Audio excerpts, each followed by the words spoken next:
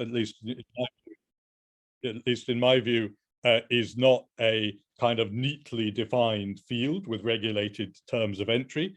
If it was, I wouldn't have got in, probably. It's a crossroads, it's a meeting place, a place of exchange, which different people enter from different directions at different moments in their development, bringing in different intellectual influences, agendas, engaging in different kinds of interaction, relying on different kinds of prior experience.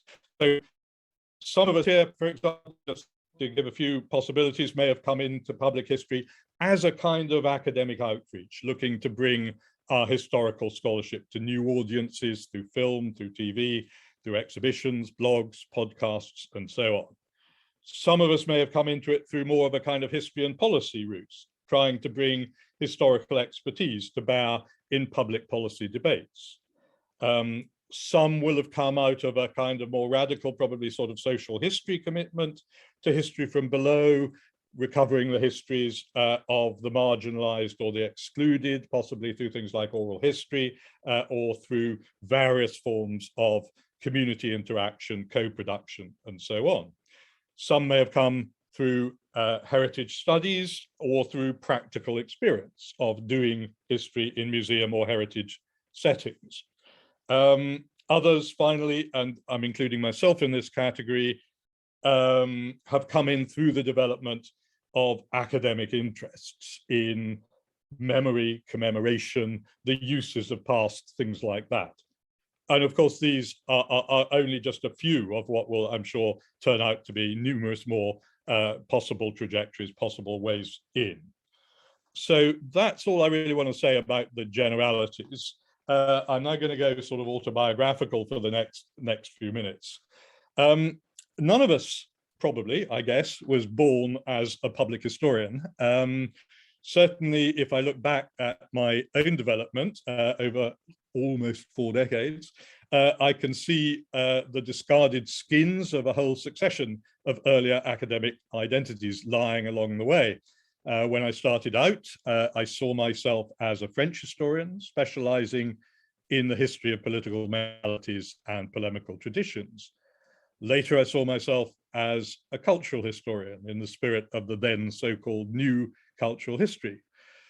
Later still, I came to see myself as a participant in the kind of interdisciplinary project of memory studies. Although my awareness of and interest in the work of people who were calling themselves public historians, particularly initially, I think, in an American setting, that interest and awareness had developed gradually over quite a long period, probably going back to my first reading of people like Michael Frisch in the 1980s.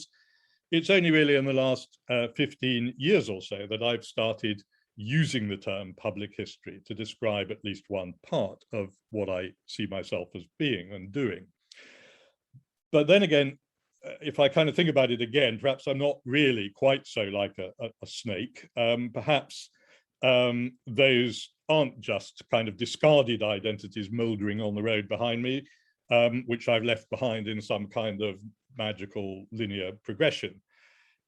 Perhaps traces or continuations of those earlier self-definitions and the intellectual preoccupations that they represent have fed into the ways that I think of my own work nowadays and the ways I think about public history more generally.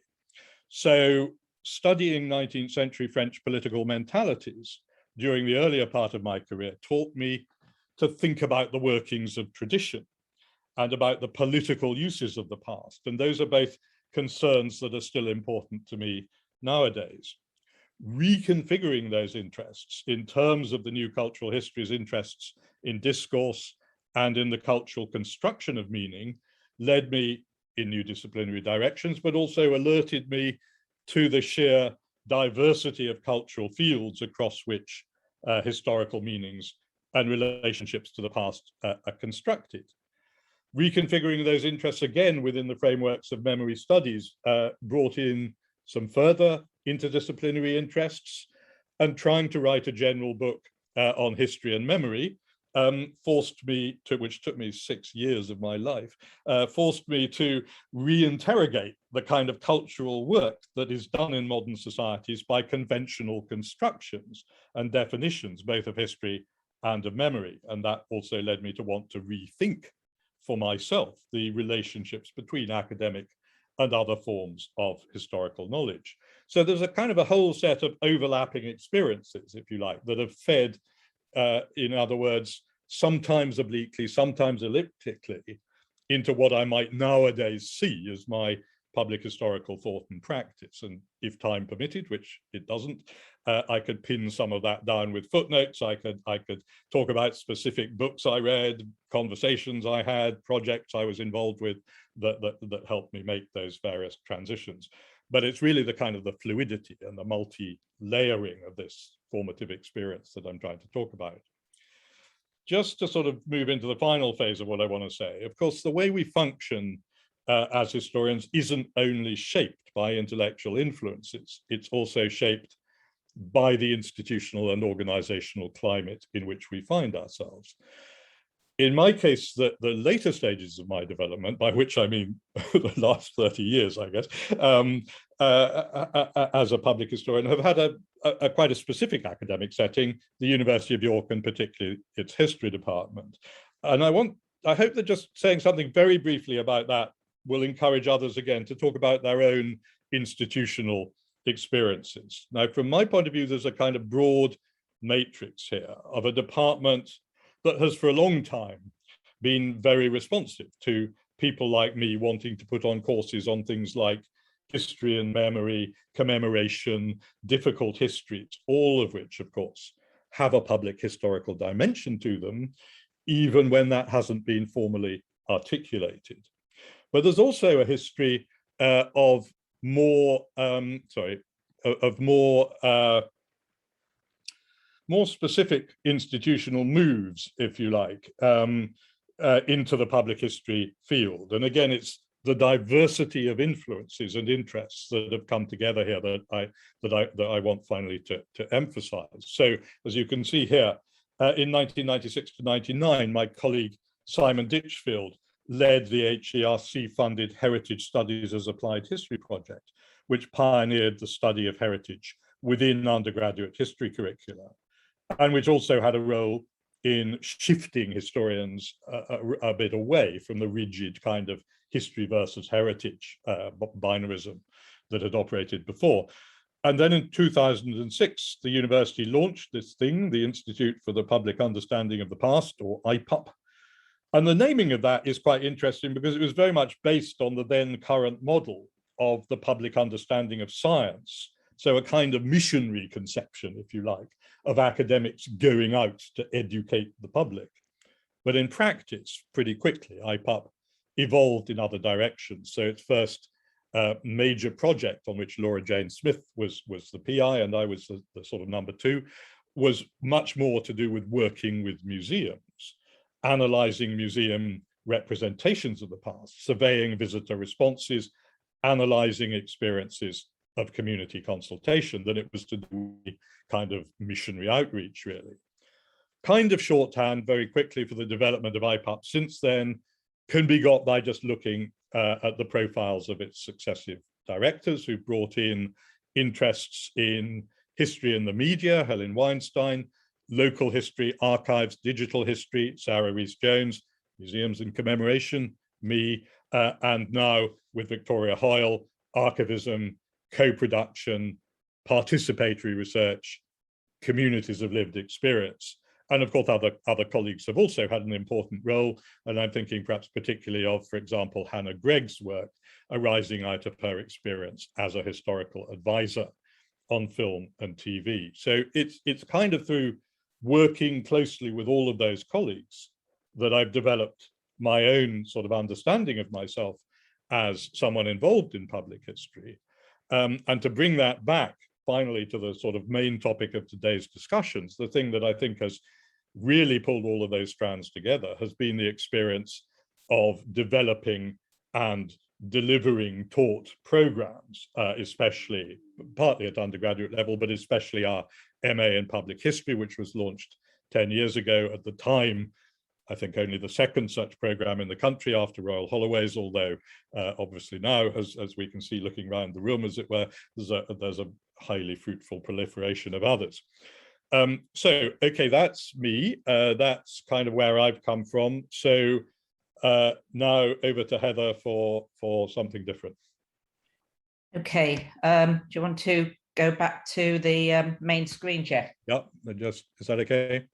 Yeah, no, that's fine. I haven't got a slide. So what I should say is I'm a bit of a late volunteer to this.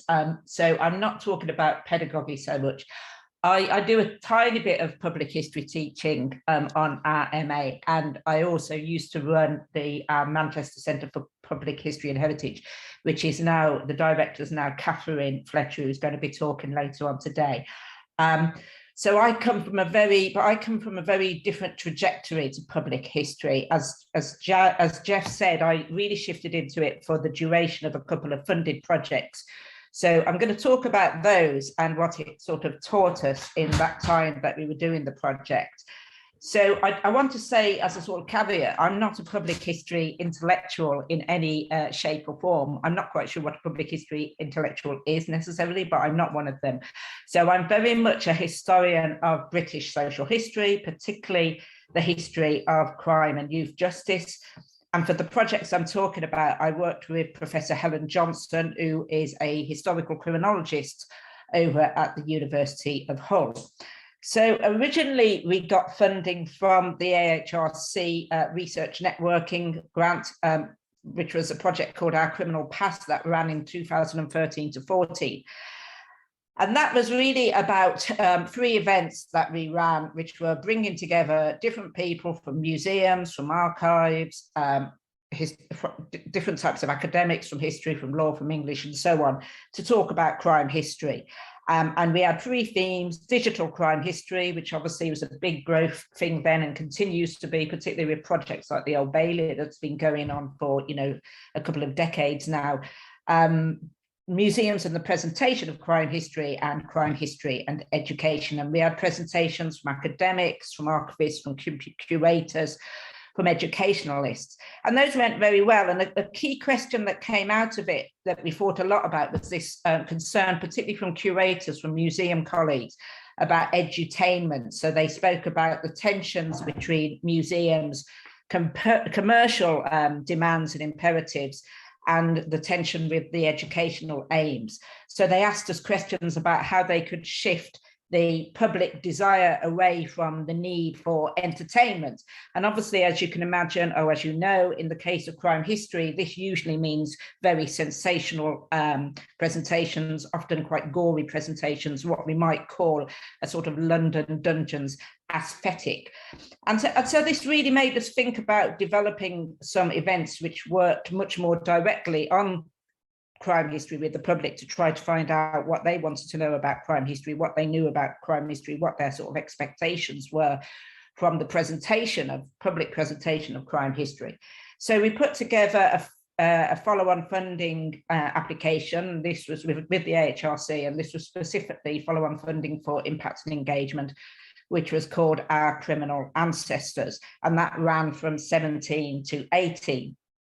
So this was 3 events with Hull History Centre, who were our main partners, just public facing and addressing issues around crime and offending, around policing and around punishment. We also worked with the Ripon Law and Order Museums and also East Riding Archives, and both of them provided some material artefacts for our attendees to use as a basis for further discussion. And we were really keen to use the term criminal ancestors in a very broad sense. So it was a sort of generic term, really. So it could include ancestors who had encountered the criminal justice system, or those who worked in the criminal justice system, so police or prison officers, or witnesses to crime or victims. We could just sort of try to draw out people's interest in particular crime events. We had a particular set of outputs for the AHRC, of course, and these included the public-facing workshops at the Hull History Centre, and we did these during the Hull City of Culture in 17. We did actually write to the City Council about the events, but they were worried that the criminal nature of the criminal focus of the events would sort of tarnish the City of Culture brand. But we went ahead anyway and said we were supported by the City of Culture. No. And then the idea was to establish an interactive and open access website to guide, assist and direct members of public in their research. And the idea was it wouldn't be behind a subscription wall. We also another output was to create and produce an accessible source guide on the use of crime records. Hang on a minute, I'm losing my notes. Right, and then finally we were going to develop a blueprint for the for a set of future criminal ancestors workshops. So these were the various things we were doing, and the sort of questions and aims we had were really about the community that we were going to be working with. So how could we skill up our community of users? What did they need? What was it the same? Did they need what we thought they needed? Could we assess how they use criminal records, how they interpreted museum displays and artifacts related to crime? What could we learn from this? We were really keen to deconstruct past offending by showing how many individuals encountered the criminal justice system for relatively minor crimes or for what were perceived as deviant activities. And we wanted to show how crime history could offer a window into the lives of those from the working class or other lower socioeconomic groups who had left little evidence. So an important part of the project was to help people, local people in Hull, understand the context which may have caused their ancestors to commit crime. So attendees and mixtures, the motivations for coming, we had a mixture of attendees, and surprisingly, they tended to be older and retired. We did have a few students attend. I think importantly for us, a number of them attended all 3 events. So that was quite common. They came to the first and they followed up. They became, one elderly lady described her and her friend to us as crime history groupies, which was quite sweet. A number of them had a specific crime family story that they wanted to investigate. Some had police ancestors, that was actually quite common. Others were interested in the local history of crime, and particularly where they knew about a specific notorious crime, they wanted to push that further. So did we succeed? Well, our community was much more skilled than we'd originally anticipated. We had included a session with an expert from Find My Past, who herself was a PhD student in the history of crime, but it turned out, because of the massive growth of online genealogy, that they already had most of these skills, and that wasn't a route that they were particularly interested in going down. What they were much more interested in was not the details of the crimes, but rather in the individuals, the offender, the victims, the neighbours, the police who were involved. So they were interested in the story rather than the sensationalism of the crime. And I thought that was an interesting lesson for those curators who often end up having to fall back on sensationalism. So our attendees were really focused on sharing stories and gaining more historical, broader context. They really wanted to know about the social and economic history that supported their analysis of these crime ancestors. So did we succeed? Well, we delivered the outputs, but the reality is to continue these projects beyond the funded period takes time, money, and energy. And whilst we did do a number of events in 2019, including one with Julia, and we used the materials and practice we'd developed through the original workshops, we then ran into COVID, and that sort of put paid to public events and a bit to the project, to be honest. So finally, I'm not sure what intellectual lessons in public history we gained from it in the end. It was certainly an enriching experience, but I think what it really taught us about was our practice and about how we do public history on the ground. And I'm going to leave it there, but hopefully that's helpful to just give a sort of example of doing that public history in practice. Thank you. Thanks, Heather. There's been some discussion in the chat already, which has taken us in some very interesting places, But I think we will try and draw on some of that discussion in what time we have. Julia, can I just check? Do we have up until 11, or are we going to break just before 11? Do you think? We have up till 11, and we can go 5 minutes past because I kind of deliberately made these two sessions flow into each other. All right, got you. Okay, so initial responses and thoughts for Jeff and Heather then. Anything you want highlighting, or should we do, or we can dive straight into talking about History Workshop Journal, which seems to be quite a big thing. Yeah, any initial responses? Actually, could I say just quickly? I mean, one of the things that I was interested in, and particularly like there's two sides of this, isn't there? There's the sort of practice-based stuff that I was doing and that I went into reasonably incidentally. And then there's the much more, the pedagogic approach that Jeff developed through his work as a historian, but also through elements of that work on commemoration and so on. But obviously the two sort of complement each other.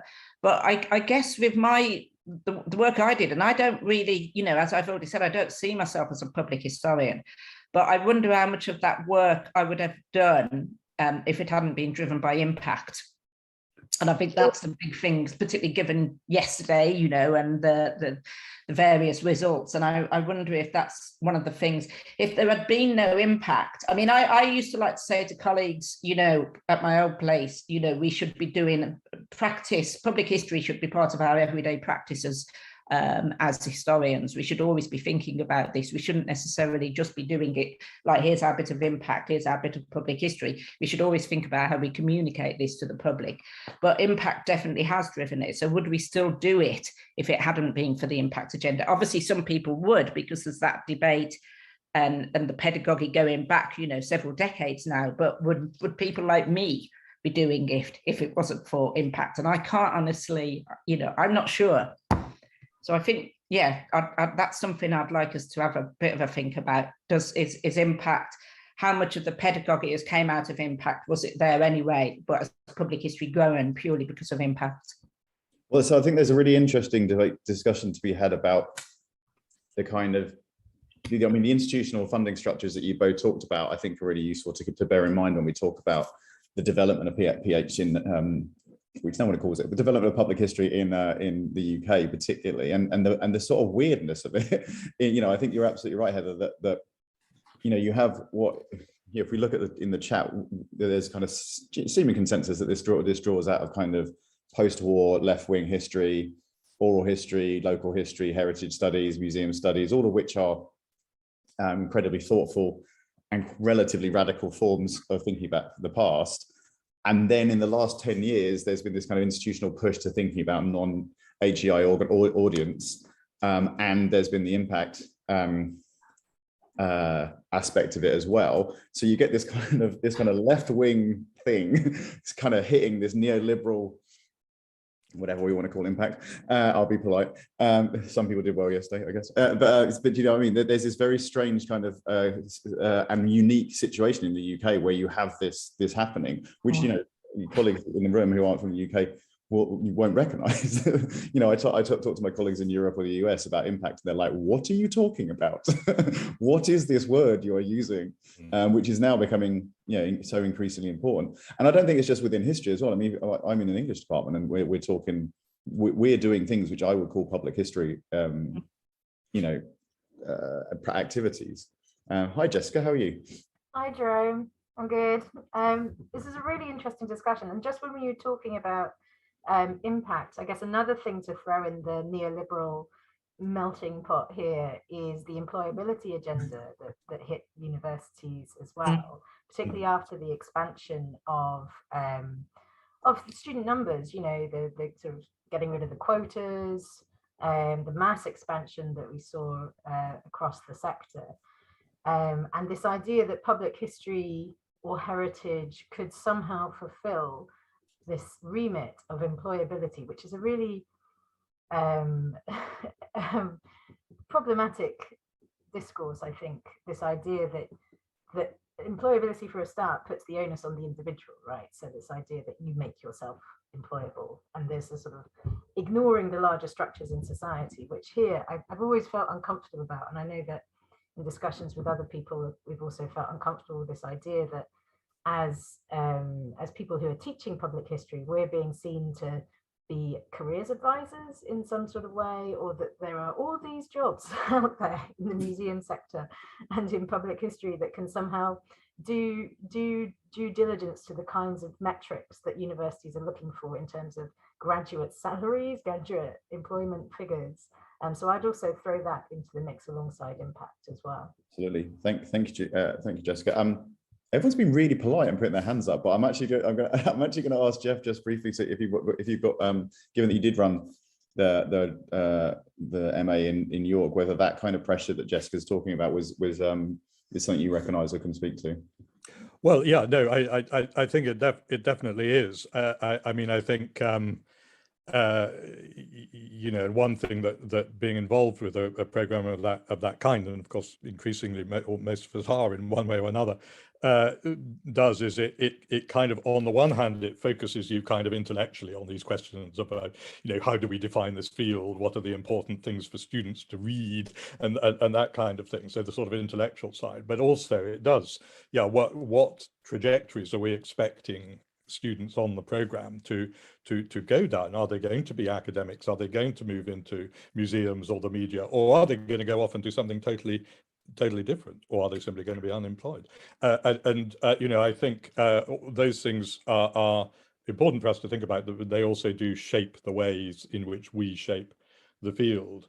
I just wanted to say very quickly something on the impact kind of agenda, because, you know, I do feel deeply kind of ambivalent, as I guess many of us do, you know, that on the one hand, I think, you know, undoubtedly it's had some kind of enabling influence on public history. You know, universities have been more willing to consider putting on public history courses or employing public historians because they thought it was going to help them with the impact scores, as it were.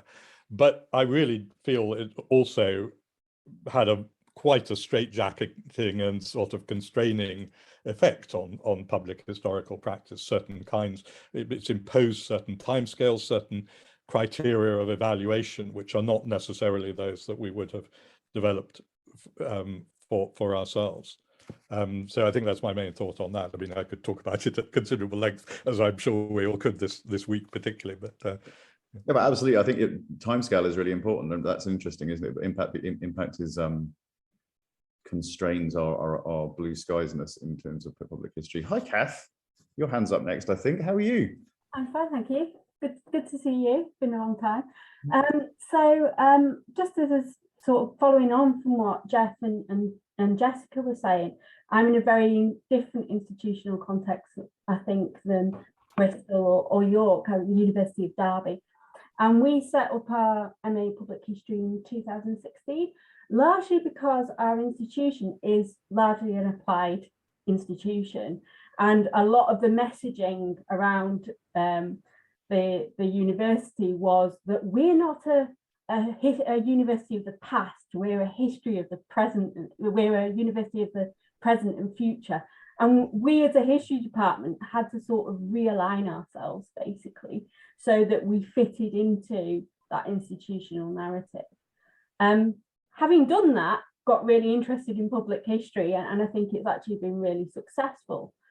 But in some ways, going on from what Jeff was saying, because we've built up particularly really good heritage partnerships and stuff with regional organisations, we kind of neglected the impact side of things and actually didn't do particularly well. I know this has been recorded, didn't do particularly well on impact yesterday when it came out.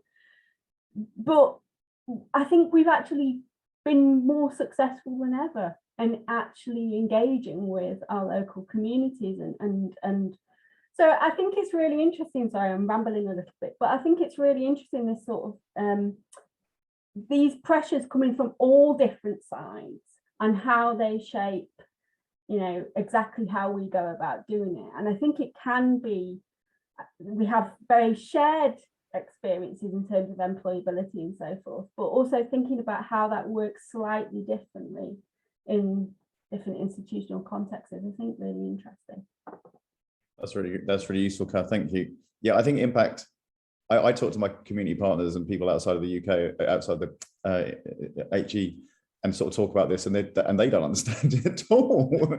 Although they do understand metrics, so they do understand measurement. So you can get different ways of doing it, but the actual way the impact is framed is that's my next HRC project, Thomas. Yes, absolutely, impact sucks. We'll go with that. Victoria, I think you had your hand up next. Hi.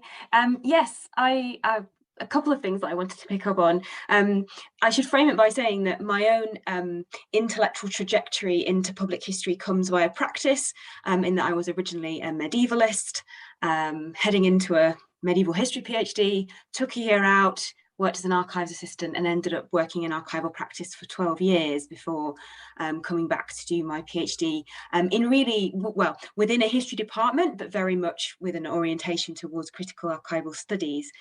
And so another kind of element of context that I wanted to add into the discussion was the way that public history in the UK has developed in parallel to new funding regimes within the heritage sector. So the rise of the Heritage Lottery Fund and its various different forms from the early 90s, and the way that that has restructured the whole kind of sort of the objectives, functions and processes of history and heritage institutions. And I think that the interplay between those institutions and our public history pedagogy now is very interesting, and it feeds into that kind of employability conversation and also into the impact conversation. So I feel like that is something that we need to kind of wrap into our understanding, and of course it plugs us also into these kind of wider policy agendas, which are again related to the neoliberal university and how that has been restructured. So that's something that I wanted to just bring into the conversation, because I think that that's been a really important factor, both practically and also intellectually for me. Yeah, that's really interesting. Thank you. Jeff and Heather, do you want to talk to that a little? I realised. Yeah. I mean, I did have one point, which was just going back to. I mean, I totally agree with what Victoria has said, and you know that point when they sort of suspended the Heritage Lottery Fund and all the sort of historians and their impact was sort of quaking. But coming back to the point about, I think it was Jessica's point about placements and you know the sort of taught public history courses, and one of the things I'm not so involved in that area where MMU, but I was a bit more at Leeds Beckett where I was before, and there's a couple of things I think that conflict there. One, when students, it's great when students are keen to go into heritage, to go into museums, etc., but of course the pay is appalling often, particularly at that very early sort of starting point. I've had friends who worked in heritage and museums, and it really is sort of quite shocking. And then that conflicts with that whole government focus on graduate incomes, you know, so there's some weird sort of stuff going on there where, you know, where as Jessica was saying, you know, it's become this big thing, you know, history and heritage placements are our way of addressing employability. But it's, you know, at the same time, we're getting this complete emphasis from government that they should be going into graduate professions. I mean, I don't think that matters, but I do find it quite ironic, you know. The other thing that I know from when, you know, when I was at Beckett is the pressure, our desire to host, you know, to get museums to host placements, the pressure that sometimes put on museums in the sense that museums were often overloaded with requests for placements, so they couldn't actually take all the students they wanted them to take, you know. So that, I don't know if anyone else experienced that, but that became a tension. Actually finding all these placements for students sometimes becomes really quite difficult, and it puts you know, a particular pressure, or it can do, on museums as well. Absolutely, and we, you know, that pressure is going to grow because yeah, HRC and ESRC are just about to mandate that placements are mandatory they're going to mandate that the placements are mandatory on their funded placements. Yeah, I can't talk. Their funded studentships will have mandatory placements for at least between 3 or 6 months. So that's just going to grow. Although I find that non-HEI actors are more comfortable with placements nowadays because they know what they are a bit, and we're a bit better set up it's no longer you just pitch up and say, okay, we're just going to give you a student 3 months, see ya. There's a bit more support, but I think you're absolutely right. Who do we have next? All the power. Simon, you have been very patient, I think, with your hand up, so you're next. Thanks very much indeed. Firstly, just to say hello, and I'm actually subbing in for my colleague Catherine Clark, who's unable to make it today. But I've been listening to all of this with considerable interest. I suppose to the extent to which I consider myself a public historian, I have come into it through through medievalism, neo-medievalism, and in particular the public consumption, public appropriation of the Vikings, especially in popular culture, I think there is a bit of an American or a more Americanized tradition of, particularly in medievalism, of simply needing to involve their students through the sorts of things that their contact with history, their contact with the medieval, is very largely through popular culture and through films or that sort of thing.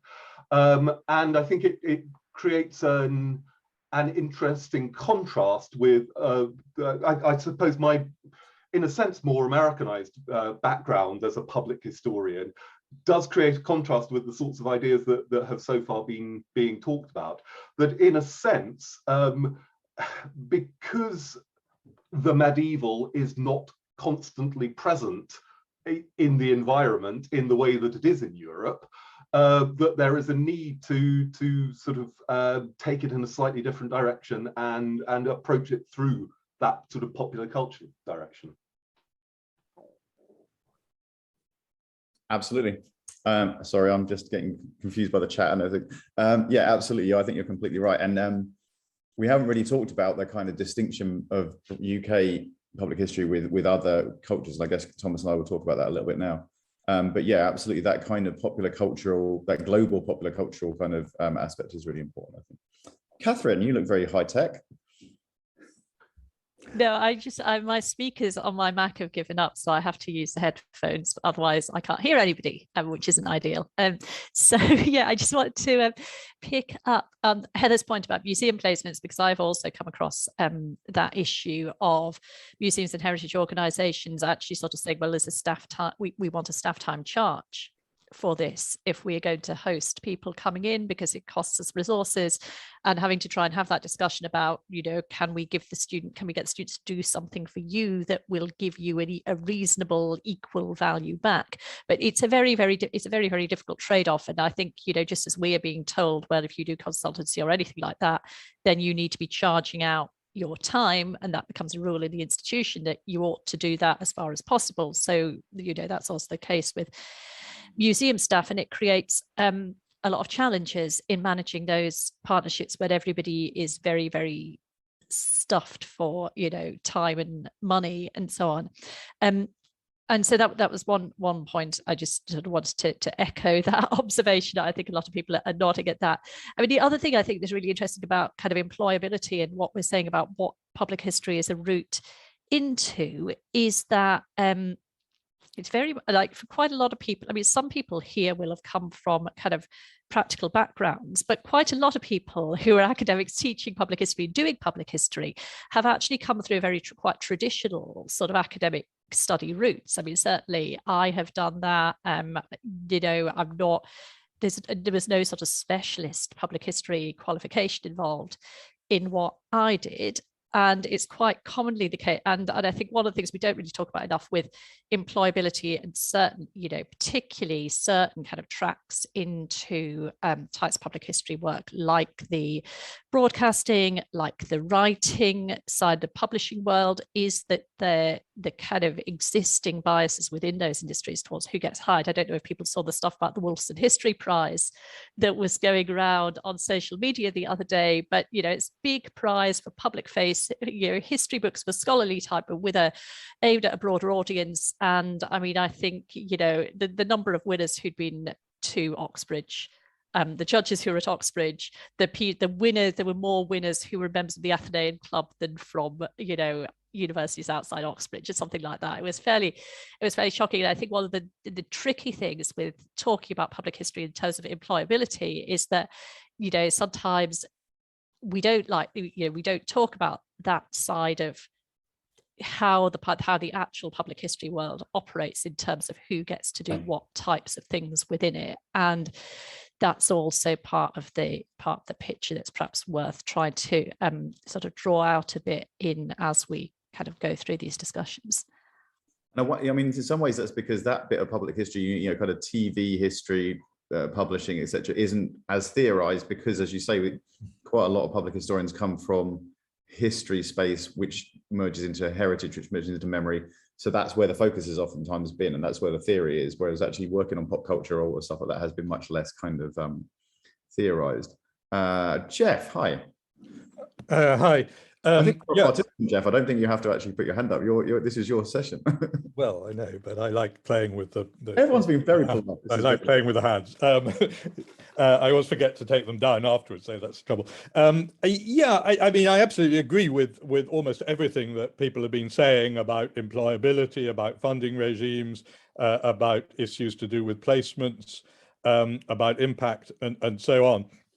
But I suppose, you know, I kind of do feel in all of this that we sometimes do fall into a trap of being very reactive. You know, we're always responding to agendas that are imposed on us, either by our institutions, academic institutions, or by government, by funding regimes, and so on. And of course, that's a fact of life. You know, we're bound to be like that to some extent. But I do think there's a case for saying, you know, let's just try and stand back from it a bit and ask some more questions about what it is we're really trying to do, and, you know, what would we really be trying to do if we had as much money as we wanted, for example, with no strings attached. You know, what kinds of knowledge are we trying to produce or to promote the production of? What kinds of relationships are we trying to bring about? And that's where, you know, I think a kind of, you know, just sort of conceptualizing this a bit more sort of explicitly sometimes can be useful. And I want to de-intellectualize what I mean by intellectual, you know, because I talk about intellectual influences and things like that, and it makes it sound as if, you know, thinking about intellectual influences is all to do with buying into kind of regimes of high theory. I don't think it's about that at all. I think it's more to do with those kind of middle level strategic questions, thinking about, you know, what has kind of shaped our agenda, besides the fact that we need money, as it were, and that we have to respond to various governmental sort of tick lists. Exactly, and that goes back to that sort of discussion about how we work with partners, doesn't it, as well? Because we're all just so busy and constrained by all these various institutional and political and wider issues particularly about resource, that it becomes, yeah, we're a bit bent out of shape. I think this is really fascinating, for a really fascinating moment. It is interesting that we're just the day after REF, but it's a really fascinating moment for us to be talking about public history because of the rise of impact, and also wider issues, you know, kind of social issues about, you know, kind of fights over history in political discourse and stuff like this. So there's a sort of moment for us to reflect, as Jeff is saying, about what is it that we're doing and why are we doing this, and what are we trying to produce as a consequence of all this stuff. You know, we've got to hear, you know, public history in the UK is sort of maturing and developing, I guess, in really fascinating ways, and that then interacts with more global moves as well. But yeah, what is it that what do we want a public historian to be who's trained in the UK, and what they're going to make happen? I think that's really fascinating. But okay, we have 5 minutes left of questions and discussion. Has anyone not contributed to this lively chat who would like to, or we can go back to some of the things that have been raised in the chat, although there's been quite a lot of it. So anyone got further thoughts before we turn our eyes outward and think about international stuff? Do we want to moan a bit more? I mean, there is often, you know, we can have a little bit of a moan if we like. This has been generally quite positive, I would say. So, hiya, Sarah. I was just going to, rather than moan, which perhaps it is a bit of a moan, I think, I know this is probably the wrong group to talk about this within, but I think also we need to broaden the discussion, picking up your last question about what do we want public history to do, in terms of who actually contributes to that discussion. So we might have feelings about what we want it to do, and we particularly will have ideas about how we want to teach it and so on. But I think there's a whole enormous constituency that is not in this call, who actually are partners in terms of thinking about what public history is, what it does, how the past is used and everything. And I think, and that's why I don't like impact in a way, because I think it disconnects academic context from an intellectual, some particular intellectual circles from actually that broader public. And so that's the public of the citizen historian, for example. And how we do that and how we have that discussion and generate something out of it, I think is a really difficult one and very pressing. And Kath and I have had a little private conversation on the chat in which we've been agreeing about one of the other problems about, of course, about impact, is it has to have this underpinning research, which makes the academic the origin of historical knowledge. And of course, often it doesn't work that way. The model doesn't work that way. And some of the most productive types of knowledge come through other processes and they start in other places. So actually it's often more like a spiral. And that is just totally ignored in some of this impact stuff, which is the way that academic managers and institutions are applying the definitions. So yeah, so I'd just like to put that bit on the table. Oh, absolutely, that idea of sort of knowledge production and the old-fashioned way of thinking about knowledge transfer as well, rather than knowledge exchange. Yeah, certainly there's still hangovers of that all over the place here, and we need to resist that. Quite spectacular, I think.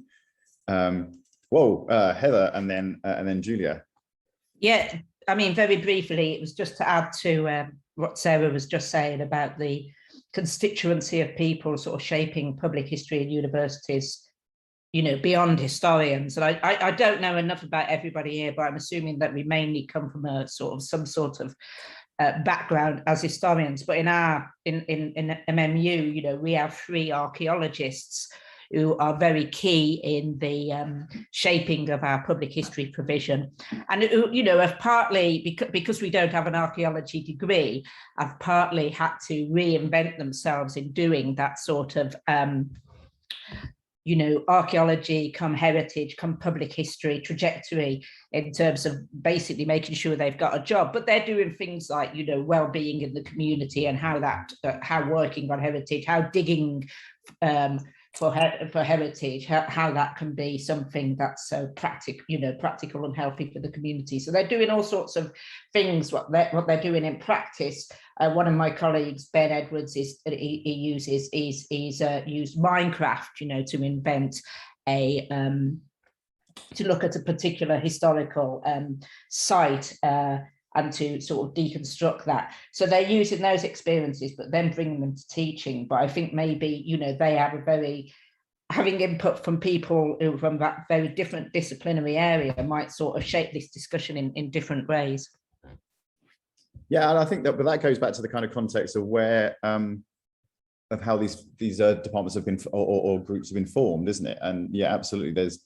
I run the doctoral training partnership in the Northwest, and we have a heritage pathway which consists of kind of archaeologists and museum studies, and it's a sort of strange agglomeration of people from different kind of backgrounds. Julia. Yeah, I just wanted to pick up on something that Sarah brought up, because it really, I hit that wall big time in terms of having to have impact underscored by research when I took over the Raphael Samuel History Center. And so much of my job was organizing public facing things, bringing in community historians, these sorts of things. But because that wasn't my actual formal area of research, it meant that there was this gulf between those two things. And it's Sarah's comment made me think, you know, how does public history even fit in that context into the impact agenda? You know, what do we call our research areas if we were to be impact case studies, for example? It really, like, it's not just that impact has a tension with the kind of more radical traditions of public history.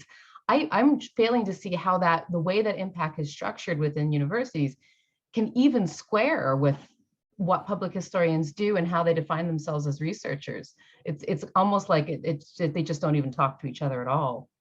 So yeah, I just wanted to really underline that, because that's one of the biggest issues I've run up against. Is that to a certain extent, Julia, because of that lack of kind of historiography or a theory, or a set of theories? Do you see what I mean? In as much as, because we're all busking this oftentimes, or making it up as we go along, or improvising in various contexts.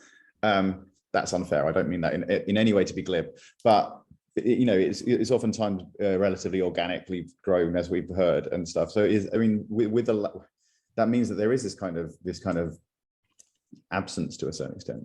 I mean, I've been wondering about impact and wondering about whether everything that's done, if you write a bit of theoretical public history work, does that mean that any public history project would then be demonstrating your research, if you see what I mean, or not? Obviously not, but it seems that impact is very well.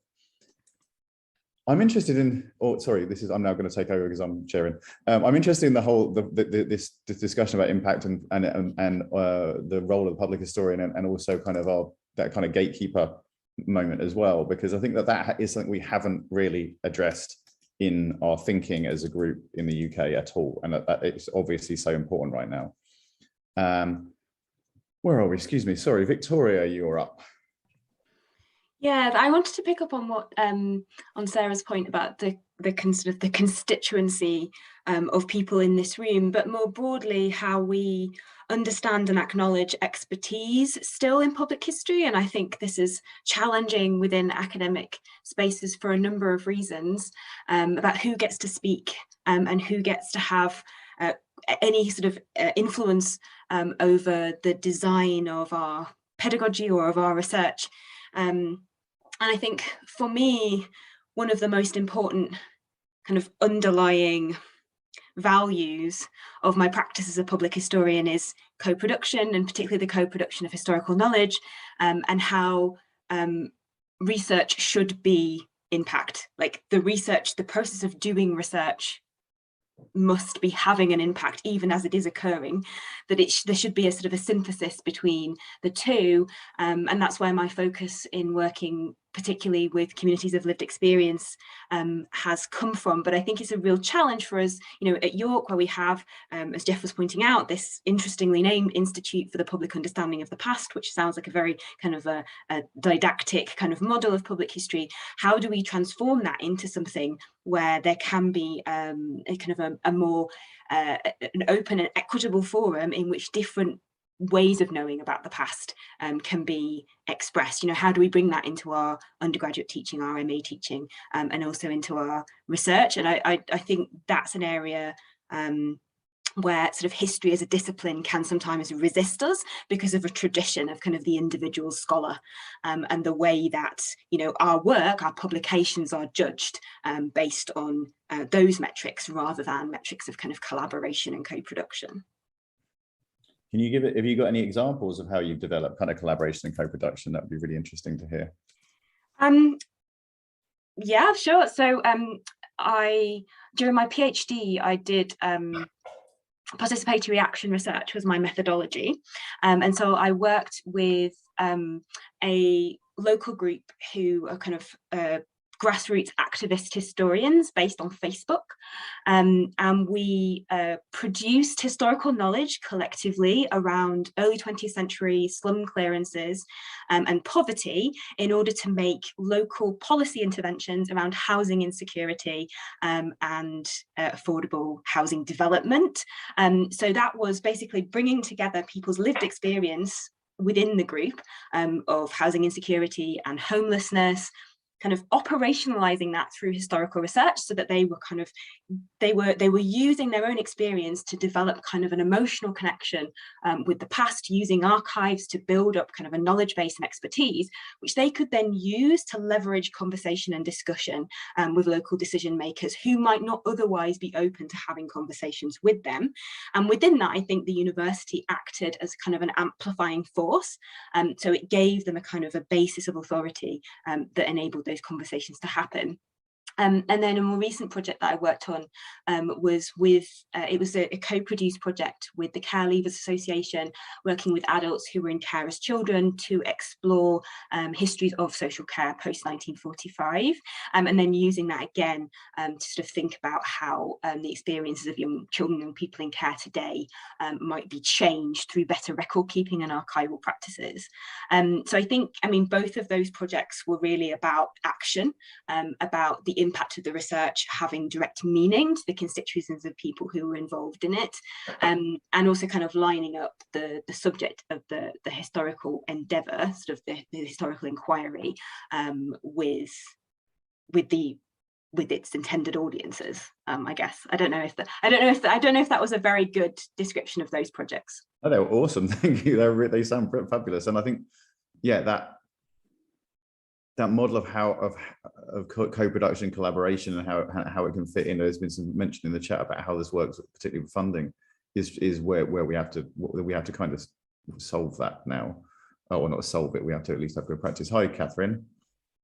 Yeah, I mean, I think one of the interesting things that I've had around this whole kind of question of impact and what constitutes underpinning research and all the rest of it is that actually, if you talk to any colleagues in fine art, they're like, so what exactly is the problem? Because they are very used to, one, talking about process and practice as research, and two, having a ref model that enables them to submit that type of work to the ref and communicate it through portfolio submissions. And there's absolutely no reason why it would not be possible to do this for the history panel, except panic at local level about it being risky. You know, there's nothing to stop you in the rules submitting a portfolio of public history work with a 300-word commentary on what the contribution here is. I think, you know, but I can well imagine that the conversations that you would have to push that through. And I think probably one of the things that, you know, the longer term conversation to have about this is that if there is going to be future research assessment, it's about actually making sure that people get appointed to panels who are competent to do this type of assessment. Which would then allow you to kind of give some confidence to people who are doing it and submitting it. I mean, these, you know, I remember having a very similar conversation about this at the Creative Histories conference in Bristol a few years ago, and people saying then we ought to do, you know, we ought to be able to do this. It shouldn't be a problem. Everybody in fine art seems to be able to do it. Why don't we just get on with it? And I think we all know the answer to that is institutional sort of pushback about risk taking. But I mean, at some point you simply like need to, somebody needs to do it and make it work, and then other people are like, oh well, they do it and make it work. And I don't know how that's good, how that will pan out. So my U of A is English studies, but we also have creative writing in our department, and they would submit novels and they would submit poetry in exactly this way. So there's, within my U of A, there is space for that. I'm just looking at time and thinking how we've segued not at all into thinking about international context, which is Thomas and I's session, but we could segue really kind of screechingly, shifting focus, or maybe widening our angle, widening our focus to think a little bit about the international context.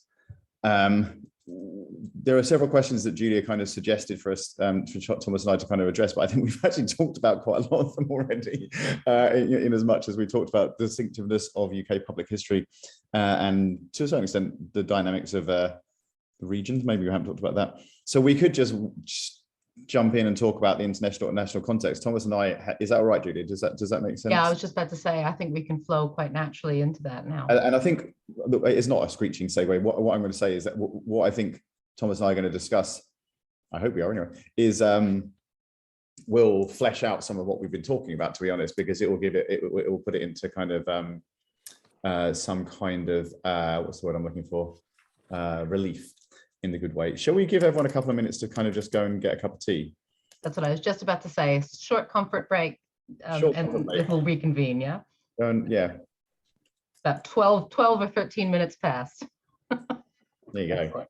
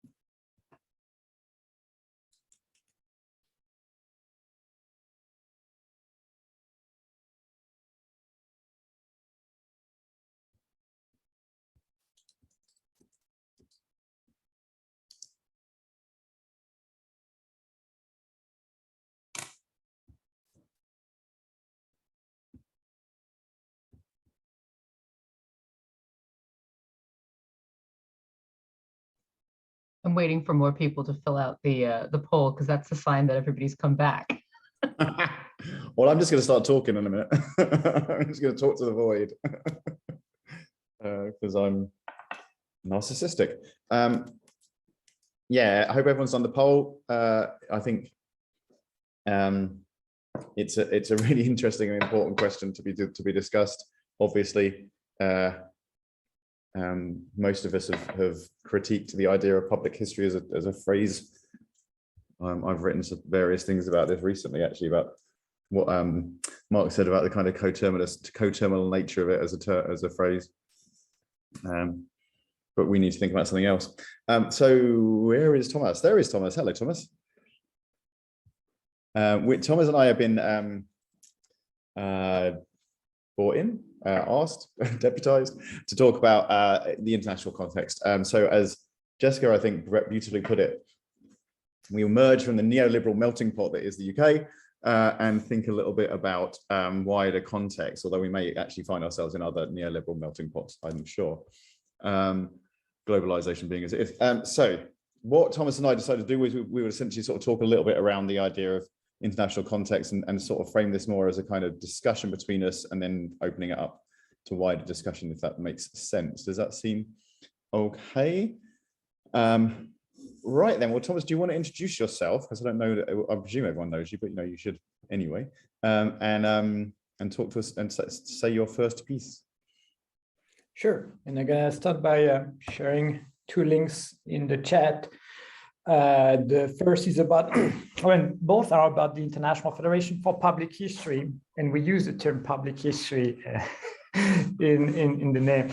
The second is about a map of existing master center programs all over the world, except the US, because they already have their network.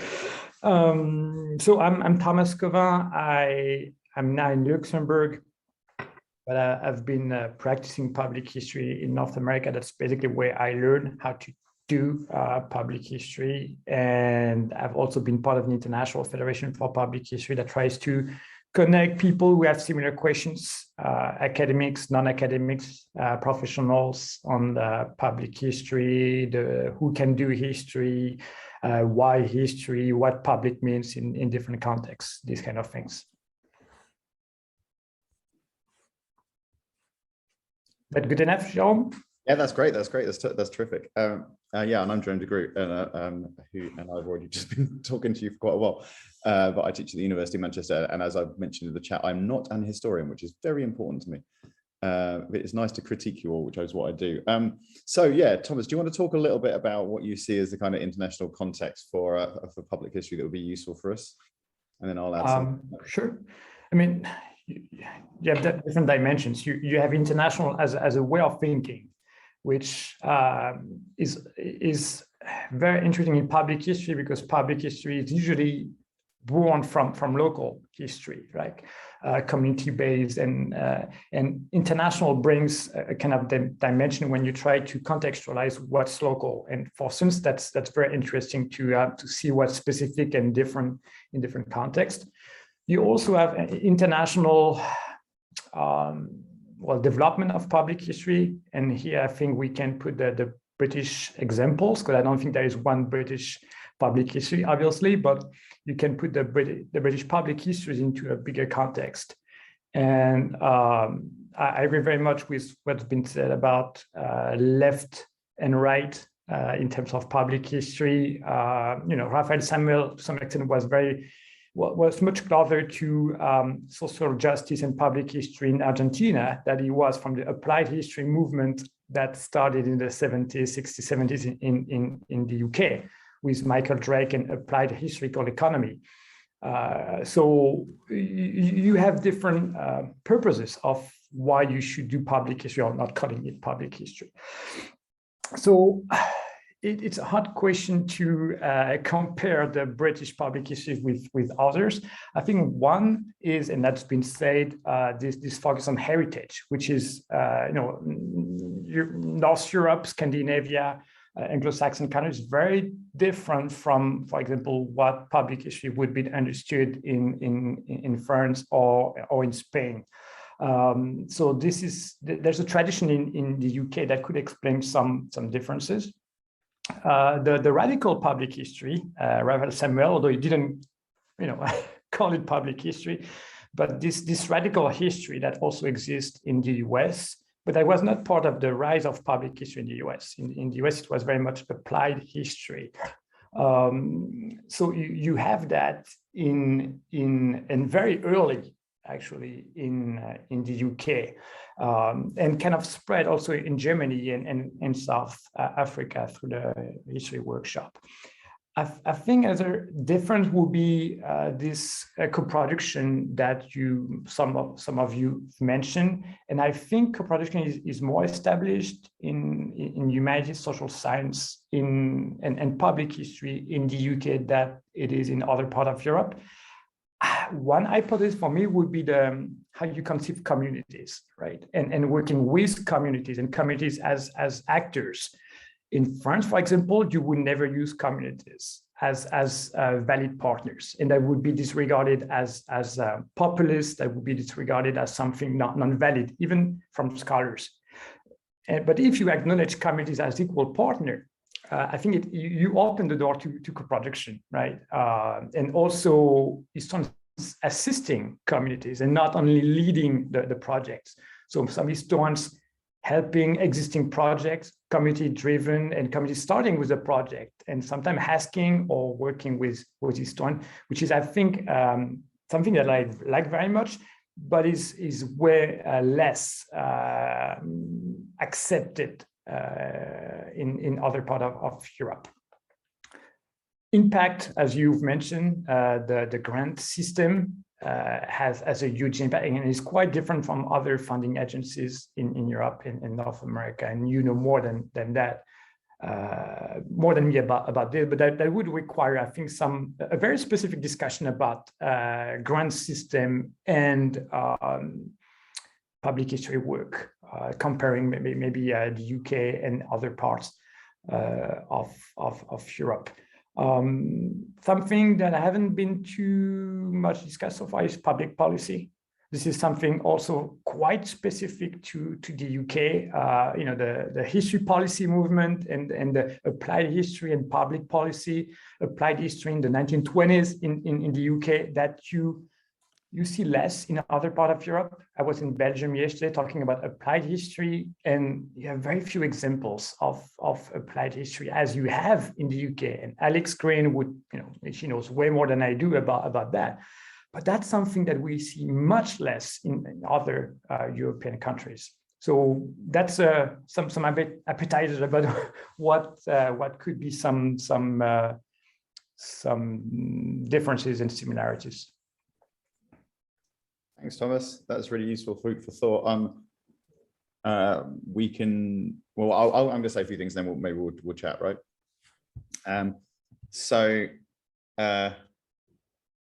What do I want to talk about? I've got a couple of things to say. One is about kind of context. So I wrote this book in 2008 or thereabouts about public. Well, it wasn't really public. I don't even think I used the term public history. Mainly blundered into this kind of by being interested in what historians do and wanting to poke them a bit. And so I wrote this book, which then got I then got an invitation about 2 years later to go to Russia. And this book that I had thought was just nice about films and TV and allowed me to write about all kinds of interesting things. I went to Russia, and they were very, very, as they still are, obviously, concerned about historical culture in Russia and commemorative culture. And so I found myself in discussions which I hadn't really anticipated about the importance of who controls the historical narrative. And so I think we have to recognize that different historical cultures, different national cultures, produce different types of history, and therefore different types of public history, and there are very kind of complex differences. And that was the first real time when I realized that the kind of theoretical framework that I was using, which was largely North American and to a certain extent British, kind of didn't really work, and it just didn't really fit there. I did a talk at Memorial, which is the NGO that just got shut down last year, and it was, the conversation was about history and public history as a political act in a way that was profoundly consequential, rather than public history as something which we might talk about within the impact agenda, or because it's good for communities, etc., etc. It was very, very significant and quite well, had a lot of effect on me. You know, for instance, I was going into memorial and signing my name in, and my colleagues from Moscow were saying, well, now you're going to be on lists because you're being watched, because this is not neutral in any way. And actually, weirdly, I think increasingly that's become more so the case in the UK since then.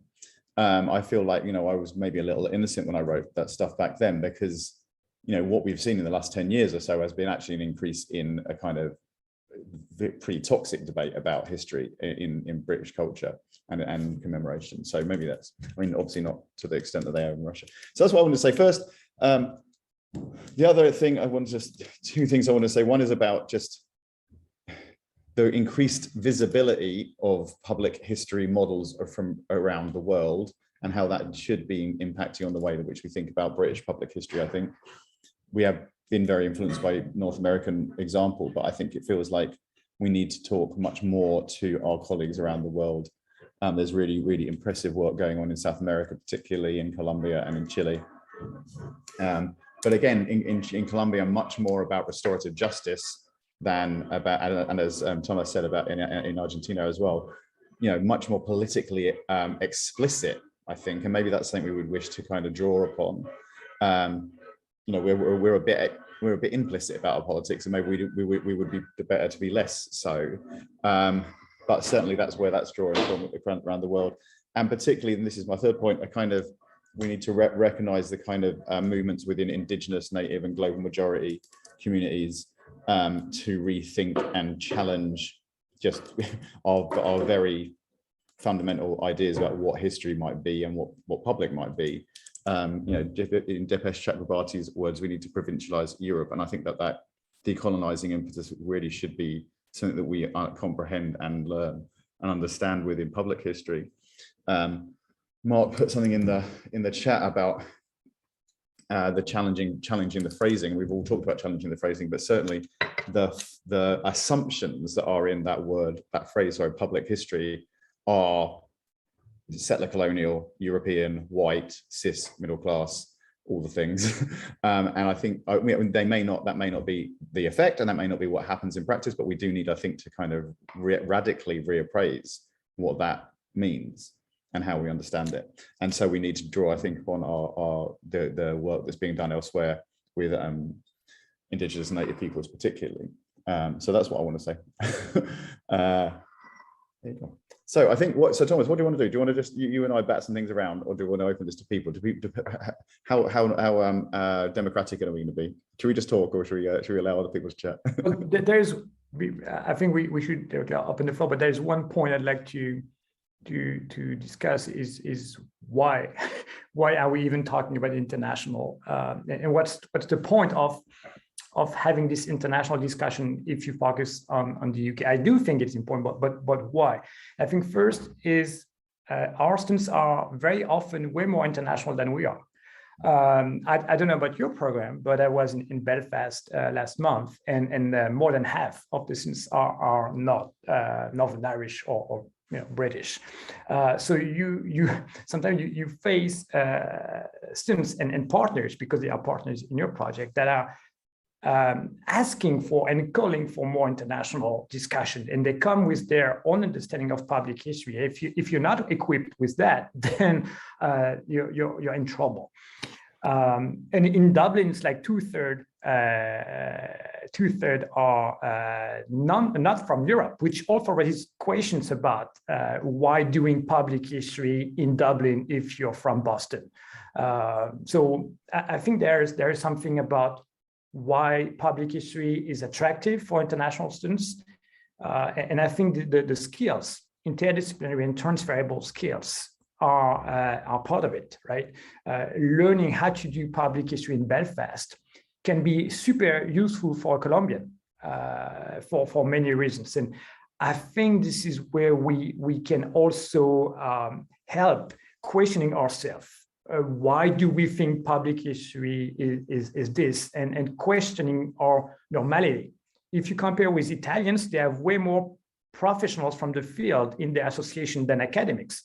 And I don't know the data today, but I think the huge majority, because the topic is about higher education. But those colleagues tell us, well, rethink about who can say what public history is and what. So I think why international is a very valid question, even if it's a national network of public history. Oh, absolutely. I think you're completely right. Why international, as much as I think it allows us to think about what we do and to contextualize what we do and to sort of question and query and prod and challenge what we do. I think the IFPH has been incredibly important in that, in bringing that out, because and as in quite a lot of theoretical models, there was this kind of overemphasis on America and the institutional organization of this in CPH, and then I think that IFPH kind of provides an alternative. I really like what you're saying about international students, and there's a kind of tension, isn't there, between, and this goes to what we were talking about in terms of institutional development, why institutions are interested in public history. Is public history kind of a globalized thing, that is transferable and you can move between kind of between institutions and learn, or is it something which is intensely local and should be resisting that kind of globalized effect? That kind of neoliberal kind of, you just grab your students from wherever you can. There are questions. Hey, Alison. Hi. Yeah, so I don't know all that many of you. So I teach at Newcastle University, and I came to public history through my PhD at the Australian Centre for Public History. So when we set up the course at Newcastle, we intentionally set it up with a kind of international focus. This has been our first year, but our cohort we've had this year definitely hasn't been more international than other students. In fact, what's really interesting is that it's a much more working class cohort than other groups within the history school, and much more local, and they're really excited about being able to explore local history. But because we've had that international focus, and we had Thomas come in and talk to the students and various people from other places, we've tried to do that as a way of kind of, I think about this as like pre-decolonizing, so like just disrupting them a little bit about their frame of reference, so that, and then it gets them, I think, to ask better questions about the local when they get to that. So yeah, I don't know. I think we definitely need to be moving beyond that nationalist framework, but I think both the international and the local are really important. So local is our, well, yeah, thinking about local. Well, I mean, these are debates that we've had, elsewhere for some time, but I think, yeah, we need to bring them in to this discussion. Hi, Kath. Hi. I mean, I think one of the interesting comparisons for me between what's happening in the UK, and I don't mean the UK, I mean in Great Britain, because I think Northern Ireland is kind of distinct in this case, and we need to be quite clear about when we're talking about the UK. There's what happens in Northern Ireland sort of doesn't fit what I'm about to say. But I think one of the interesting things to be comparing Great Britain with a lot of continental Europe comes around the relationship of history to the Second World War, and particularly to kind of processes of historical accounting about the war. I mean, more broadly, you might extend that into historical accounting around empire, or the absence of historical accounting and the construction of competing narratives around fascism and anti-fascism.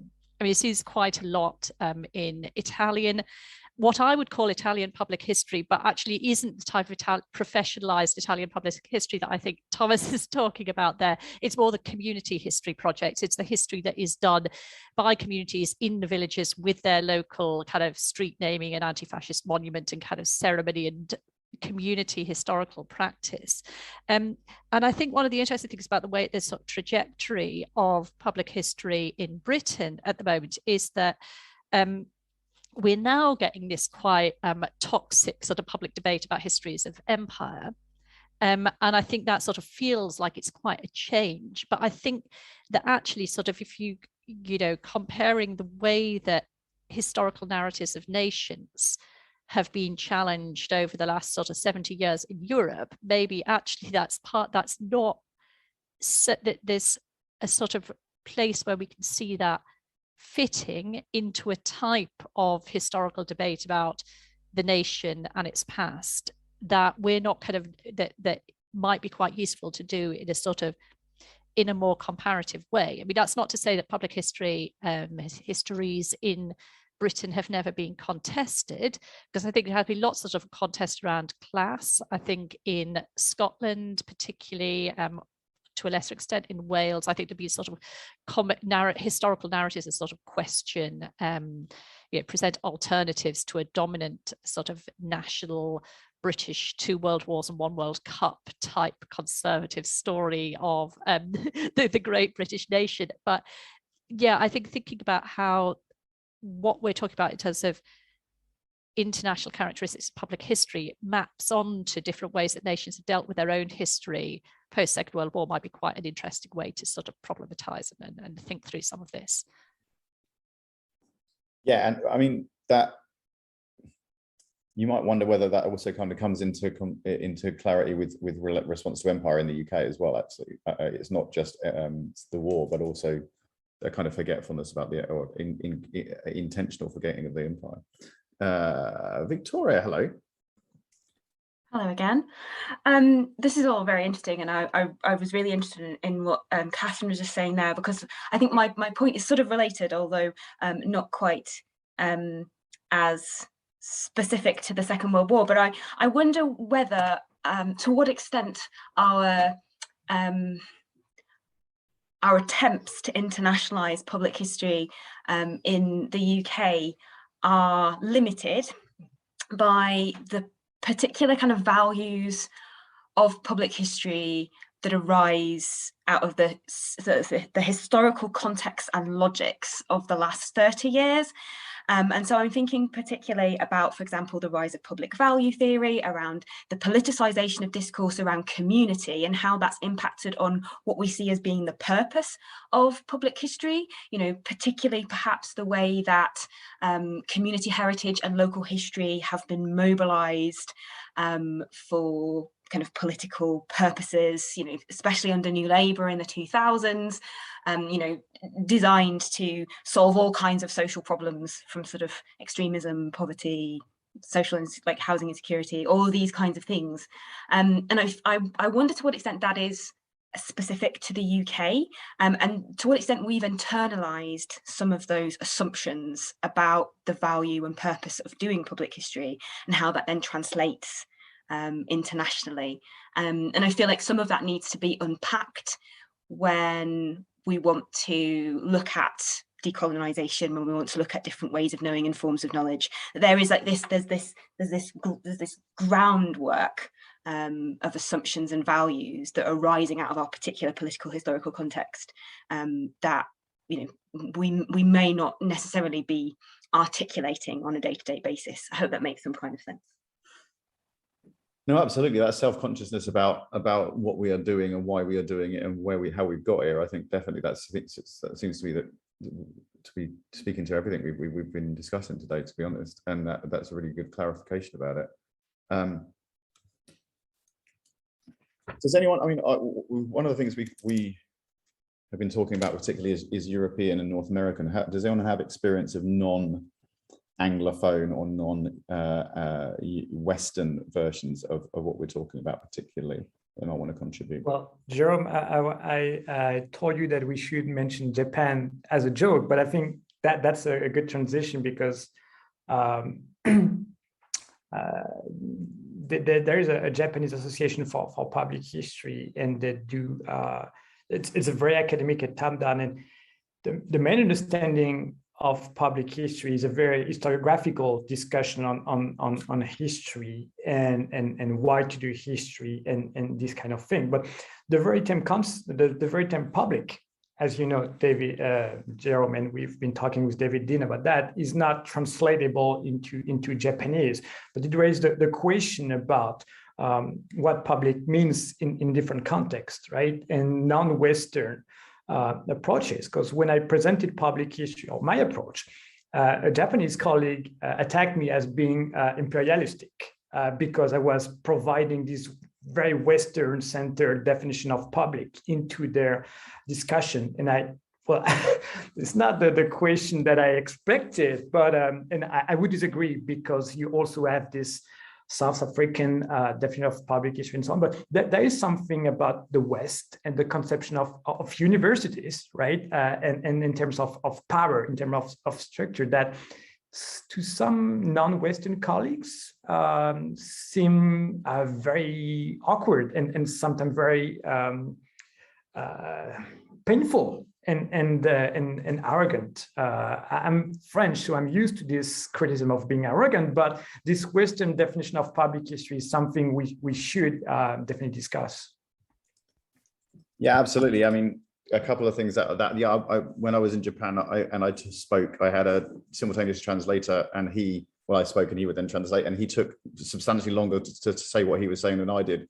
And I asked him why, and he said, well, because all the things you're talking about, we don't have terms for. So I'm basically having to, editorialize and add in kind of definition and thought about the things that I was essentially kind of throwing out quite easily. And you were right, absolutely. The notion of public commemorative culture in Japan is much less articulated, and the notion of difficult history in Japan is quite complex and doesn't really work in Japanese culture. There's not a kind of as much of a tradition of kind of historical television and film and stuff like that in Japan as much, although there is obviously, and there are different versions in. Similarly, China doesn't have as much of a tradition, for instance, of articulating commemorative culture in the same way. I say China in the glib way, China. But yeah, I think the point stands. I think we need to be careful about neo-colonial kind of inscription of what we think university is, what we think knowledge is, what we think history is, what we think public is. And I think I've got colleagues in Ghana that I'm working with and on thinking around this, and that's quite a complex discussion that I am finding is very much undermining a lot of things that I thought were relatively clear in my head. Hey, Mark, how are you? I'm good, Jerome. So I was just searching for the unmute button. Just kind of following the discussion, really. I'm sure people know about it, but it might just be worth mentioning here the International Network for Theory of History, which kind of comes out of Ghent University. It's really kind of Berber Bevanage and some of his PhD students that have been leading that. But they really are global, and I think, certainly with the work that Berber Bevanage does, there's much more of an obvious crossover between kind of history theory, philosophy of history, and public history, which I'd like to see a bit more of in some ways in the UK. There really hasn't been a kind of strong tradition of history theory, philosophy of history in this country. It's, you commonly see chairs of history theory or chairs of philosophy of history in the Netherlands, in Belgium, in Germany. I don't think we've had them in the UK. I'm not really aware that. I know there are people that work in the field, but I'd quite like it if there was at least some space within the kind of field in which we all sort of work or are interested in, where we can ask some really fundamental questions about why we go to the past at all as a source, and as something that's worth doing. I'm not saying it isn't. I'm just saying, to kind of really get back to those very, very fundamental questions about the use of producing knowledge about the past or using the past as a reference point. I think that would be good to see. So I know the International Network Theory of History, they've had conferences in Brazil. I think they were trying to get something together in Mexico a year or two ago. They were trying to get something together in China. I think obviously COVID derailed some of those plans. But if people don't know about it anyway, it's worth going onto their website. People can register as a member of that and keep on the mailing list and see what kind of things are going on there. Their network, their conference in Mexico is happening, I think, this week or next week. Some of it is accessible online. Is it next week? Yeah, it's a really good, you're right, that's a very good organization and group, and they've done a lot of work in South America and Central America, and Berber is particularly smart about this stuff. That I talked at one of their conferences in Brazil 4 or 5 years ago, and they do, as you say, have quite a heavy theory aspect, so that the other people speaking were like Jorn Russen and Frank Ankerschmidt, you know, it was quite European theory. And that's what's happening. I was talking about Chile and Colombia. You know, the kind of public history work in Chile and Colombia is really, really historiographically dense and coming out of those kinds of debates. Hi, Adia, how are you doing? Hi, I'm so sorry. I've finally managed to get my internet to work and I can speak now, so that's good. I just thought I'd add to the conversation, and perhaps it relates a bit to what Mark was saying earlier. There are also dangers to doing public history in different contexts, and you were talking about international dimensions to it, and I was just thinking of the Indian context right now, where there are significant dangers in how history is being appropriated or instrumentalized for particular political agendas. And there's been this recent debate about the Taj Mahal being actually an old Hindu monument, and it's come up to the courts to discuss this and debate it.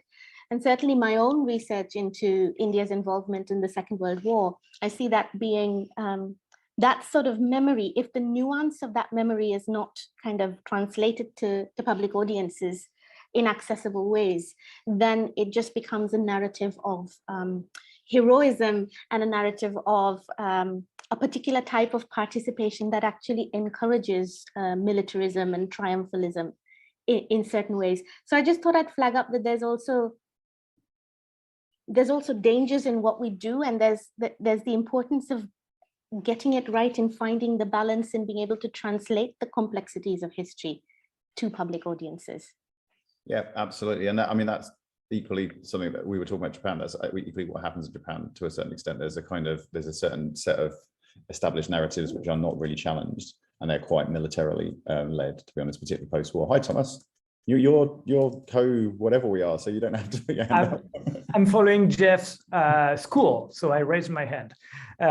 No, I agree very much with what Dia said. And sometimes I was about writing in the chat, but it's too long.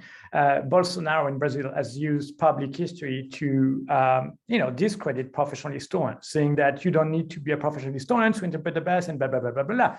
This kind of very powerful argument that could come from saying that public history is this and that. So I agree very much that this power relation and who owns the past and who can interpret the past and who has the tools to interpret the past is also sometimes very dangerous. And propaganda and political usage of the past in Poland, in the US, is very much the core of Jérôme's network on public history at risk.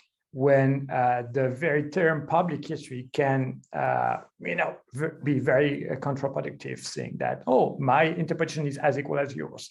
So I agree very much that it's not a pure academic and theoretical discussion. It's also,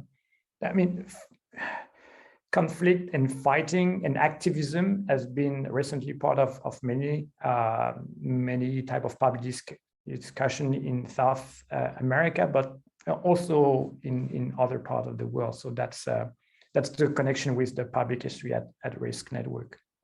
Thank you, Thomas. I obviously can't introduce this stuff myself. I think Sarah's put a point in the chat about ethics. I think is really important, about thinking about that, the ethical, theoretical ethical underpinning of what we do. Sarah, do you want to say a little bit more on camera, or are you? I was just thinking actually that was so important, and so in addition to thinking about difficult histories or uncomfortable histories or dangerous histories and things like that, there's also a burden of responsibility on us. And I was just reflecting on the fact that in my more conventional academic life, I was a historian of the British 18th century. And of course, you don't think about those issues of ethics when you're dealing often with the long dead. And it's only actually when you work in public history settings that you tend to think a lot more about ethics. And I think that actually history as a discipline could do with a bit more actually explicit attention to ethics that we all could benefit from. But I think that that is a huge thing. And in terms of teaching public history, I think actually ethics need to be really, really upfront if we're thinking about how we might frame things for students. So actually, there's another E. You've got employability, but we've also got ethics there. Absolutely. I did a lot of work on early kind of public history theory in the Public Historian, you know, the NCPH journal, and ethic, where they do talk about public history theory, which is not a great deal. Ethics is never there. There's never a and you think, yeah, ethics is central to historiography, so it seems weird that there's not a kind of ethics of public history been articulated, really. But it's only when it's oral history, that's the one, that's the door it comes through, and there it's heavy, it's, you know, it's heavily theorized, it's heavily integrated, but there's a very clear boundary, and so as soon as you move out to oral history and getting into these other areas, it falls away. And that's a really interesting it's really interesting why that happens. So that's a thing to think about too. And yeah, and you're right, because some of the practical some of the practices that public history draws on is ethics is highly theorized, but then it sort of evaporates a little bit strangely. Hello, Julia. Hello. This wasn't what I was going to come in on, but once we started talking about ethics, I had to change my plan because I'm very, very interested in these questions, and I became interested in them working with family historians and family history. You know, obviously I had a kind of interest, an academic interest before that, because I was working on sexual labor and working with activist groups. But really, it was the family historians who made me think about the ethics of history in new ways. And then I've kind of been thinking about it ever since. But it was one anecdote, which I think is really telling. When I put together my AHRC kind of research, not this bid, my one on trafficking. And of course, you have to have your impact plan. You know, there's no questions, you have to have an impact plan no matter what you're doing. And I wrote it up and you know, talking about working with different constituencies, including groups like Oxfam and the Salvation Army, who are really involved in trafficking, but also talking to networks that I had already kind of established through sex workers' rights groups, you know, for survivors of trafficking and rights-based approaches. And one of the reviewers quite rightly queried, you know, my ethical clearance on that impact activity. And I thought, you know, that's a really good point, although I had thought about the ethics and I had a response. And so I went and I looked to see if there's any impact ethics guidelines, and there are not. Unless they've been written in the past 3 years, there are no ethics guidelines for impact. Ethics, again, is just considered something that we think about in our research that we do as academics, and it's not considered at all in our impact statements and plans, which I think is shocking and telling, needs to change, and just like really interesting and yeah, so that's one thing. And the other thing, which is what I really was going to come in on, going back to, I think Jerome, it was you who raised the point about Indigenous histories and there were, I think Sarah mentioned settler colonial contexts. And because of my past experience trying to work with community groups, especially marginalized community groups, and the unholy battle I have with university administration and finance systems to try to get those people properly compensated and integrated into the project, I'm about to sort of start a project that's about settler colonialism and family history, and in part working with Indigenous groups in Newfoundland, which is where I'm from. And I just get like, I get a kind of fear, a kind of dread in my heart, because I don't know how to overcome those issues. And I feel like it's really ethically irresponsible of me to sort of bring communities together who are already over-researched, knowing full well that no matter what I do, I'm going to hit up against this wall of the university's administration that will make them feel marginalized, secondary, and all of these things. And I just think it's such a fundamental issue, because of course we need to, you know, bring people like Indigenous community groups who are interested in history into the conversation. But I feel really responsible for the shitstorm I'm dragging them into. And so I don't know any answers. I just wanted to flag that up. And I think it's particularly apparent when you're working across national borders, because that adds a whole other layer of financial and administrative complication. Yeah, absolutely. And as you say, pushback from funders as well. Like, how are you going to pay for this? I in the last 2 bids I put in some money for community partners just to pay for their time, basically. But that, and I've got pushback internally. Hello, Thomas. just to follow up on Julia, and back to well, decolonization and native population. I think we have a lot to learn from settler societies, and especially with Canada. I've been discussing a lot with colleagues who have a very different approach of shared authority. And I think that some concepts in public history are very, should be very much contextualized. And because our understanding in France and Luxembourg of shared authority and what decolonization of history means is very different. And some colleagues, some practitioners, some projects in Australia, it's been mentioned, but South Africa, Canada, have been very much at the forefront of what does that mean to work with some communities. And the fact that, going back to the question of who owns the past, they have a very radical, some partners in Canada have a very radical definition of who owns the past, and the native community that they work with have the final word, which raises very numerous questions about how to do history and with whom and who owns the past. I think it's a good question. There is no proper solution because ownership is very problematic. But those examples from other society or other context make me rethink about my own definition of shared authority and what I meant, because it came from our history. But in that case, it's a very different definition because of trust, because of the history, the very history of the society and the societies in Canada and community. So again, I think those examples are quite useful for us to rethink about why we do public history this way. Yes, absolutely agreed.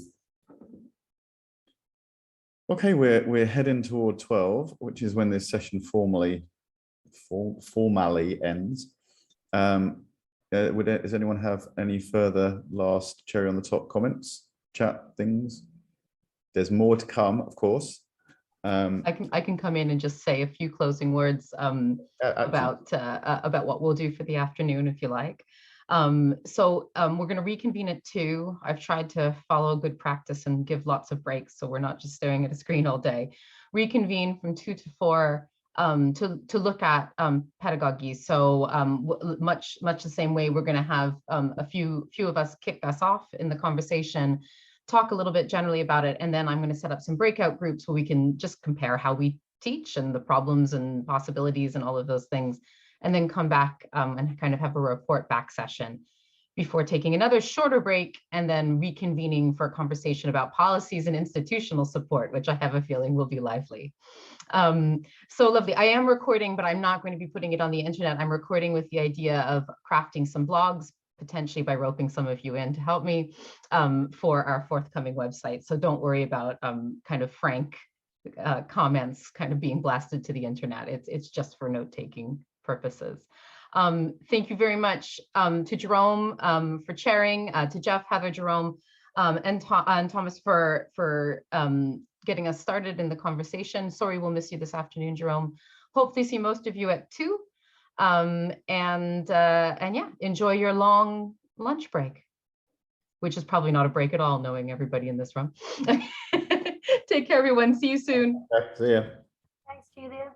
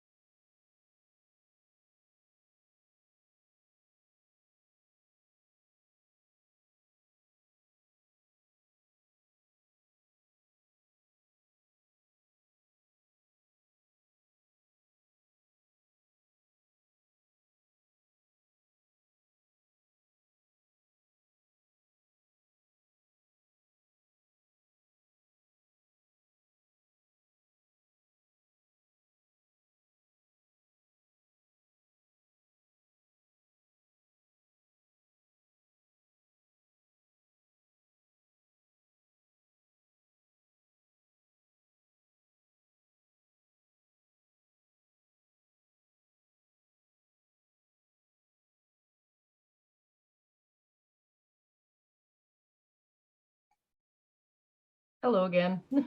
Hi, Julia. Hi, nice to properly meet you, by the way, Ed. Is it Edward or Ed? Ed's fine. Yeah, sorry, I should change that. It always automatically puts it to Edward, which is a bit too much like what my mum calls me. I've got two names. I'm Julie to everybody I know in Canada, but my real name's Julia, because it's not actually a nickname. It confuses people here to know it. But anyway, so very familiar with that. I was going to say, actually, because I'm stepping down from the Raphael Samuel History Center pretty much after this network ends, because I've been directing it for quite some time, and it's time for me to hand the baton. And my colleague Joseph Viscomi is taking over, but I'm gonna, if you don't mind, kind of deliberately mention you to him, because I feel like we're missing a trick, because it's a bipartite center between Queen Mary and Birkbeck, and I feel like it would be great to just chat a bit about, you know, how we can incorporate heritage a little bit more. Yeah, I'd be very, very keen to do that. I haven't had as much. I'm stepping down as director, but I'm still going to be lurking quite heavily. So I'd be very pleased to do that. Excellent. I think Nadia Valman, who's in English at Queen Mary, she's still going to stay on as director for a little while longer, so she'll also be a point of contact. But slightly worried that everyone's abandoned us this afternoon because it is so nice out. Hello, Heather. Not that nice in Southwest London. Sorry, I had to abandon the last session, but I'm back here now. It is absolutely stunning in Cambridge. Like, it just got so nice. I've opened my window to try to replicate being outside. Yes, it's sunny in Macclesfield for a change. Yeah, I come from a place where it's just rain, drizzle, and fog for huge amounts of time, and so I feel like I'm kind of genetically programmed to, when I see the sun, just drop my work, and because God knows when I'll see it again. I've had to train myself out of it, because obviously it's not good for productivity in a place that actually has sun on a regular basis.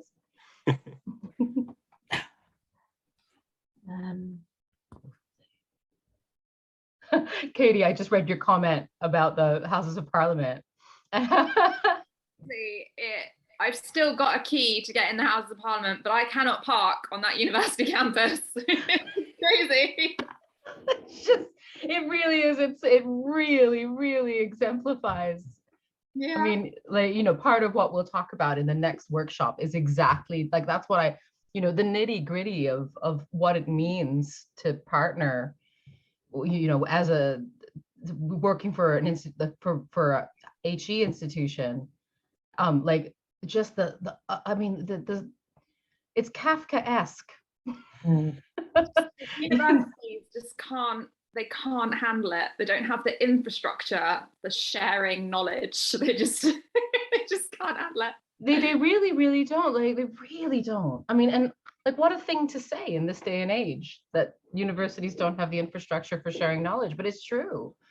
It's just such it's really interesting working with other organizations that are just completely chilled about how they handle this. So, like, you know, I do a lot of work for the BBC. They routinely have contributors on all over the place, and they have, you know, whose consent they have to get for the use of what they've said on air, when they, you know, who they have to pay. And like, I mean, the process of getting paid is literally you send them your bank details and they send you money in a contract, and you're sort of obliged, by taking the money, you're kind of obliged to accept their terms. If you want to negotiate, that's a sort of different process, but it's just not complicated. And then the tax, what you do with that money in terms of tax and so on, is your responsibility to declare it to the tax office and all the rest of it. So it's just, and loads of organizations I work for, like when I work personally, I just, you know, they ask me for an invoice, I send them an invoice. Yeah, it's not like, it's not complicated. You know, universities will tell you it's because they're these big institutions, so they have to do it this way. But I mean, the BBC is definitely a larger institution. Well, yeah, I mean, the trickiest one I had to deal with was like Sony Records, who, you know, it is a massive international corporation, and they did want a copy of the bank statement to prove that they were paying into the correct bank account. And I guess if, they've had an issue, they want to double check that nobody's trying to defraud them by sending the wrong bank details on a phished email. I mean, that's fine. I can live with scanning one copy of my bank statement and sending it as proof. But university, what the university wants is on another level from. Well, I mean, they want your passport for starters if you're not a British national. Well, yeah, exactly, which is also completely unnecessary, right? I mean, it's their own passport in for like pittances worth of pay. It's just, absolutely maddening. Wonderful. We're having lots of people come in. Excellent. Right. What time is it? It's about 2 minutes past. I'll probably get us started. I think there's a few other folks who are going to come in a little bit later, or kind of be, a few of you have said you're going to have to be in and out. That's fine. I am recording, but like I said this morning, for those of you who weren't here this morning, I'm not intending in any way for this to be like broadcast online. And I sort of deliberately kept, at the next session, I'm going to have a live scriber and kind of produce some images of our conversations and stuff like that. But this one, I wanted to be a little bit more casual and just kind of a kind of, I'm going to say regrouping, but it's not really regrouping, a grouping, a conversation, just kind of getting started in some ways. And perhaps identifying things we might want to take forward to talk about in a bigger space at the final conference as well. So I'm going to chair the afternoon, but light chairing as usual. And welcome to those who are just joining us. We had a very lively conversation this morning, which predictably could have spilled beyond the bounds of the 2 hours that I set. But I think it's intended to provoke further conversation rather than to finalize, asking questions rather than answering them, etc.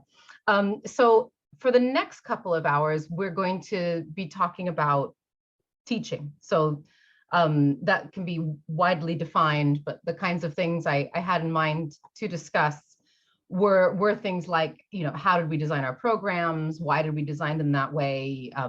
Were we in charge of designing them, or did we inherit them? And what modules? What are we teaching? Those sorts of questions. But also, again, like this morning, lots of room to talk critically about the way in which this sort of impetus to teach public history in UKHE has come about, which is not always because they think public history is really important. So to get us started, sorry, I'm just going to post the program from this section, just so we have these questions to kind of think about as we're listening to our kind of discussant kicker offers. Do you have an order that you want to go in, Jessica, Victoria, and Ed? I think what we'd sort of planned to do was do a general introduction of each of us, which sort of answers those first set of questions. The sort of what are we teaching, who are we teaching, how are we teaching, and then the why part, I think we can make a brief comment on, but we're also wanting to use that to then open up to the rest of the group. And then perfect. Had a bit of a discussion about that, come back to the other questions that we've got. Is that right? Is that what we agreed? I think so. That sounds right.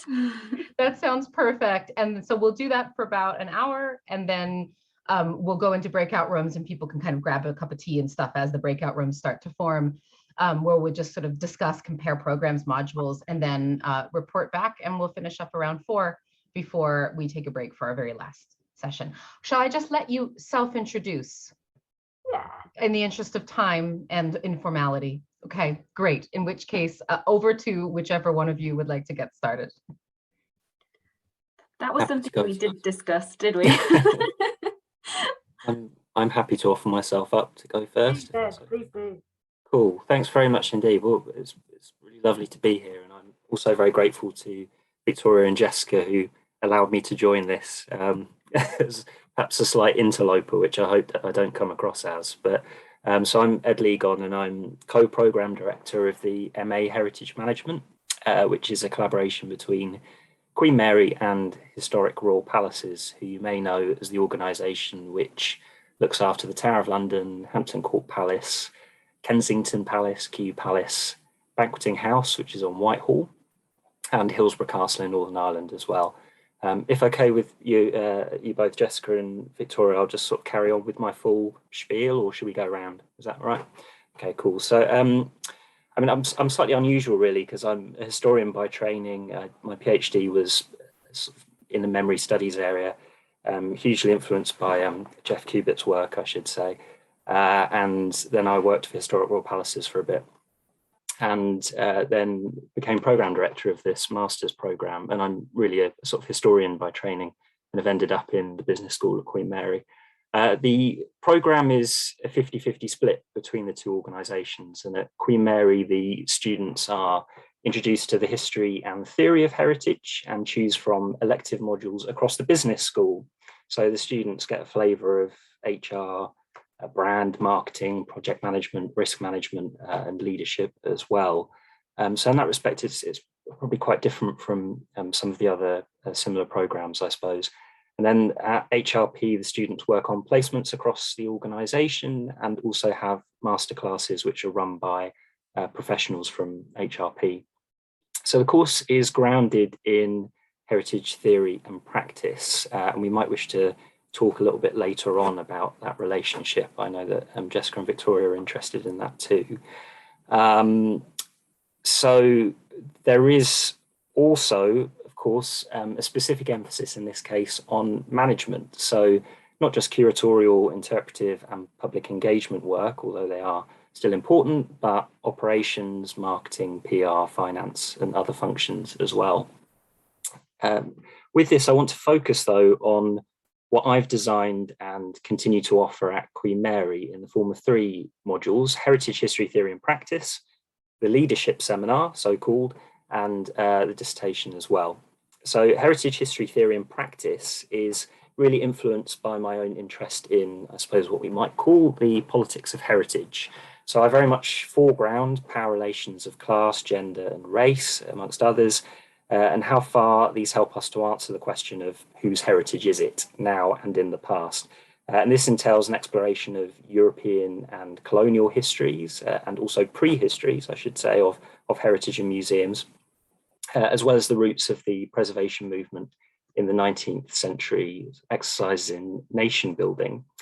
We also spend time exploring how cultural heritage, when broadly conceived, intersects with, overlaps with memory, commemoration and public history. We look at the governance and funding frameworks of heritage, and there's a wider concern which matches my interests about the relationship between heritage and capitalism. We think about the destruction of heritage and the vexed role of heritage in post-conflict societies, and we conclude with the media of heritage, especially the affordances and pitfalls of digital heritage. And this year, for the first time, I incorporated a new session on the Anthropocene, so the impact of heritage tourism on the environment, but also how climate change is currently and will affect heritage. I should also point out that this module was always designed with an ambition to bring people together across the university from the geography and history schools. So that offers a sense of the multidisciplinary nature of heritage studies and how many people from across the university with different research interests nonetheless shade into a concern for heritage as well. Just to mention the assessment for this module, it takes the form of a research project on some aspect of East London's heritage, broadly conceived, reflecting the location of Queen Mary. Here, students often take the opportunity to critique existing heritage practice in East London, or think about the ways in which certain histories are manifest in East London's built environment, but maybe lacking in interpretation or publicity, or are otherwise elided by a public discourse about the historic environment. And the main output for this assessment is a 3,000-word essay, although the traditional form of this and many of the other assessments at the Queen Mary end belies some of the more creative, kind of practically oriented activities which take place at HRP. My other module, the leadership seminar, isn't assessed, but it invites speakers from across the cultural sector to reflect critically on leadership and to share their own experiences of leadership, be they people who identify as leaders or otherwise.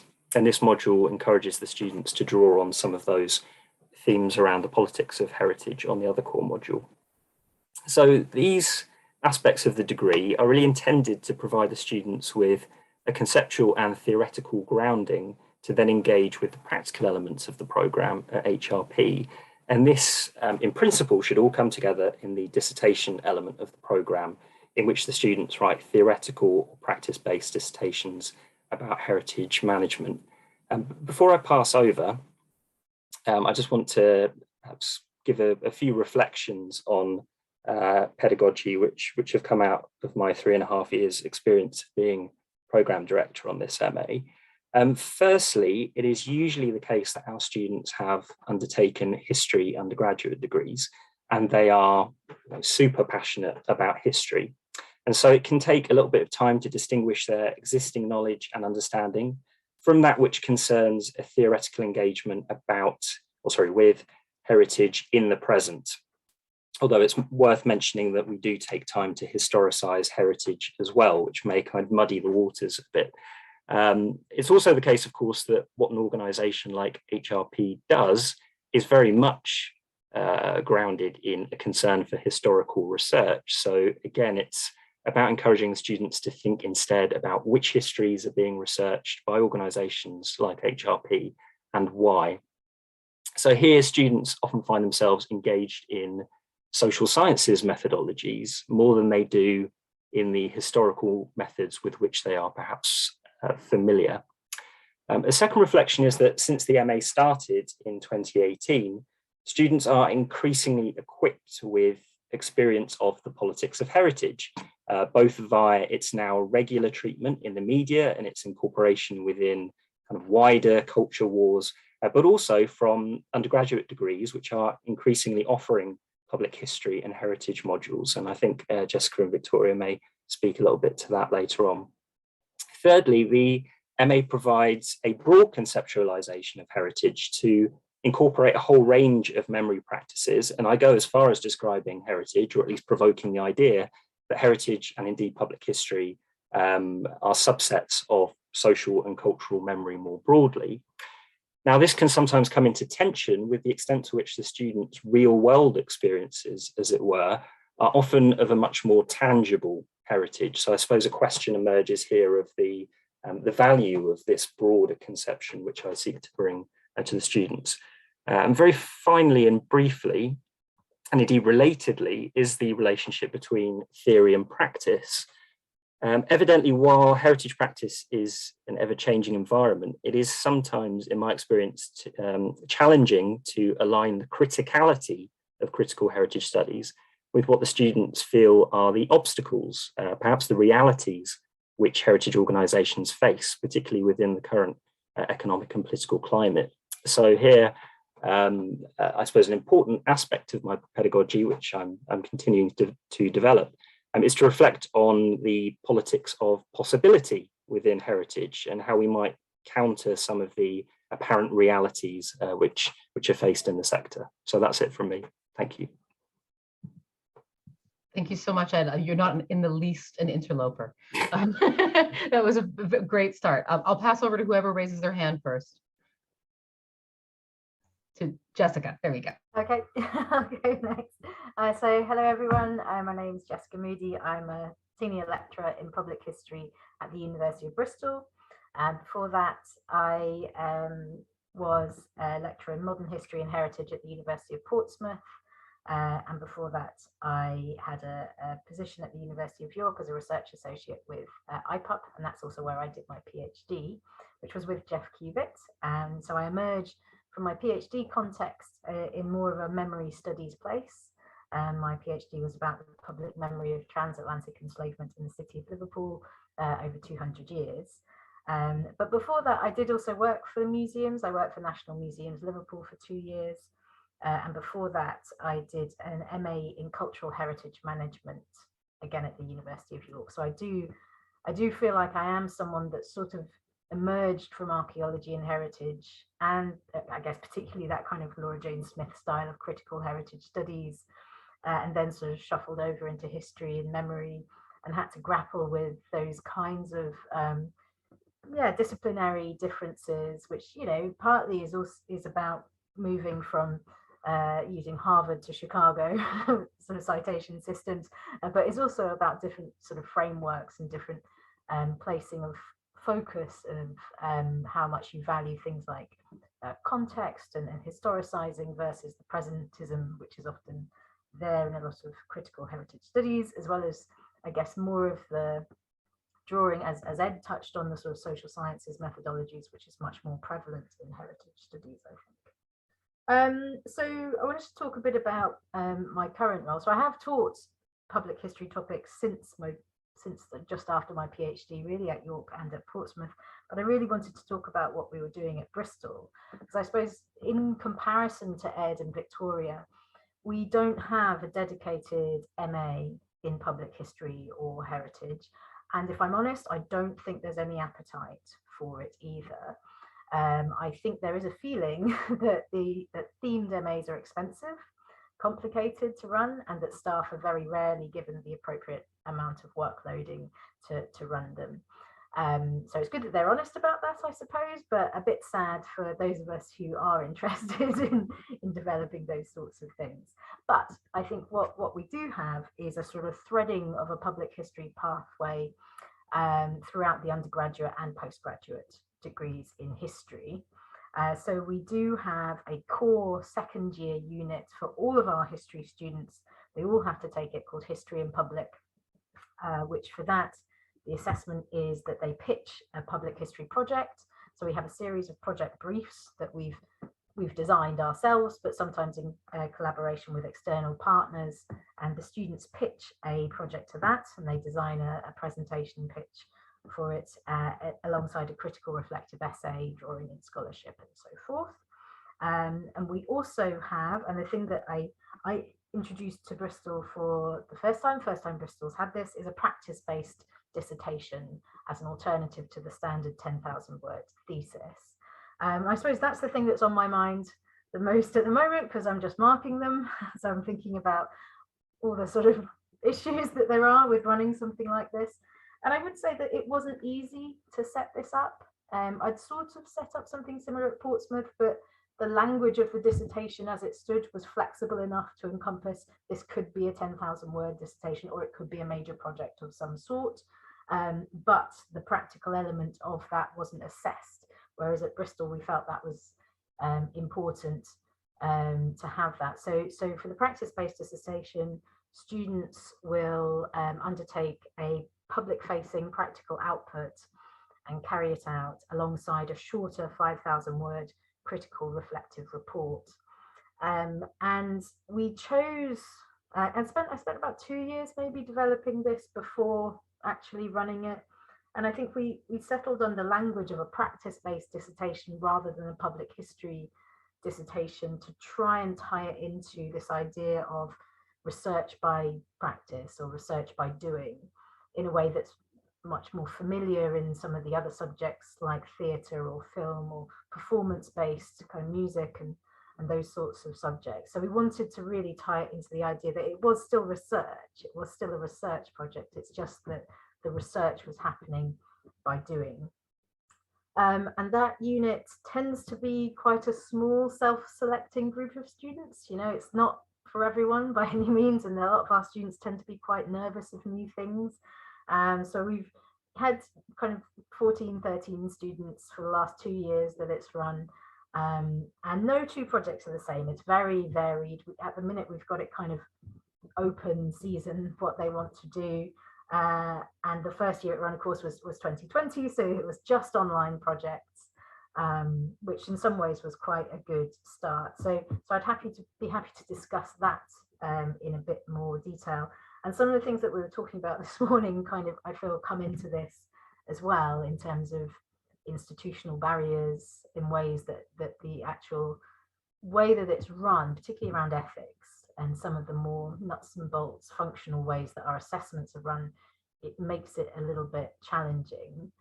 And I guess without wanting to be too undiplomatic, there is a limited range of staff who feel comfortable being a part of that kind of unit and assessment, which can put pressure on those of us who are interested in doing these things. We also have an MA unit called Making History Public that has been run by Peter Coates for a really long time. He's just retired. And that has 3 external partner sessions with SS Great Britain, Icon Films, and BBC History Magazine, because they're based in Bristol.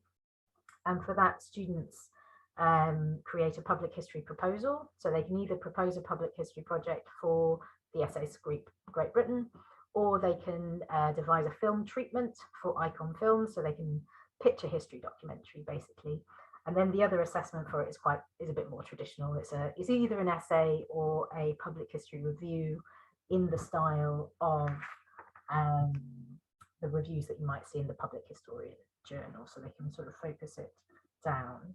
And one thing I just wanted to reflect on before I pass on to Victoria was this idea of kind of, I guess, thinking about that, why are we teaching it a bit, but I know we'll come on to that a bit more, is thinking about institutional cultures and contexts. Because I do think that it's worth, and I think Jeff outlined this as well, it is worth being honest about how our own institutions shape the kind of public history teaching that we do, that's possible, that's either supported or not. And I do think that, you know, the practice-based dissertation in particular, in the way that it has been set up, for me was a bit of a learning curve, because I'd done something sort of similar in Portsmouth, but that wouldn't really have worked in the Bristol context. And there are ways that it had to sort of fit what was going on anyway. And so when the practice-based dissertation was rolled out, it was at the same time as a massive curriculum overview. So we completely changed our curriculum. And so that was rolled out alongside lots of kind of institutional wrangling around certain units having to have certain kinds of assessment because the faculty told you it had to be a B, whatever, I don't know. And so it had to kind of fit that remit. But also that, you know, it was good to wait a couple of years between sort of joining the institution and then rolling out to see what the students were like, to see what my colleagues were like, to see what sort of worked there. So I think that there's much more of an interest in creative methodologies and creative industries in Bristol, and here both the university and the city.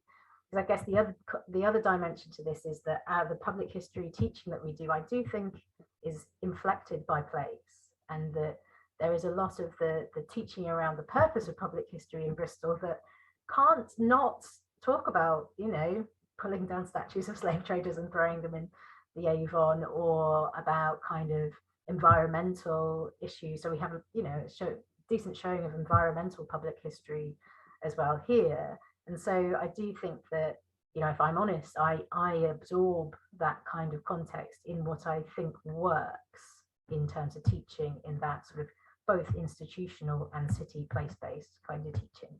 And I'll leave it there for the moment. Victoria, over to you. Thanks, Jessica. So I'm Victoria Hoyle, and I am a lecturer in public history at the University of York, where I work with Jeff.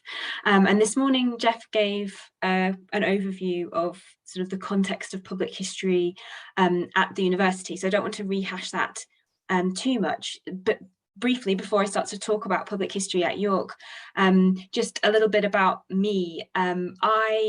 I was originally a medievalist, and my intention had been to do a PhD in medieval history, but I took a year out before I did that, and I ended up working in archival practice for 12 years before I returned to do my PhD as a collaborative doctoral award at York with my employer at that time, Explore York Libraries and Archives.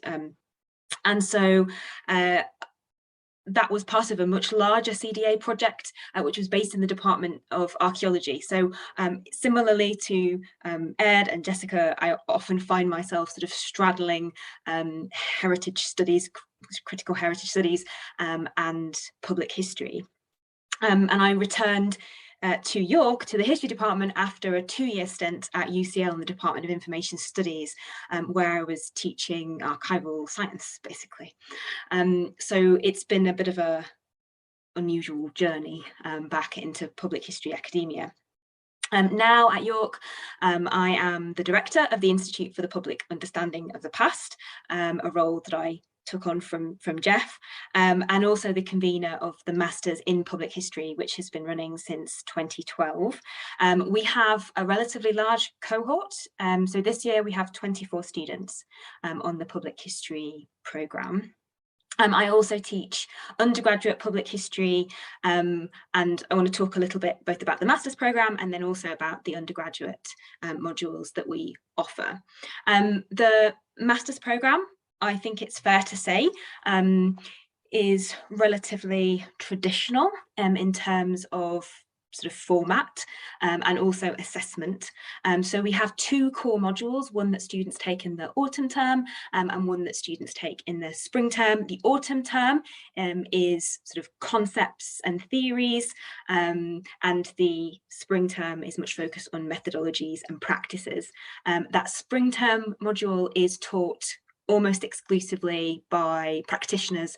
So each week we have either a site visit or a practitioner come to campus to speak from their own experience and to set the students some practical tasks in preparation for each seminar. So the idea is that they get this sort of theoretical conceptual underpinning in the autumn term, which they can then use to reflect upon and apply in the spring term.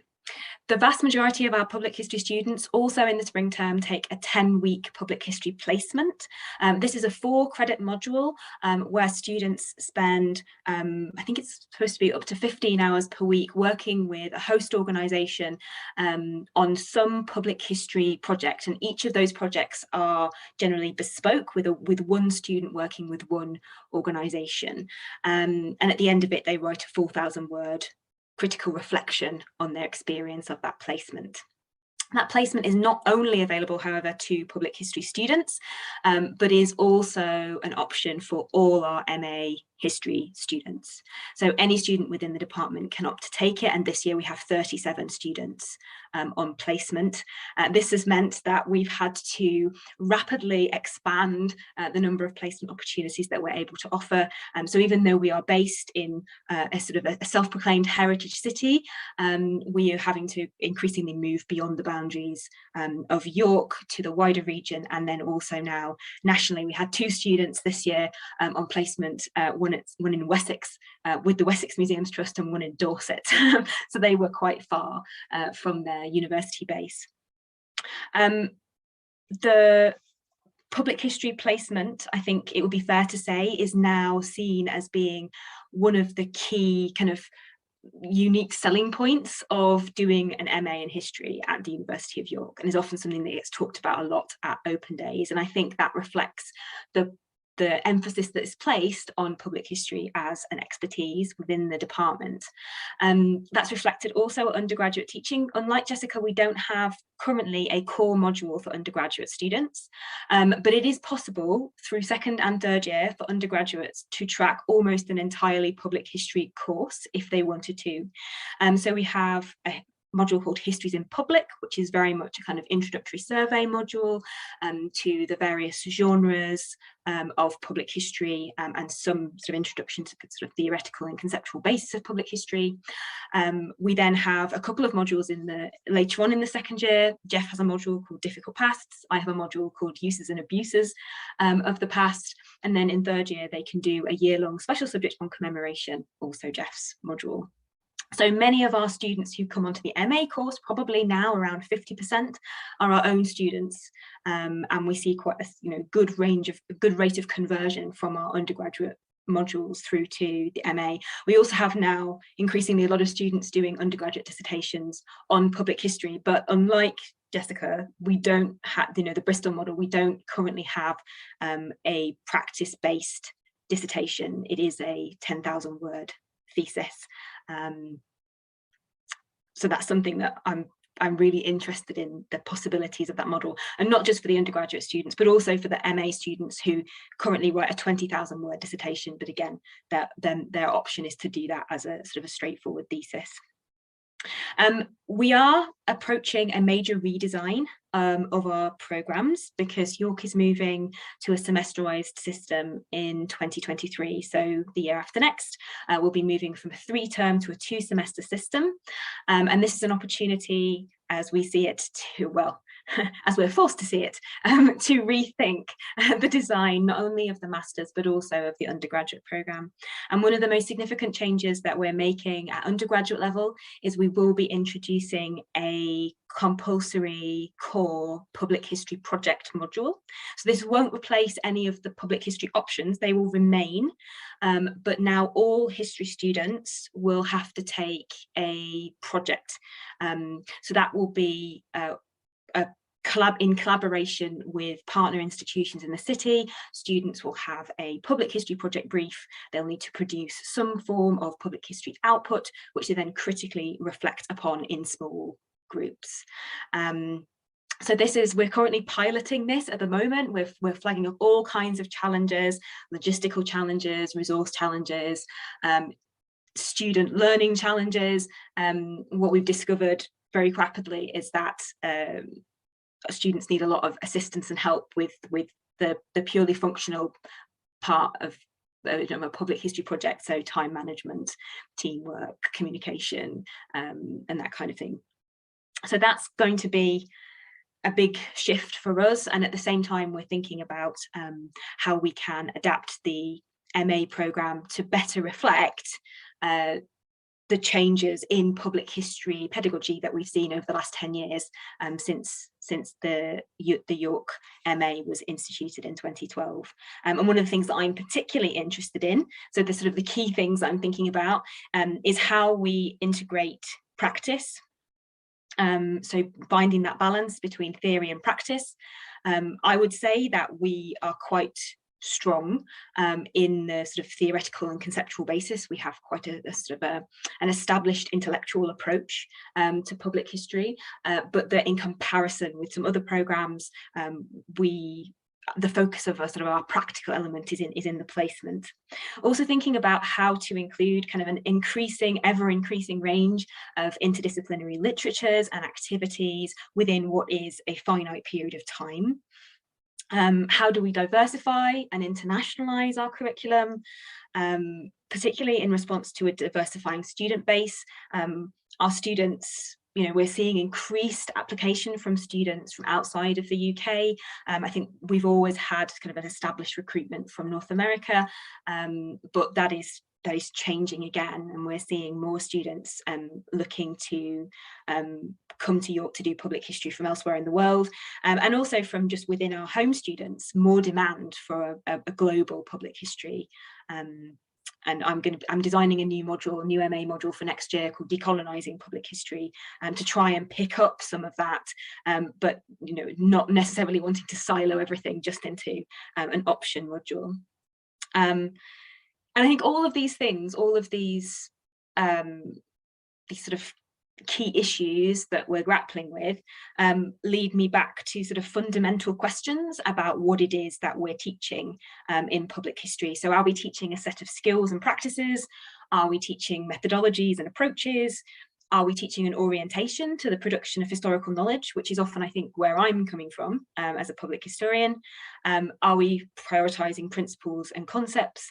And in thinking about that, again, that sort of led me to sort of, I suppose, an even more difficult and fundamental question, which is calling upon this sort of educational psychological notion of boundary concepts.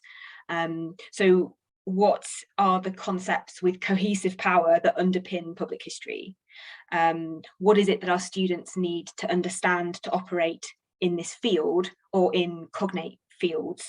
To what extent do those concepts overlap with other fields? So, for example, with museum studies, with cultural heritage management, with archival studies, and what differentiates us as a public history programme from those other those programs with those other kinds of names. And at York, this is a sort of a particularly it's almost like a practical question for us, because we have an established and very popular cultural heritage management program based in the Department of Archaeology, and we will from 2023 have a MA in Museum Studies also based in the Department of Archaeology. So where does public history fit within this ecology, this disciplinary ecology within the university? And while it should be possible under semesterization for us to have students move between departments to take electives in other programs, as many of you may also have encountered, there are sort of administrative financial implications to that. So I feel as if there's this question of concepts, this question of boundary concepts, and what makes public history what it is, what do our students really need to know and understand about the discipline, that it is both a kind of an ideological intellectual problem, but also increasingly a practical issue as well. And that's where I'll stop talking. Thank you. Thank you all so much. That was exactly the kind of thing that I was hoping for in terms of hearing about different programs and some of the problems and possibilities. Does anyone have any questions or want to come back on anything that Ed or Jessica or Victoria has said, or just sort of share their own kind of story, particularly if you were listening and thinking that's really different from you know, the way that we're doing it at my institution, or the way that I was hoping to do it, or what have you.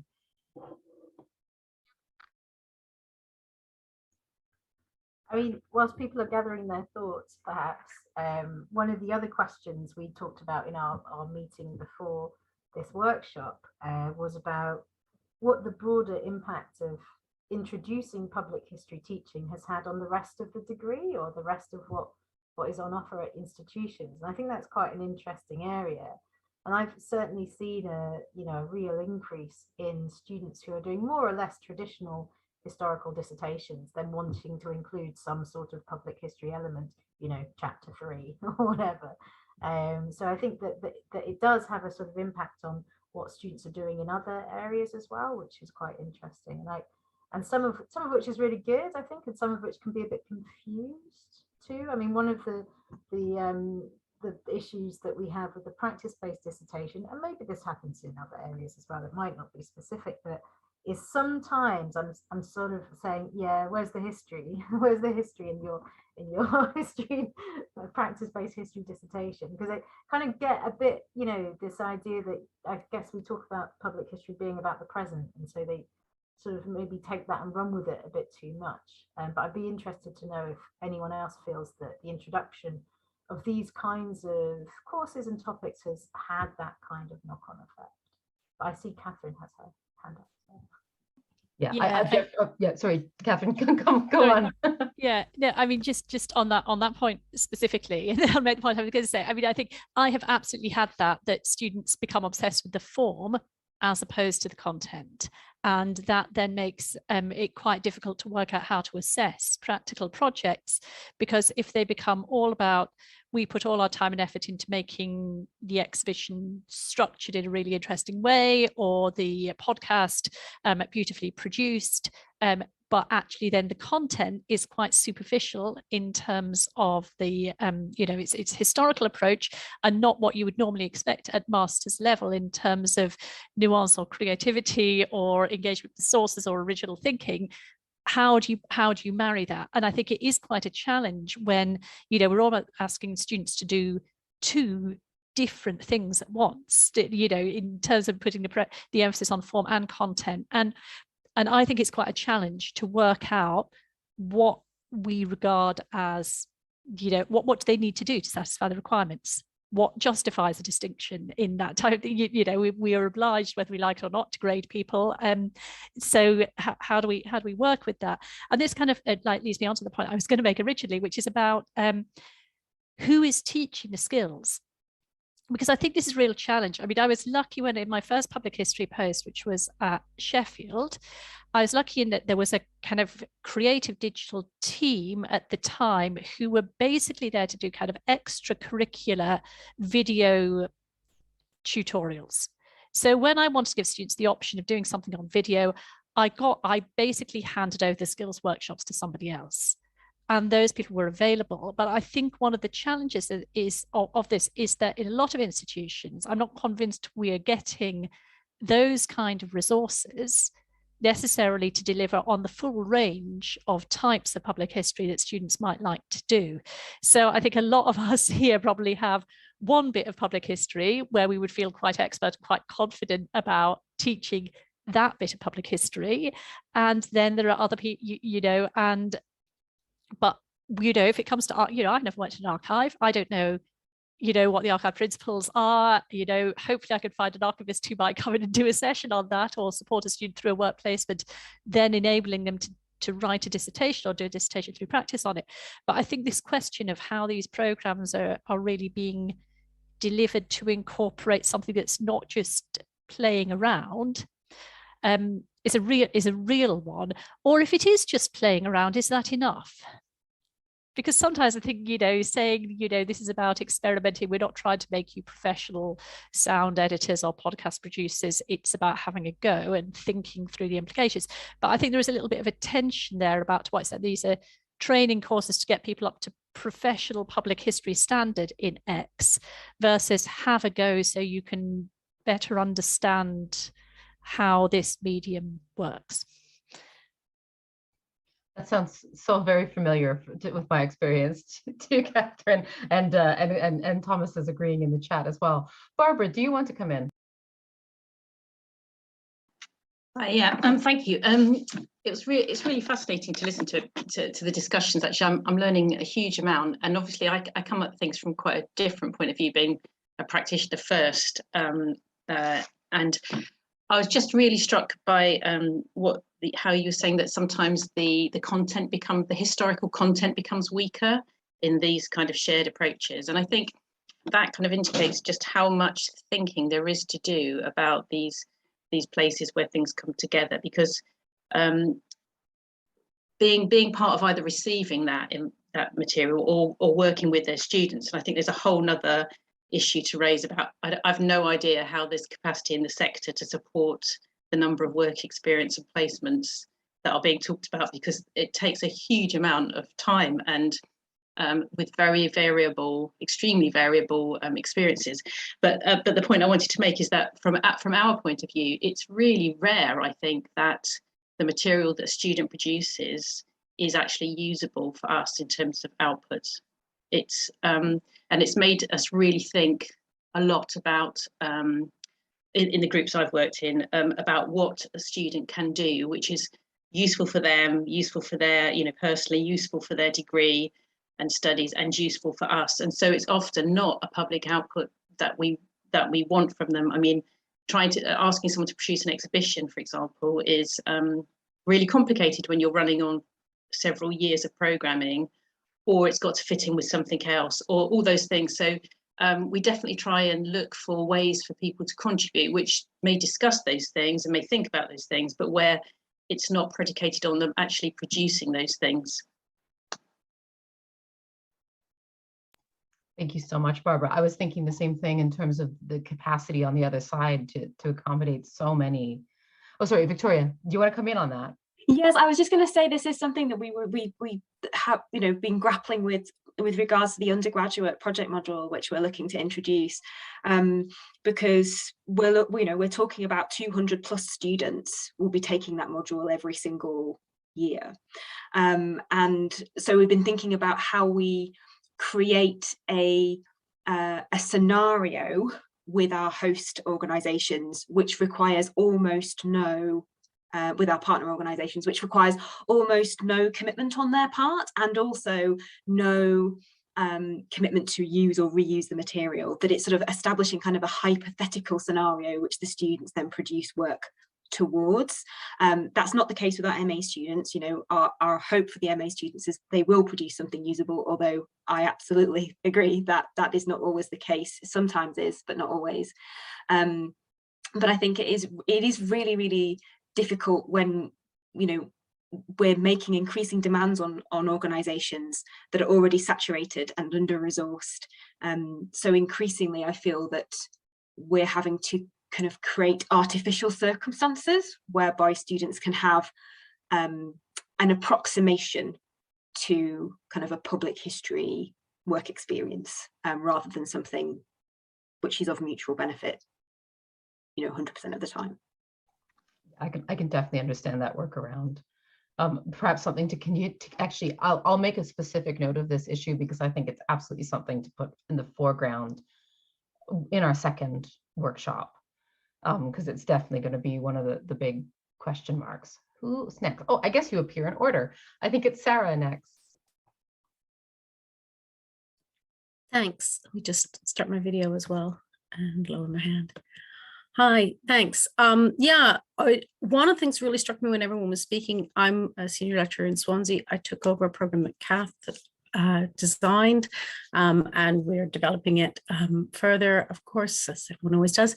We're currently looking at doing a collaboration with our management school, who run MBAs with specialisms. If their students take particular items within other programs, can we put together a heritage management module, which would be available to our students? But if they took it, then they would end up with a specialism within heritage management off their MBA. There are all these things. And the thing that really strikes me about listening to all of the people who are speaking is just how rushed everything is. How much we're trying to get into an MA, and even if we start with the undergraduate programs of sort of bringing on some of these ideas, and in some cases students come to the MA and they have never really thought about public history or heritage at all before, and then they're trying to get them, there's no way we're getting them up to some kind of professional standard in a year, really not. That doesn't mean to say I don't think they're useful programs. I think they can be really useful programs, but I think that we need to be really clear that they're not about producing people who can then just walk out and work as public historians, because I think that that's unfair to them and to the sector. But then I think we do need to think about what it is that we are doing, and then maybe we can strip back and not try to do all of the things, or not require the students to do all of the things. I think that, and then that might give us a little bit more on those issues that we have about our expertise and how we draw on the expertise of the sector and those kinds of issues. Thank you, Sarah. That really resonates with my experience as well. Toby, I think you're next. Hi. Wow, God, I've got so much to respond to here. I absolutely kind of agree, with this kind of issue about what's the MA for. And I did I think there's quite an early public history MA that Ralph Samuel ran at Ruskin, and you do kind of a term on landscape and place and visual, and then you do like a term on oral history and memory and kind of heritage and but it gave me no skills whatsoever. I wrote some good essays, but it was honestly, it was just kind of really hopeless in terms of giving me any of the skills that I need to be a public historian, apart from thinking about it critically. So I found that enormously frustrating, and so I ran an MA at the University of East London for some time, which tried to be much more skills based. And there was a comment earlier about kind of post 92 universities, and it is quite a difficult setup. I think it's less embedded in kind of in history departments with kind of great long kind of histories and reputations and so on. Also, post 92 institutions tend to have pretty good media, libraries, resources, equipment, access. Sometimes university wide, which is great, and often module teaching. Although of course that's across the board now, but in the old days.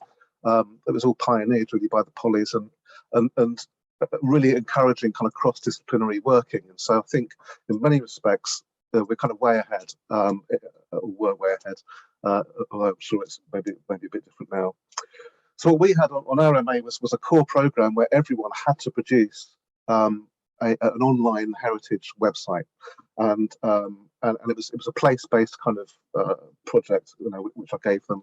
So they had to do a Google map, they had to do some oral history interviewing, they had to produce this, with some other media, and they had sessions with tour guides to talk about narrative kind of progression and writing, kind of place-based stories. It was kind of, we thought about location-based media, but I had some support from from a media centre there, and deeply involved with another member of staff who actually knew all this, knew all about production and so on. And he co-marked it, and just that thing about kind of marking rubrics. There are parts of the university, kind of in art and architecture and so on, that do this practice-based all the time. So they are there usually in the bigger institutions, but you need to make contact with the right people, who are equipped and have the experience of marking these things, because it is difficult. It's not, it really isn't like marking an essay. And in many respects, I don't know, it's quite subjective unless you're kind of quite clear about what exactly is you're marking and looking for. Just the final thing I wanted just to throw in was just to kind of think about these programs, and you sort of say, what's it going to give the student? And I think that is absolutely important. I think at the bigger universities, when you've got lots and lots of different, skill sets and things that can be taught, it's a good place for them if you can kind of tap into different programs. But that is problematic and difficult. It does take a lot of management, but still, if not here, where else are people going to kind of be able to dip into all the different things that you need, depending on their interests? But also, isn't it important to think about what is your public history department doing for your community, for your town, for your, for your local history societies, for your projects, your community artists, your public, and I've got to say, often it's not a lot, apart from exploiting them or sucking their talent, or often for no pay whatsoever. And that really worries me. I wonder. It was nice to hear things like training students on how to do bids or pitches and stuff. Because at least then, we're equipping people to enter the reality of the public history realm of the short-term contract, the kind of the 1 month kind of funding, the kind of hand-to-mouth sort of nature of the beast most of the time. So so I don't know. So I think it would be nice that perhaps more kind of community-focused aspects to curriculum kind of might be good, but I'll stop there. Thank you. Thank you so much, Toby. I think that really, really important insights. Again, that can carry forward into our conversation in the next workshop as well. But there's so many people up. I'm going to stop talking and invite Alison to contribute. I think that what Victoria said about public history as a kind of orientation is probably the approach that we have taken at Newcastle. But I think, what's interesting to me in this call is just seeing the different, like the diversity of different kind of approaches and framings that different courses have, which is really good. And yeah, so at Newcastle, because our course is kind of coming out of our oral history unit, we're very focused on more 20th century history, and there's a lot of emphasis in the MA course, particularly in kind of co-production methods and conversations about shared authority and all that kind of stuff. But that makes it really, really challenging. And I think someone else said that earlier about the timing. So our students are about to start their final project now. There's a real limit to what you can do in terms of kind of community-based co-production if you have to do a 3-month project. So yeah, the timing of it in comparison to what we're trying to teach them about good working practices and how to build relationships and trust and all that kind of stuff. Yeah, that's something I don't know how we get through. We're in our first year, so we're just figuring it out as we go. But one of the things we've experimented with their project is actually getting them to set their own objectives and then give them back to us so that we have them as a kind of guide. So we're still using the generic MA history marking criteria, but alongside that, some kind of set objectives so that we know what they were aiming to achieve with their project when we come to market. I don't know how that's going to work. We will see. Thanks so much, Alison. Yeah, I'm in a very strange position in that some of the students who are coming to me are already, it's Birkbeck, so they tend to be older than average. They're studying at night, and so oftentimes their day jobs are in a tangentially related or directly related sector, and so they're not interested in placements. So that's their day job. What they're actually interested in is theorizing some of the things that they've encountered. as they work. So it's really interesting. I have thought about it, but I still don't know exactly where I'll take it in that very unique, I think, student context. Sarah, do you want to come in? I was just thinking about that very interesting conversation we had this morning about employability, and which was actually quite a critical conversation about it. And I was thinking about placements in relation to that. Because I do think the purpose of the placement is an issue, and thinking about what Barbara said about capacity and the perspective of the the partner institutions. And I think also the reason I asked the question about the post-92s is I think also this is a really competitive HEI sector. So we also end up with situations where HEIs are in competition with one another, again, with student expectations about who can get really good placements and so on. I don't have an answer to any of that, but I think we might want to sort of think a bit more about the purpose of placements. I used to say to students when I did ran a module around this, that in some sense, what was, I thought of it, I don't know if this is the right word, almost like ethnographic.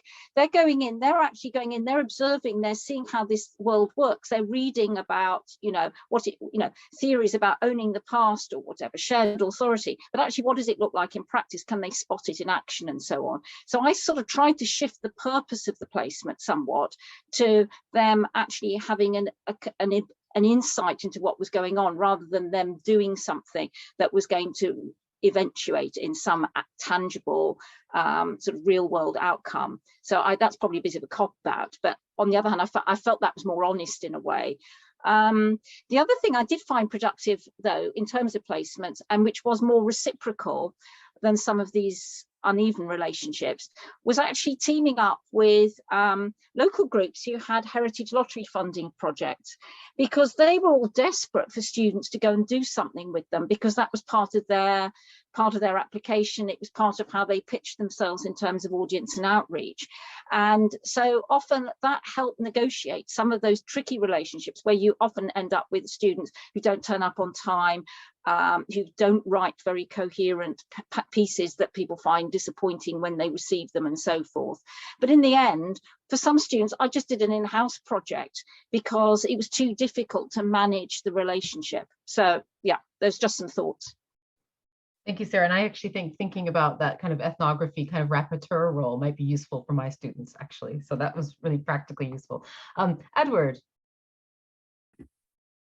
Thank you, Julia, and thanks for organising everything today. It's great to be here and to see you all. Really enjoy listening to the three key speakers, partly because it's exciting to be in public history at the moment, but it's also quite isolating because not many institutions are doing it. So it's exciting because it's a growth area and it's popular, but I don't have a clue what other people are doing at other institutions and how what I'm doing maybe relates to that and whether it's right or wrong or how well it's going. And also because it's just really challenging. So I was really struck by what Jessica said about Bristol being kind of wary of themed, dedicated MA courses because, they're just very complex and they don't maybe use staff resources well. And what Sarah, I think, said about how rushed everything is in an MA in public history or any kind of MA. So I was the director of the MA history, our conventional MA history, for a year, just as an anomaly. I was teaching on the MA in public history that year. But it's extraordinary, without any disrespect to that MA history, how bog standard and straightforward and how much it more or less ran itself compared to the MA in public history, which is just a really complex piece of machinery pedagogically. Like I've been involved in it since 2013. And honestly, the first several years, it didn't go especially well. I feel I can say that now among colleagues because it's going really well in the last 3 or 4 years, but it took bloody ages to beat the thing into shape. Like there was constant, and Katie Carpenter and Jessica will be familiar with this because they're familiar with the program, but there was constant kind of murmurings and discontent among students because what we were asking to do was just not unreasonable, but just really tough over the course of a year. So it's taken us a long time to adjust our own philosophy of what public history is at MA level, how to deliver one and how to beat it into a shape. And it's taken a team of people to do that. But one thing I've found helpful, and I I think Toby's comment about community made me think of this, and I don't know if this is helpful to anyone present, but it's been very helpful to us, is to consciously incorporate an emphasis on students developing a philosophy of public history over the course of the year. We never used to do that, and then we'd say to students, you know, towards the end of the year, but what do you think public history is for? What do you want to get out of public history? What's your philosophy? And even the really excellent ones wouldn't kind of be able to answer that coherently. So really, from the outset now, we have this regular emphasis on what do you think it is, and how does that evolve over the course of the year? Because a lot of our students, even ones that come from excellent institutions, or our really star graduates from our undergraduate BA, you know, they have this pretty one-dimensional, wasn't Henry VIII a gas character kind of view of public history. And that's what we're trying to disabuse them of. But it's very helpful to return to that conversation, that discussion over the course of the year, and not just in reflective essays, but an actual group discussion. And honestly, some of the, you know, the seminars I've had on which we focused on this have been some of the most enjoyable, the most stimulating, the ones which I've learned the most in my entire career. So that emphasis on philosophy of public history. I've written an article about this that I'm going to try and publish fairly soonish. But in terms of pedagogy, philosophy sounds wishy-washy, but it's the best way to make students think practically, what the hell am I doing on this degree? What do I think public history is, and where am I going? Thank you so much, Edward. It also sort of relates to the idea of kind of forming your own objectives, inviting them to form their own objectives, which was floated earlier. Mark, do you want to have the sort of semi-last word before we take a short tea break and move to breakouts? That's putting a lot of pressure on me, really. Just very, very quickly, if it's okay, because there's lots of interesting ideas and discussion here, and I'll probably kind of pick up some of those in relation to my institution when we have the breakout groups. I mean, I teach in a very small university in Twickenham, St Mary's University, and we've got a kind of quite small course with small numbers of students and small numbers of staff. I just wanted to go back to that point about managing relationships with different partners. I mean, we're lucky where we are. We've got loads of different heritage sites around us. When we set the degree up, initially we were teaching it in partnership with the National Archives. That became quite complicated. They're good people and we still work with them, but we don't have quite the relationship that we did with them. The problem we've got, I think, with placements with our partner organizations is maybe the reverse one that some colleagues have. There's almost too many of them.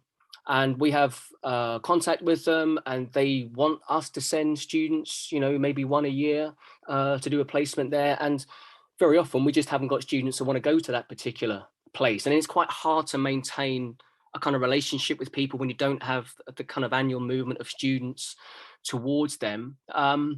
There's a related problem of kind of managing student expectations about the kinds of placements we can set them up with. So I don't know, we'll have like Chiswick House or Hogarth's House or Strawberry Hill House or Turner's House would want some of our students or a student to go there. But, you know, our student maybe wants to go to the Imperial War Museum or get a job as a curator at the V&A. And it's just quite hard sometimes to kind of close the gap between what a student ideally wants and what we can offer them.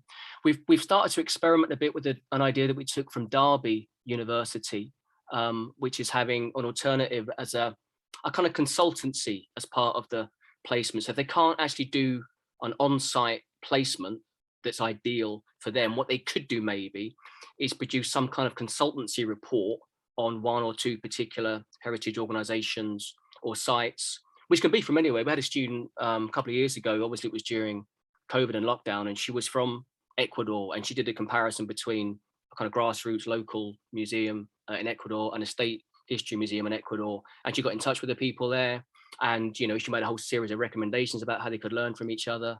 And that was excellent. I don't know if many people are using that kind of consultancy kind of option for when students can't quite get the on-site placement that they wanted. The final thing I just wanted to raise is that I had a discussion a couple of days ago with the guy that really is in charge of activities at Hogarth House. They're now insisting that any placement students get paid for what they do. But he was saying that there are a number of universities that won't send students on placements if those positions are paid. I'm not quite sure. I was saying I can't see why there's a problem for us, but I haven't checked the small print of our Centre for Workplace Learning. So I mean, maybe that's an issue for later about whether students get paid if they're on placements, whether that is an issue, whether that's something to be welcomed, because it gets past this kind of problem of just using large numbers of students as yet more, sources of unpaid labour in the sector. That's me done. People are going to have a break now. Thank you. Thank you, Mark. And it also links up to, I think it was Barbara who raised it in the chat. Sorry, I've been chairing and chatting. Maybe this was in the morning, about how there's also the question of whether the institution that's hosting the placement gets any resources, for the staff time that it takes. And so there's really big questions there as well. Right. As usual, we've run out of time, but not really. So what I'm going to do is I'm going to send you off to your breakout rooms. There's 4 people in each room, and I'll just pick one to go into depending on if other people drop out or what have you. I'm not going to circulate through the breakout rooms. I don't see that as my role at all. It really is just a space so that everyone can kind of share in a kind of slightly more intimate space their experiences. One thing we haven't talked a lot about that might benefit from small group conversations is assessment. Well, we have talked about it, but talk a little bit more closely about assessment. So that just to suggest rather than to direct. And then at about 22, we'll kind of all come back in the room and just nominate a report backer. And we'll just summarize and then take a long coffee break and come back to really complain about institutional resources. I don't know, I'm saying complain, maybe Catherine will have a different idea.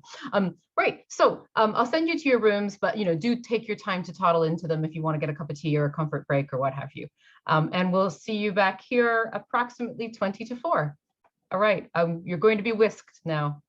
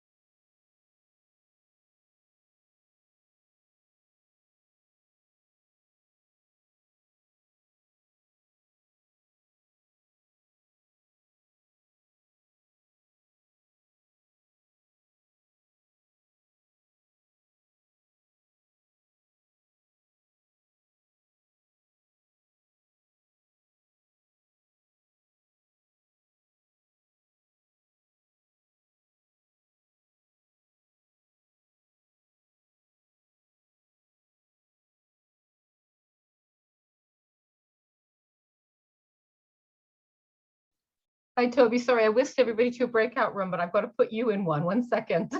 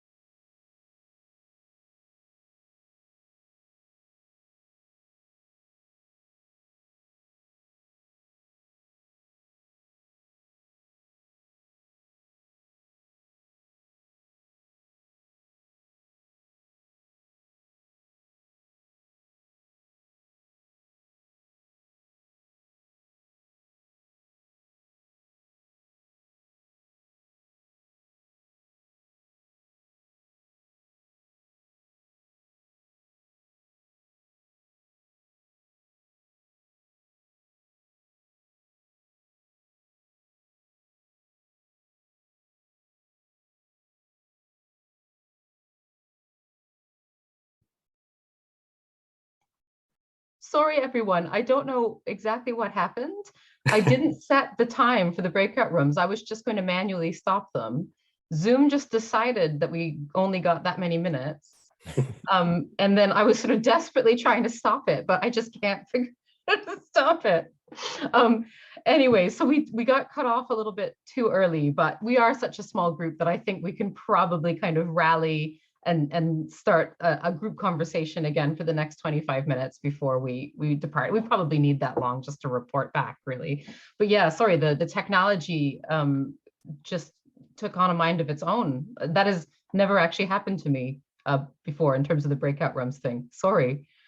Yeah, have we lost them as in, have they gone, or have we lost them as in Zoom has decided they should go? Well, I wonder whether they misunderstood and thought that it was actually that the meeting was shutting, because Edward was saying thank you, and which in a way that was kind of a goodbye. Do you know what I mean? Oh, but yeah, maybe. But I don't think I think he might have misunderstood that. I'm still here. Are you still there? Sorry. I was gonna say, he's right there. Oh no, there they are. But there were other people missing. Sorry, I couldn't. I thought the numbers were down. Sorry about that. Yeah, they are slightly down, but it might just be that this is, people who had to go have now skedaddled.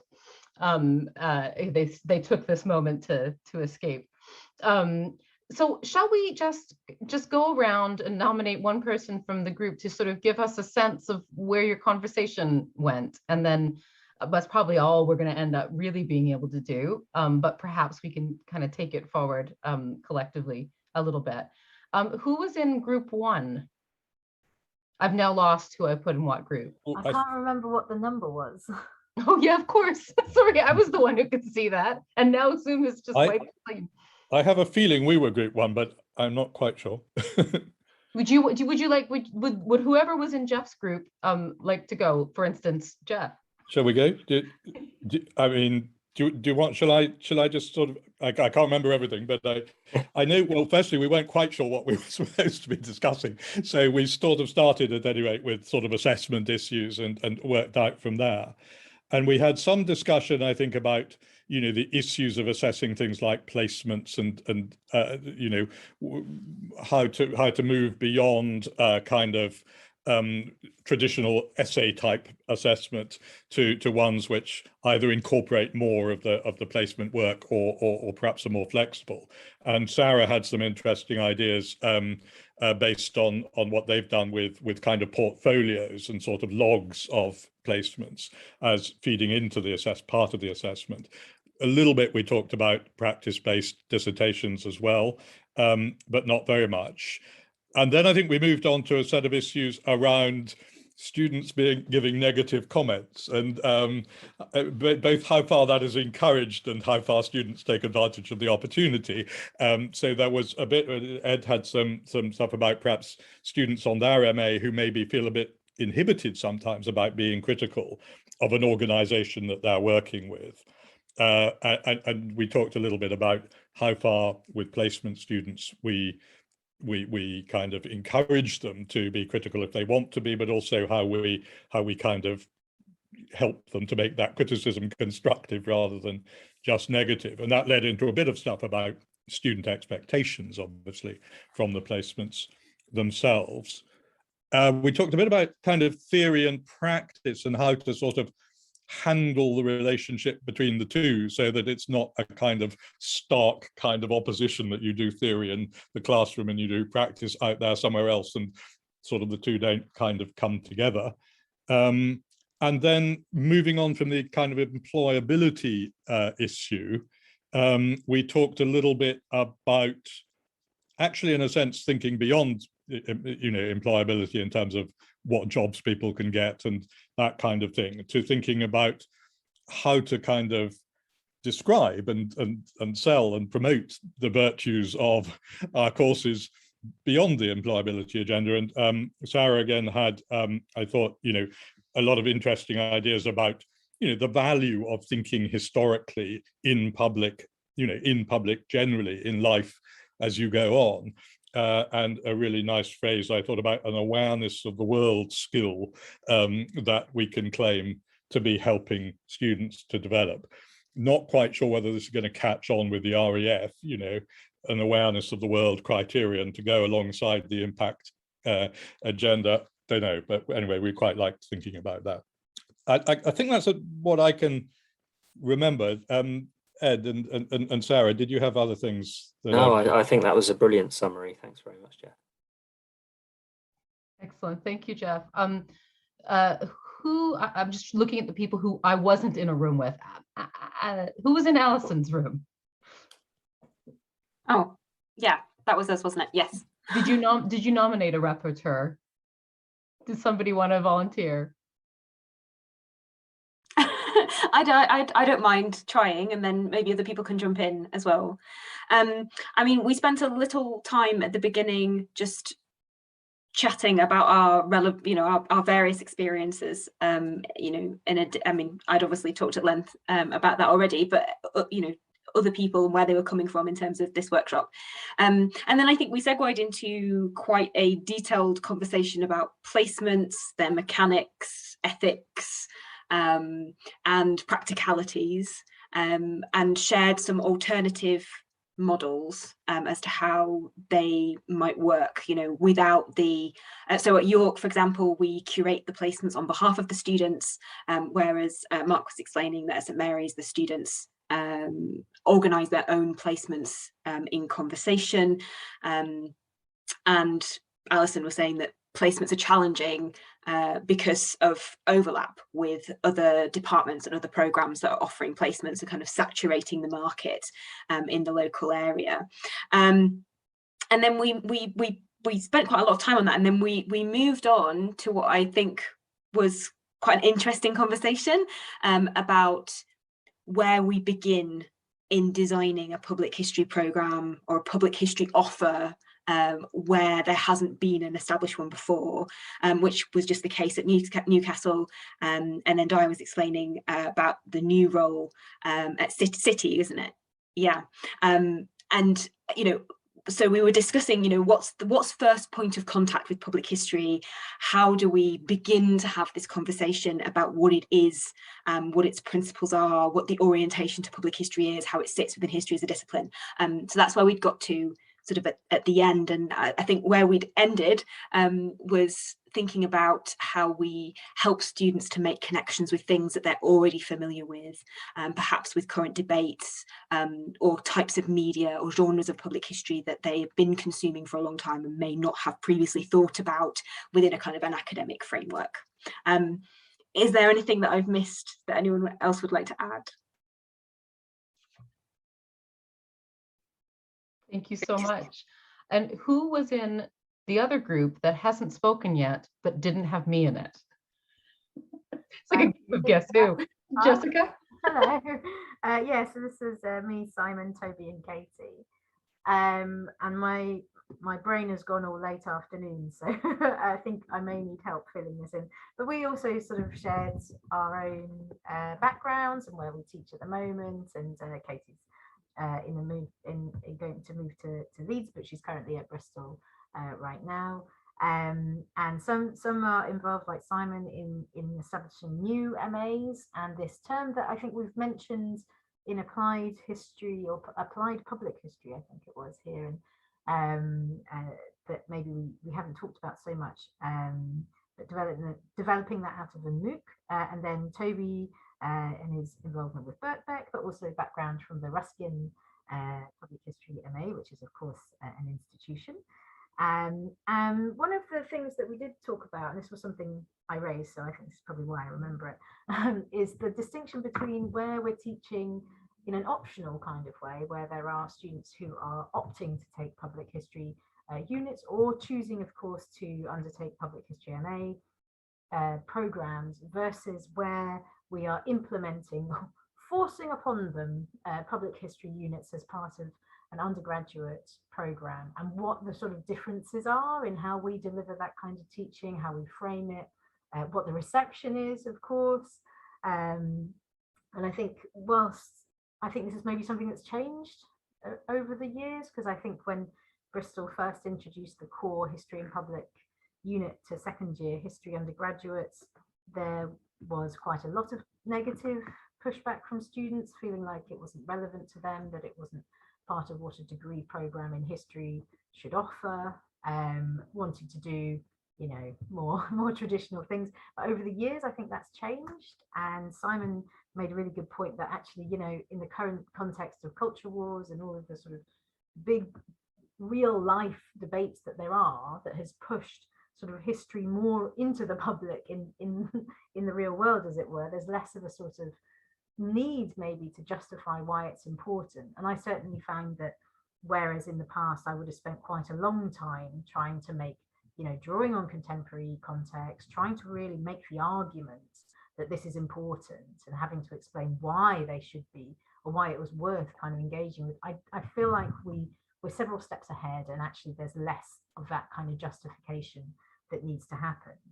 And then Toby suggested it's also because of media as well, you know, that students as human beings in society will be engaging with a lot of public history media a lot more than used to happen. And that's something that, you know, that it's there in lots of different forms. It's there in, yes, TV and film, but also the internet, in TikTok, in Minecraft, in, what was it, we were talking about something else, computer games, that's right.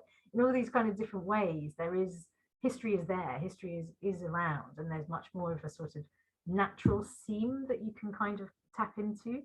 And Toby also had a suggestion, or a suggestion that's in the chat there, about ways of organizing marking criteria, that this is where the Minecraft thing came in, that came from developing Minecraft profiles, I think it is.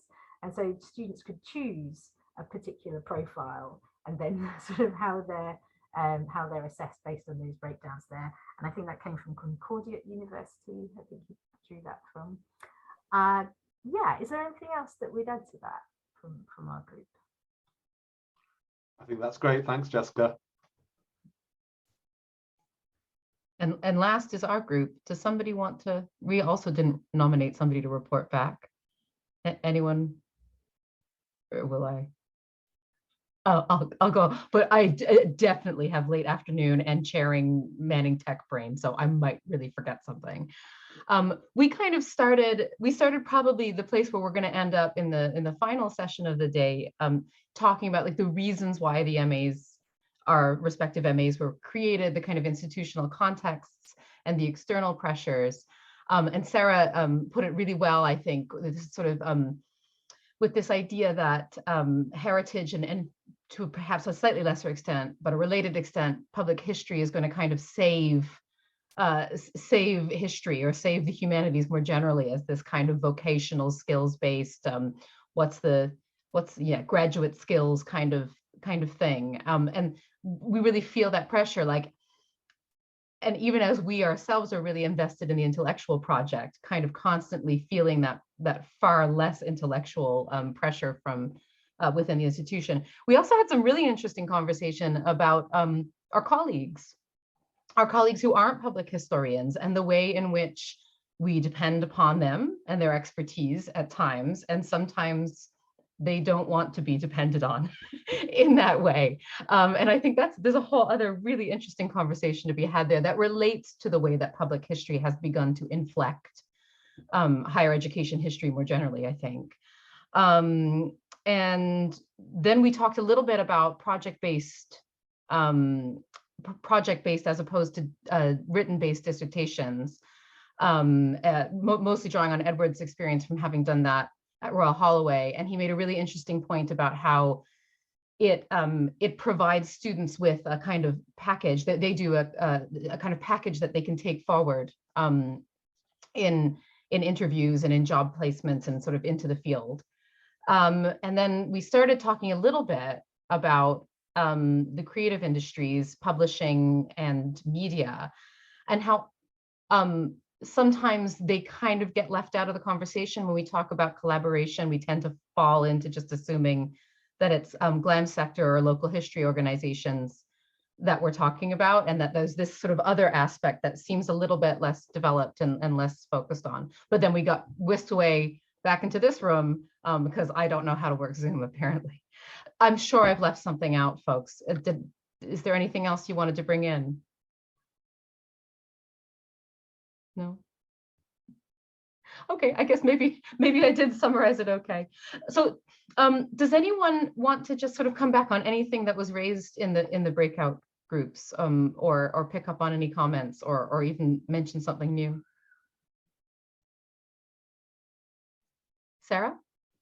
Yeah, I just wanted to pick up on the thing that came up around gaming, and again in terms of the whole business of stretching ourselves further. But gaming is one of the contexts in which our students are going to be coming across historical concepts increasingly. You know, because it's such an important part of the of public life, and I think, you know, certainly it's an area that I have very, very little understanding of, never mind expertise in. And some of my colleagues have a little bit more personal experience, but, you know, in terms of sort of the actual, the intellectual and professional set of skills that are involved in those questions, they're really, really small in how many people have them in the UK versus how many students are interested in them. We have an interesting challenge there about how to work with gaming, and can we just work with it as if it was another type of public history, or, you know, do we need to be building more on that? I think it's going to be a big challenge in the next few years. Yeah, I agree. I've had so many students really interested in gaming and writing about gaming, and I haven't played a video game since like Super Mario Brothers in 1997. But obviously I've caught up on the literature. Luckily, the literature is getting really mature actually in that field, but it is one of those senses where the skill set that we're expected to bring seems a little bit impossible. And it also makes me think, you know, the other area that we haven't connected up that well is digital humanities. Yeah, Jessica. Yeah, I was going to say, in our conversation before this workshop, Victoria asked a very good question that if we'd had time, we would have posed as well, which was, where's your gap? I think if you feel like, you know, looking at our programs or what we teach, you, what is it that you feel like, well, I know we should cover that, but I really don't feel like I have the confidence to do it. And I think a lot of digital public history probably is that for us. Maybe people younger than me, maybe not, but I mean, there's lots of our students that want to do kind of TikTok projects, or, you know, I do have a practice-based dissertation student this year that was doing a Minecraft project, reconstructing a monastery, working with an organization, which was quite interesting. But I don't know, I think it depends how you view it. I think, again, if it's kind of that it's more about the approach and the kind of questions you're asking about it. I mean, especially if you're analyzing these things, then I feel like it's similar. And you're right, the literature is getting quite well developed. And in my field as well, there is an interest in the representation of enslavement and gaming, because a lot of it's been terrible. I think really, really bad. But there, I think it is a really fascinating area. And as you say, it's not just necessarily a kind of niche. It's definitely not a niche interest. It's very broad, and it's on so many different formats as well. And there are ways that history is being gamified in different contexts as well, including within museums. So it's not just a kind of console-based thing as well. Definitely. I feel like we could have a whole kind of symposium conference just on teaching, and then a whole half day on where are the gaps, actually. Really. Jeff, did you want to come in? Well, sorry, just really building on what the last couple of people have said, I mean, about video gaming and about digital humanities, but speaking as somebody who, you know, kind of regards anything beyond the ballpoint pen as kind of dangerously modern technology, I do think that the whole kind of issue of how public history, both in the sense of history being done in public and in the sense of our study of it, is being continuously transformed on an almost sort of daily basis by new technologies and new uses of technologies and social media and so on. I do think there's something that would be worth our while carving out space to talk about more fully, because on the one hand, it's something that many of our students are obviously, you know, I mean, they swim in that world more than we do, or with more confidence than we do, certainly than I do. You know, they're very expert in certain forms of communication. They're very used to them, but they're not actually, I don't find they're used to thinking critically about them and thinking critically about how they kind of transform the ways in which we might know about the past or circulate our knowledge about the past.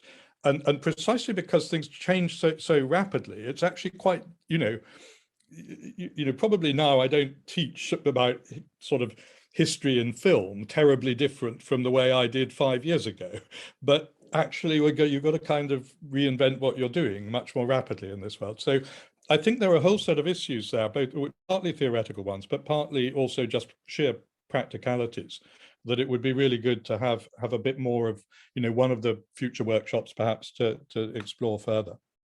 Yeah, and actually, if anyone knows of somebody who has a foot in game development and history who might be interested in coming along to that second workshop, please let me know, because I don't know anyone in this time zone, at least.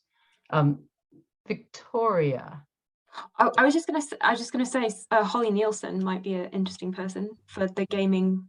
I don't know if you know Holly, but she's at King's, I think, doing a PhD. Yeah, I wanted to cycle back to this point that was raised about the extent to which we draw on our colleagues in our teaching of public history. And this reminded me of another point I was interested to raise, and whether or not it's a bit late in the discussion, is about sustainability of public history teaching as it continues to grow and gain more traction with students. I'm just thinking about this because I was going to make quite a kind of a flip comment in the chat about, you know, speaking of how much we lean on our colleagues. I think that our kind of early modern colleagues at York might have got a little bit saturated with dissertations on representations of Anne Boleyn. But I feel that increasingly we are in a position of needing to call upon a much wider range of colleagues to help support supervising both undergraduate and postgraduate dissertations. And that obviously kind of co-opts a much wider group of people into public history teaching and thinking than previously, and that leads to quite kind of broader conversations within the department about the value of public history and how comfortable people feel with it. So I was just interested in this kind of sustainability question more broadly. You know, if public history continues to grow, then how can we manage that further integration into broader departmental cultures, I guess. Yeah, exactly. We're coming up on 4. Any last comments or questions before we take a half-hour break, reconvene for a much shorter conversation about institutional support and resources, led by Catherine and myself, that will take us up. I said we're going to go till 6, but I think we'll probably finish a little bit earlier. I've just left lots of space for the next workshop. But any last comments before we go get a coffee, or at least that's what I'm going to go do. No, lovely. All right. See those of you who can make it back in a half of an hour for one last roundup where we really get to complain. Or at least I plan to. All right. See everyone in a little bit.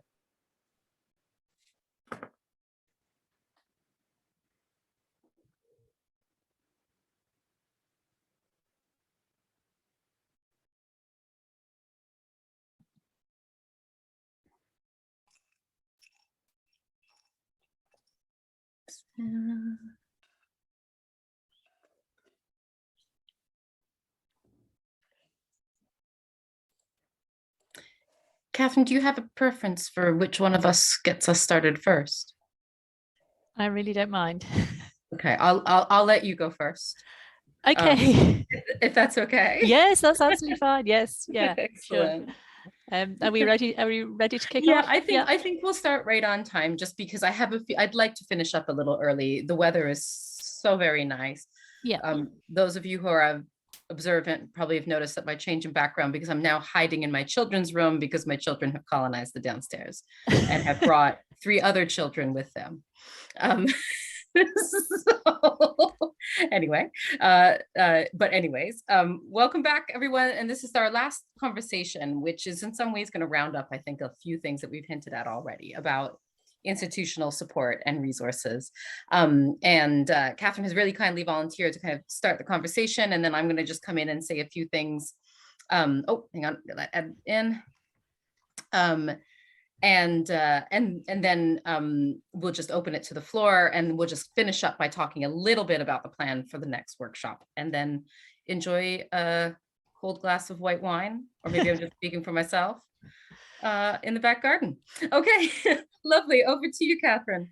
Excellent. Okay, so I'm going to sort of talk a little bit about public history and the neoliberal university and resources and so forth. And I thought it might be useful because a lot of the way I think about that has been like conditioned by my own experience of having a career in the past 14 years or so since I graduated through various institutions. And I thought perhaps if I tell you a little bit about my own experience of getting into public history, that might be a way into some of these conversations. So I finished my PhD in 2008, just around the time that the economy crashed and multiple universities were waiting for a decision on what a new government might do in relation to tuition fees, and consequently ran into a hiring freeze in a very large part, I mean, across the UK, but also because of the crash being international, internationally. Now, I was kind of fortunate enough to float through that with 2 different postdoctoral fellowships, which kept me going for a couple of years. But in a proper neoliberal way, I actually really started doing public history for the money, because I realized that writing a trade book was a way of getting paid that did not depend on having an academic job. And my view when I first decided to take my thesis, which was an early modern history thesis on the practice of diplomacy, but using Henry VIII's first divorce as my big case study, that I had something that could be kind of commercialized, to use the correct, like the modern university jargon for it. And so thanks to via the good offices of my external examiner, who had an agent because she'd written a biography of Thomas Wyatt, I got an agent and I pitched a trade book and I got a contract. And around that time was the first time that more universities were starting to advertise jobs in public history. And I realized that actually partly because of this book, partly because prior to doing my PhD, I'd worked for a while in TV, that I could start to pitch myself as a public historian and widen my job opportunities. So in quite a cynical way, I applied first for a public history job that I didn't get at the University of East Anglia, which was advertised in 2010-11. I think that was going to be one of the first explicit posts in public history in a pre-92 university. There wasn't a lot around before then. Royal Holloway, I think, got to it explicitly to public history post just afterwards. And then I got a post in public history, a 3-year post at Sheffield in 2012. And throughout this, it was very clear to me as a person kind of on the job market that these decisions, the hiring decisions, were being driven by impact, employability, the desire to hire people who kind of could deliver impact case studies, thereby sort of saving the more established staff from having the trouble of doing it. So he said, knowing how to function in this brave new world, where also student loans were massively expanding up to £9,000. So there was much more of a consumer-oriented perspective from the student point of view of wanting a return on investment, hence all the employability emphasis. The ref changes prior to 2014 that meant impact was now going to be something departments were assessed on in a much bigger way. Various other moves by the AHRC, including launching New Generation Thinkers, which came in 2011 and started to provide an explicit credential for early career researchers who had that public-facing broadcast dissemination type profile. And that, I think, has had quite a bit of impact in terms of how universities have hired in this field. I start to see a lot more kind of hires going to people, your posts going to people in my sort of doctoral cohort or a little bit afterwards who had that public facing profile in a way that 5 or 10 years before, I think would often have been sort of thought of as like a little bit frivolous, not serious enough for a proper academic job. And suddenly this was now something that was being valued by the funding councils. There was a credential available attached to it. And interestingly, one of the other things that, of course, has gone on over the past few years is that there's been a squeeze on funding. I mean, it's been a squeeze both on research funding, and there's been a squeeze by the real terms cut in tuition fees, which means that we are trying to teach more for less. So there's a pressure to expand master's programs, which I think is one of the places where, you know, can we do the more vocational master's program comes from. And it's also on the research side. And I know we're primarily talking about teaching today, but on the research side, for me, continuing to do more public facing work has become a source of income. Like in quite eventually, after years of sort of just doing it, you know, on quite a lot of it on my own time and just sort of making my research expenses back, has, you know, become something that now is starting to pay for my time. And I think within this, I think, is a kind of pressure that perhaps often doesn't get discussed so much because it only, you know, it applies to a particular cohort of people, but it is a reason for me to keep, you know, that incentivizes me to keep doing it. It's also one of those quite tricky things in terms of how I work with students, because I will get students who kind of come and say, I would like to do what you do. And it's actually not a very, I have to sort of say that's quite difficult. And increasingly what I'm moving towards, and what we're kind of talking more about at Manchester Metropolitan, is about doctoral training programs that support students in actually over the course of 3 years or more in building a public history profile that enables they might be kind of collaborative doctoral awards. They might simply be rethinking the PhD, which we can do within our own rules anyway. We don't have to change anything to allow people to do this, so that they do a doctorate by practice. Because we have fine art and creative writing and so on in our faculty, we have this sort of mechanism to say to students, well, if what you want to do is to come in and write a history book, or you want to do an exhibition or something like that, you can do that with us, and think about, you know, actually the doctorate as a process of launching a kind of career in public history in a way that perhaps when we've been talking about the master's programs earlier on, those haven't necessarily, you know, those are a little bit of a taster. They give you some skills, they give you some interest, they give you some ability to reflect. But if what you actually want to do is to sort of go into your own practice as a historian engaging with the public, maybe we need to think about what is happening further on. So that's, you know, the so alongside that, though, I think there's been a lot of challenges working in institutions which are not very well geared up to supporting innovative work. I mean, certainly through the kind of 2 different public history type jobs I had, one at Sheffield and then one at Swansea, I'm not quite sure that the institution were particularly thought through about what programs they wanted to create or what they wanted to do with this public history content. I mean, one of the things that I learned at Sheffield and went into Sunset when I went into Swansea is that you need, if you want to teach people, want to make students feel comfortable with doing this different type of history that doesn't look like the academic history they're used to, you have to introduce it at first year, because once they get to second year, it's starting to you know, count towards their degree. They don't actually feel comfortable, you know, if they don't feel comfortable with it already, they're not going to like it. It's a much bigger risk for them to jump into this new type of study. I think there's a lot of, you know, we were talking before about all the kind of resources that are required to cross-train in the various different sort of sub bits of public history that we can't all individually cover. I think getting those resources in place or finding ways to work around not having those resources has actually been a real challenge. And I think that you know, in terms of the time it involves for colleagues who do not have public history background to get sufficiently up to speed to supervise public history dissertations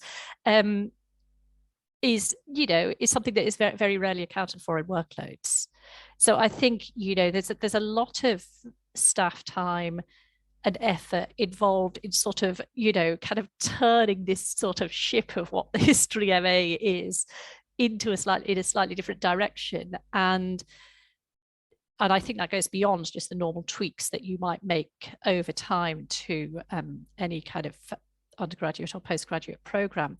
So I think that there's a great deal of expectation on people to suddenly start delivering this type of material without necessarily thinking through exactly how to resource it, what qualifies somebody to come and teach on one of these programs, and how to effectively, even how effectively to work across departments. If you want to borrow somebody from another department to come in and deliver their specialist bit on, I don't know, radio broadcasting, actually making that happen in institutions can be phenomenally difficult for reasons of line management and so forth. So I think there are a lot of implications in general about resourcing for programs, resourcing for sort of staff training and development on the teaching side, and thinking about how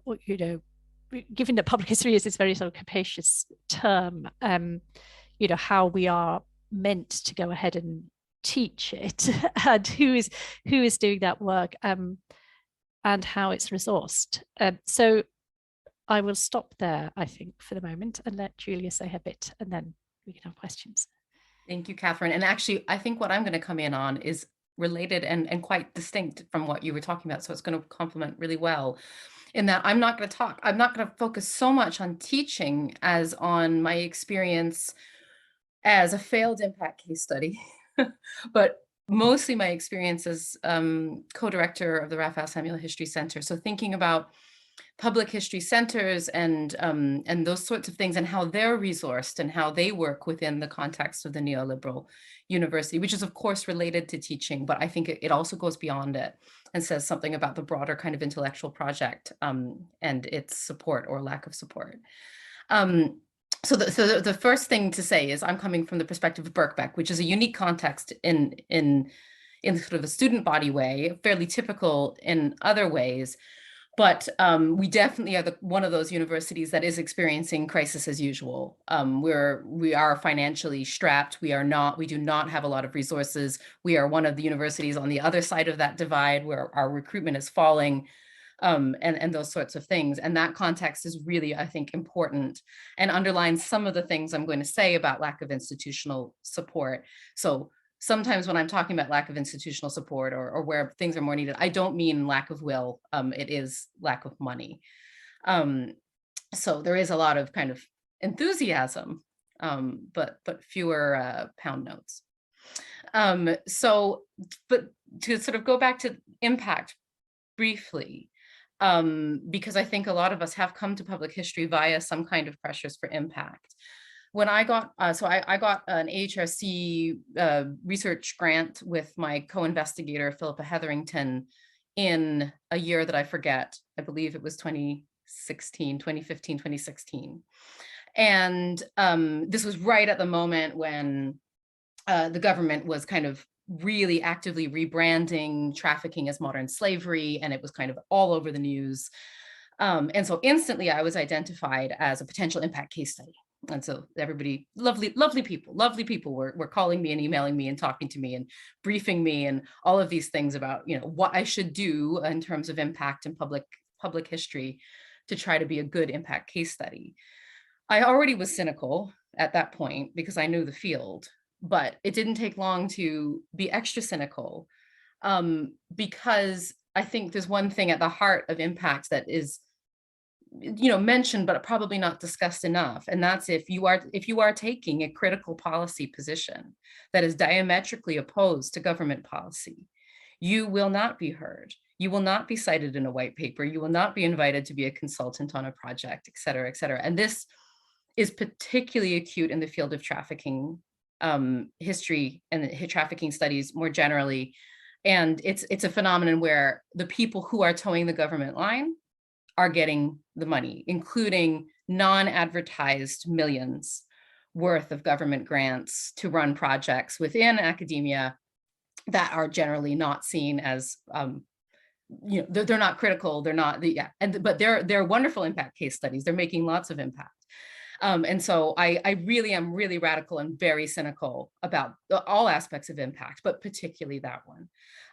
And I worry quite deeply about the insidious, very slow, but very definite way in which it's forcing people who perhaps are in less good positions to be able to say no, to craft research that is conciliatory, non-critical, and it's not great. So I wanted to say that just because I had the floor, and I think it relates to some of our past conversations. But to move on to the Raphael Semia History Center. So it's a long-standing history center, and it has always been a public history center, though it has never called itself that. When I did take it over so before me, it was Professor Matt Cook, who did a wonderful job being the co-director. And at that point, when I took it over in 2015, it was a tripartite center between the University of East London and Queen Mary and Birkbeck. And just prior to that, it was a four-way partnership that included the Bishopsgate. Those were the golden days. And I kind of came in as the Bishopsgate had already fallen away, citing in part, so one of the agreements we have with the Bishopsgate is that we could have free use of their facilities for events. And the Bishopsgate kind of corporatized, due to its own pressures. It's still a wonderful institution, but we parted ways. I won't get into the long story of that, but we lost that partnership. And then I think even more tragically, because the University of East London pulled out of providing history and heritage education, we lost the University of East London. I'm giving a bit of a potted history. So now it's a two-way partnership between Queen Mary and Birkbeck. And we do have a very part-time administrator that supports it, which is great. But it is always, of course, a scramble for resources. Our operating budget is tiny, and all of those things. And one of the things I think I really wanted to highlight in terms of my overall experience there, which has been wonderful in many ways, we've pulled off a lot of wonderful things on a fairly small budget. But first of all, lack of buyout time at all to run these sorts of institutes and centers. That may not be the case for everyone in the room, but I'm sure it is the case for some people who have been asked to sort of do these things that are enormous. It takes an enormous amount of work to do them right. It takes very little to do them badly, but an enormous amount of work to do them right, and we're not being given the time to do it. And even with the best will in the world, not being given the time to do it. But most strikingly of all, and this is a reflection on the immediate present, our partnership between Queen Mary and Birkbeck, which at the individual level is incredibly amicable. My co-director at Queen Mary is Nadia Vollman, and we work wonderfully together, and we do lots of great stuff. But the upper sort of senior leadership teams are constantly asking us how the center improves student recruitment. And because we are seen as direct competitor institutions, the answer, we can't provide that answer. We can't be instrumentalized in that way for either Queen Mary or Birkbeck, because we're a partnership and we're competitors. And it's made me think so deeply at how profoundly and how insidiously these new kinds of marketizations within higher education have really dismantled our ability to collaborate, intellectually as colleagues, with enthusiasm, with a great liking for each other and a desire to work together. And so many things are being thrown in the way of those kinds of collaborations. So not just collaboration, which will be the subject of the next workshop, not just collaborations outside of higher education, but what should be much easier collaborations within higher education. We run into all kinds of ridiculous issues, like we can't have a website that's not either completely branded as Queen Mary or completely branded as Birkbeck. It's 2 years I've spent trying to figure this out, and I still haven't properly. It's now hosted at Birkbeck, but we have a big tile that says "and with Queen Mary," and Queen Mary's working on a mirror site. But there's these sorts of things which I don't think we talk about all that often, I think have profound effects, not just on our ability to teach and to collaborate and to deliver our programs, but also just to sort of move forward as a field. Because these are supposed to be the spaces where we can come together and talk, and all too often because public history specifically is being instrumentalized to recruit, to be like answering the knowledge exchange framework and all of those sorts of things. It's the area that's also seen as, oh, this is what we're going to use to recruit students. So you can't collaborate, because then, you know, you can't collaborate with an enemy. So yeah, I'm being incredibly negative, and I warned you I would be. There's so many good things to say, and I think I'm sort of thinking of the conference as a place to be a slightly more celebratory as well as critical. But thank you very much for sort of giving me the time to talk about that, because I don't think the Raphael Samuel History Center is alone in some of those experiences. So I'd love to hear from everyone in the room if you share those experiences, or if you have a more positive story to tell. So I will stop there and open it up to the floor. Anybody want to come back on something that Catherine or I have raised, or bring their own beef, or perhaps not beef, to the conversation? Heather, would you like to come in? Yeah, sorry. It was just echoing one of the points you said there. I mean, there was a lot in both what you and Catherine said that sounded very familiar in terms of some experiences that I've had. But the stuff about the websites, you know, it's particularly resonant. It's almost impossible trying to deal with university IT departments, certainly in my experience. You just can't deal with them directly, so that you can't seem to get a situation where you can manage your own website effectively. There's always a middleman or middle person, whatever. You know, there's always various sort of gates that you have to get through, and you know, the sort of corporate branding as well that's imposed, it's laid on top of these websites. Certainly for the website that we did, the first website we did for our criminal past, we ended up going out, and then we had a terrible experience with this guy who we'd got independently. We were quite naive. We really didn't know a great deal. We ended up losing all our data. The website got hacked, and he said it was our fault. I don't think it was, you know. And so then we went back into, this was Leeds Beckett, and went, but again ran into all those problems. So it is really, and so we went out again for our criminal past, but this time we got a really good recommendation for a web designer. But there's a lot of luck on that, and finding the right person. And then, you know, you also have things like the university, then if they find out that you have got an external website, they're quite keen for you to bring it in, but won't then acknowledge the difficulties if you do bring it in, that there needs to be some compromise. So yeah, it is incredibly frustrating. And it's no small thing, you know, it is a technicality, but it's no small thing, because it is the primary way in which we communicate our projects and you know, all of these things. And my partner is IT support at a university in the UK. And so I do see the other side. They are under immense pressures as well. Yeah. And so I get to run, you know, when IT at Birkbeck tells me something that they can't do, I get to ask him if it's true. And he sort of looks at the code and is like, no, it's really true. They can't do that, because the whole thing is set up to minimize costs.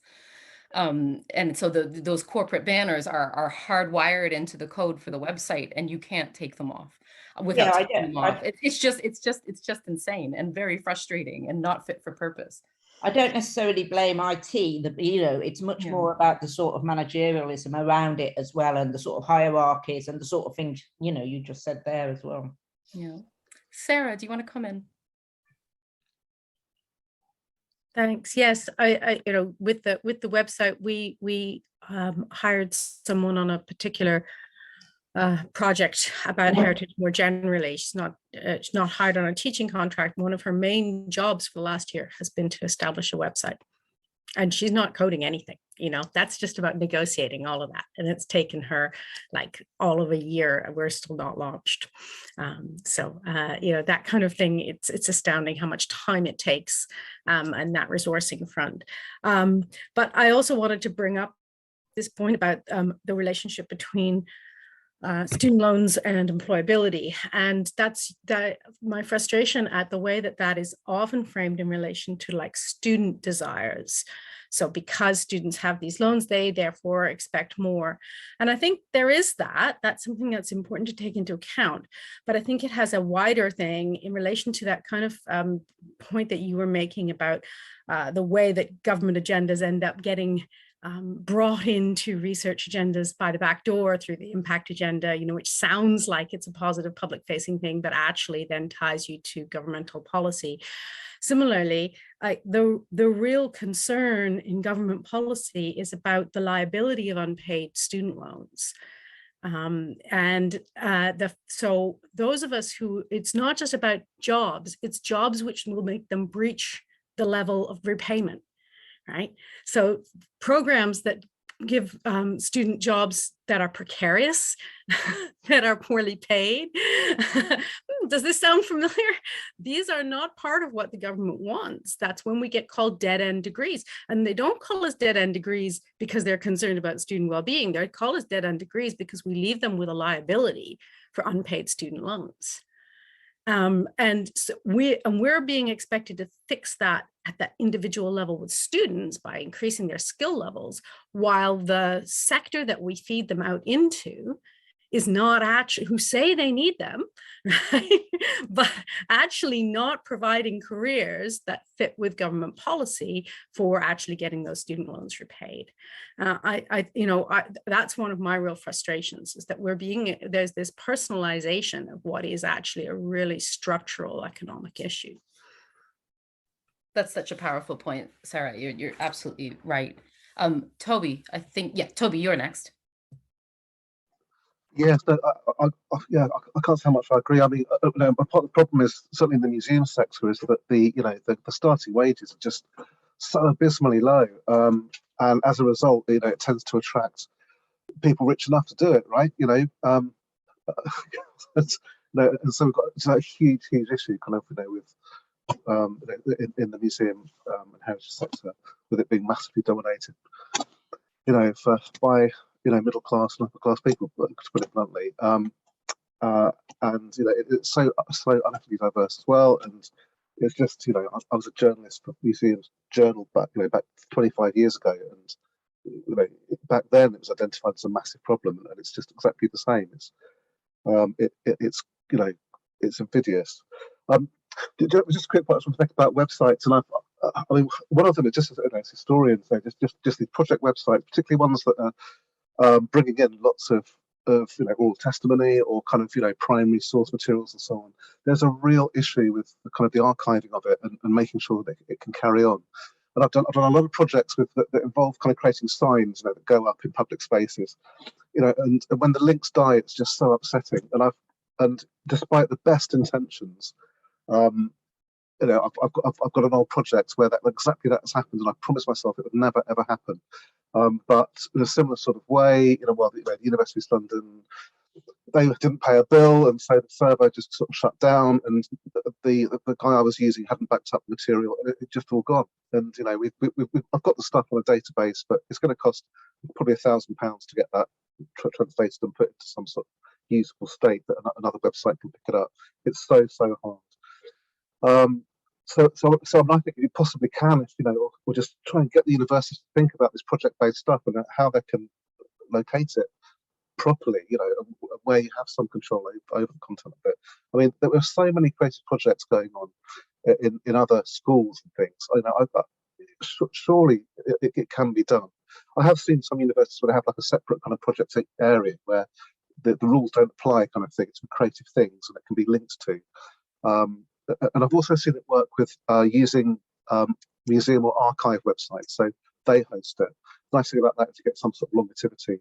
But just to say, the British Library, you've got to kind of apply to it and let them know that they do archive websites, but you have to kind of let them know about it and say that's historically important, fill out a form and stuff, and then they should just sort of take a copy of every page and make that available.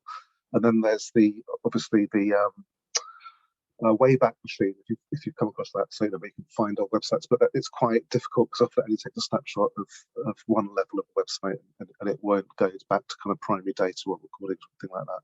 But yeah, it really does need thinking through. So many of these public history stuff is sitting in an internet-based kind of area, aren't they? Yeah, exactly. And it goes so far beyond public history, of course. You know, it's all of these academic projects that have these forward websites. Jessica. Yeah, wow, so much resonating. I have so many things I could say about IT and university bureaucracy and the inflexibility of that. I wonder if that's maybe best to complain about further at another time. I was just thinking about that.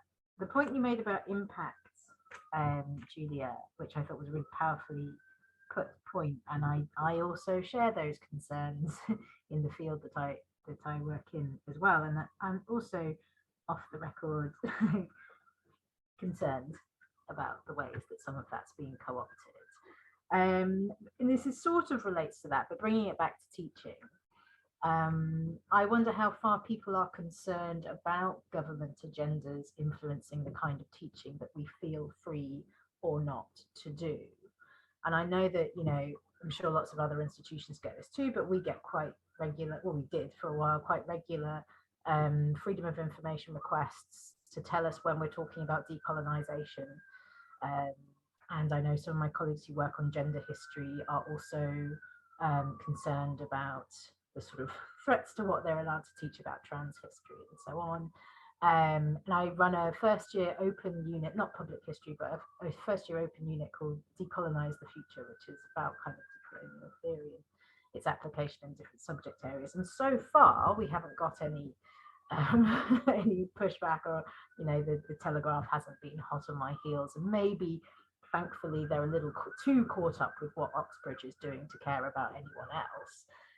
But I wonder if that's something that other people are concerned about. I mean, particularly when we're thinking about, you know, the uses of the past and looking critically at that. And I know we mentioned culture wars briefly before, about whether that sort of quote unquote free speech agenda is something that you can see affecting the way that you teach, or whether it has had any impact at all. More of a question, I suppose. So a very, very good question, though. Catherine, do you want to come in? And then I'll bring in Alison after that. Yeah, I mean, so just specifically on that, we have also had freedom of information requests, although you know, I think that there has been no sort of specific news reporting around our stuff to date. I mean, I personally had the experience of being turned down for the trustee role, academic trustee role at the Royal Armouries, which is a government appointed role, because I said the wrong thing about a statue on social media. And this was never quite explicitly spelled out, but it was pretty clear, reading between the lines, that that had kind of ruled me out of contention in favour of a kind of Oxbridge emeritus prof, who became the latest of 10 men on their kind of all white board of 11. So, you know, it's the kind of, so that, I mean, that stuff is real, and that stuff does have an impact. That obviously, I mean, having that role would have been a kind of impact opportunity for me that I was kind of ruled out of because of politics, and because of political activity. And, you know, I was one of a number of people in related positions who went and talked to the Financial Times, and we had a kind of feature about it in the FT. So it's not like, so we made a bit of a fuss about what had happened. But I think it's, on the one hand, yeah, it's concerning, and it means a lot of kind of annoying, kind of small scale hassle at the moment, I think, more than anything else, and picking away into people sort of feeling nervous. I mean, realistically, I think the ability and desire of the government to sort of, you know, actually micromanage what gets taught in every classroom, like, I'm not sure that they genuinely care that much. But I think it's going to be, I don't think it's going to go away. And I suspect it's you know, that if pressure comes, it's more likely to come from sort of internally within universities, as in our university needs to be really careful about what we're saying about X, Y, and Z because of the implications. I mean, and that also happens at local level as well as national level. So like working in Manchester, the dynamics of working with City Council around heritage and regeneration are actually quite tricky because of the political dynamics, because of the involvement of developers, all sorts of things there about, financial interests that, I think we have to navigate quite careful if we start doing more of these things. But yeah, I think there are worries at various levels. Yeah, I agree about that kind of pressure coming from the university, almost anticipating pressure from the government. Yeah, Alison. Yeah, I think this is a really important conversation. I don't think we've had any FOI requests, but that might be because no one cares about Newcastle. But yeah, it's something that so Graham Smith and I have been just writing a paper for the Chinese Public History Journal. So I haven't seen it yet because I think it's being published in Chinese. But exactly like talking about this, about the fact that like really we need to be paying more attention to this, that the flow and effects of the funding landscape and what that kind of pushes us to look at and what kind of public history we end up doing.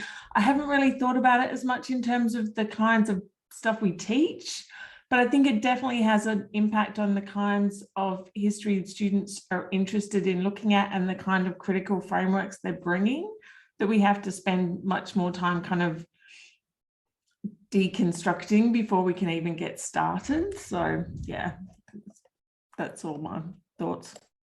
Definitely. Sorry, Victoria. Yeah, I was I wanted to say something both from a teaching perspective and from a research perspective. From a teaching perspective, I don't feel as though there are any explicit constraints.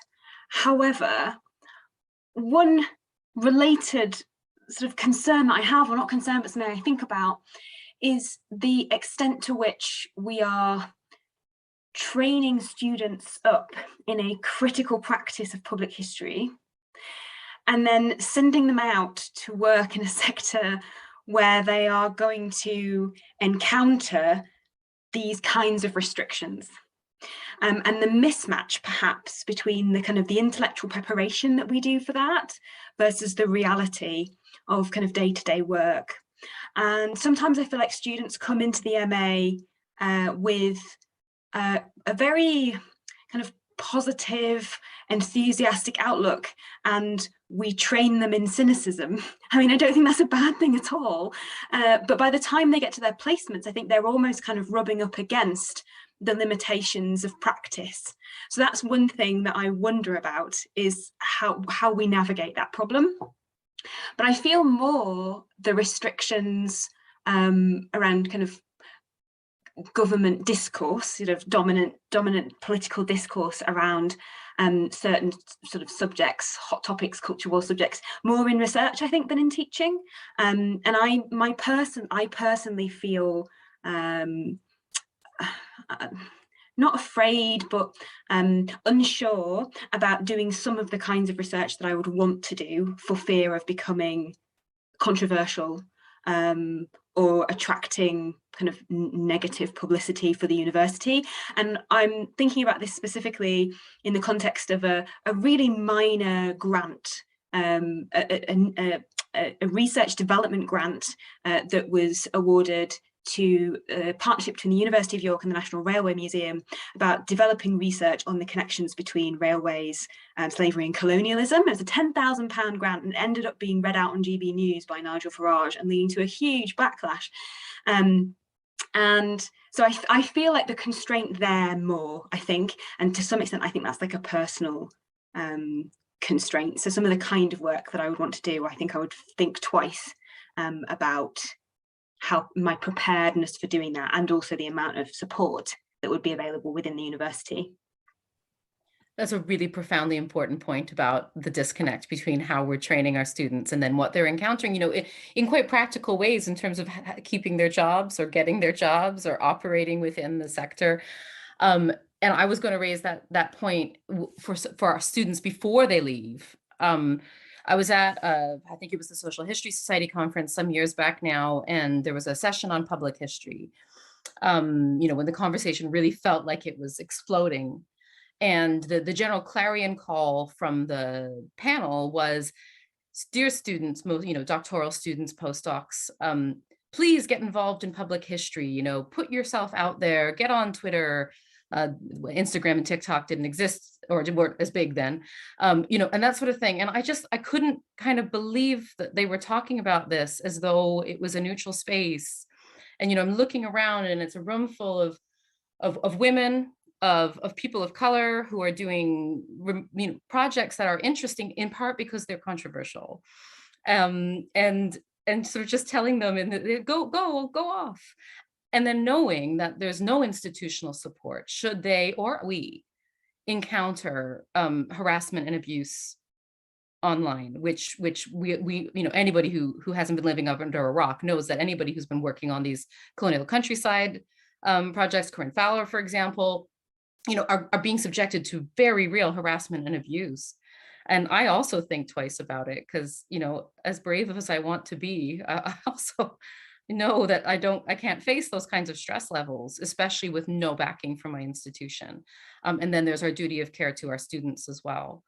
So yeah, and the other thing I wanted to say, sorry, Sarah, I'll bring you in one second, is the other folks that I'd love, you know, if we had all the time in the world to bring people into the conversation, this is happening in another forum, is to talk to school teachers who are of course also heavily involved in public history and are at the sharpest end of some of these censorships that's going on right now. And so I know that there are forums for that, but in my dream world, we'd all be sort of together in a room for hours and hours on end to talk about it. Sarah May first, and then Sarah Lloyd. Sorry, I'm unmuting there. Yeah, yes, thanks. I completely agree on that institutional support question. And the fact that we encourage people to put themselves in a firing line. Simon, you're still here. This came up at a meeting that we had the other week, and the men who were on the panel were like, "Oh, it's, you know, you just have to be careful. You just have to sort of make sure." It's like there's no awareness of how much abuse people actually face and how much abuse women and people of color face, and anyone who is in any way marginalized. Just it faces so much abuse. So I think that's a really, really key question. I also think there's another issue about the way that the culture wars is impacting what we can do, which is that I actually think that it's much more difficult to teach any kind of nuanced critical analysis of these things when we're working in this thing, because students feel either that they have to take a position, regardless of whether they've actually done the research and the thinking to support that position, or that they have to do this kind of this really tiresome balance thing where they're going to like both sides everything, you know, and the capacity to actually develop a nuanced and solid argument is really hard in the face of this really highly emotive thing. And I find, for one thing, particularly when I'm teaching in undergraduates, but also even for master's students, really getting them to understand that newspapers are not secondary sources, right? Like that's not a scholarly reference, right? You can use it as a primary source. That's why I always say them. You can use it as a primary source to tell people what's going on, but you know, it's not where you're going to be drawing on for your scholar. They just constantly want to use newspapers in their essays, and it's driving me bananas. You know, especially when they are drawing on real scholars' work who are writing in that field, but they're not understanding the pressures that they're writing under. It's very difficult. That's my, you know, instead of it's less at one level it's less important than some of the things that other people bring up about safety and those kinds of things. But I think it also makes a chilling aspect on the way that the teaching proceeds. Yeah, I agree. Sarah Lloyd. Hi, I just wanted to pick up on something you said, Julia, about how at the end of your comments, you said something about how you had been sort of letting off steam a bit, but you thought when the next event happened, maybe it would be, you know, more positive and things like that. And I actually just want to make a plea for us to be able to talk honestly about failure. I don't think it happens anything like enough. And the problem at the moment is, of course, that we've got both the boosterism underpinning the HEI market, plus impact, which is all about success. And there is no interest in failure. Failure is just failure. And I think this is why I think this conversation is really valuable, because it's resonating with all of us. And it's only through talking about this and actually trying to understand what's going on and thinking about it that we can A, give one another support, which is really important, and secondly, try and think of think of strategies. So I'm increasingly asking people to be prepared to talk about what hasn't worked, or relationships that that don't flourish, and challenges and discomfort about things. So not just discomfort about history, but discomfort in all these things. So I'd like to thank everybody for sharing that. And the other thing I think we ought to be also very aware of, particularly as historians, is that this is not a Whiggish story of progress. And quite often we think of, we're doing more public history now than we used to. We're doing co-production with communities, we do this trajectory, which has Ralph Samuels somewhere in it, and then we come, to various things. I think things can go backwards, and certainly my own experience is, I actually became redundant, having run a lot of public history events and activities and a presence in my university, and had a large AHRC grant, but that wasn't enough in terms of restructuring to not become redundant. And so I think that we also need to be aware of those sorts of things as well. All these things are very complicated, but I think we have to be aware of the way we get trapped sometimes inadvertently into trying to talk in particular sorts of ways about. And it's about trying to, going back to Sarah's point a minute ago about trying to avoid the treacheries of binary thinking and the treacheries of balance. We don't want to fall into this sort of victim type status, but I think we do need to be. I think it's honesty that I think is really important. Thank you. Thank you. And I actually, one of the things I didn't get to do in my tenure as co-director of the Ralph Sam Center, which I may one day do, I wanted to run a series of history workshops called When Good Projects Go Bad. And just each session would be, a couple people just talking about how their projects went terribly wrong, inspired by a project that I ran that I feel went terribly wrong. So I couldn't agree with you more. And I definitely want that to be a big part of the next workshop. I'm just thinking in the conference, there may be space to also celebrate some of the things that we've achieved, perhaps despite so many cards being stacked against us. But yeah, I completely understand your point about the importance of spending time with failure. Craig. Picking up on a few points that actually both Sarahs just made. I was at Laura Doan's retirement kind of symposium earlier this week. Some of you will know Laura's work, and it's in queer studies, it's all Laura's perspective is all about queerness as method, not queerness as being, right? Getting away from kind of applying our modern day language, whether that's to do with sexuality or gender.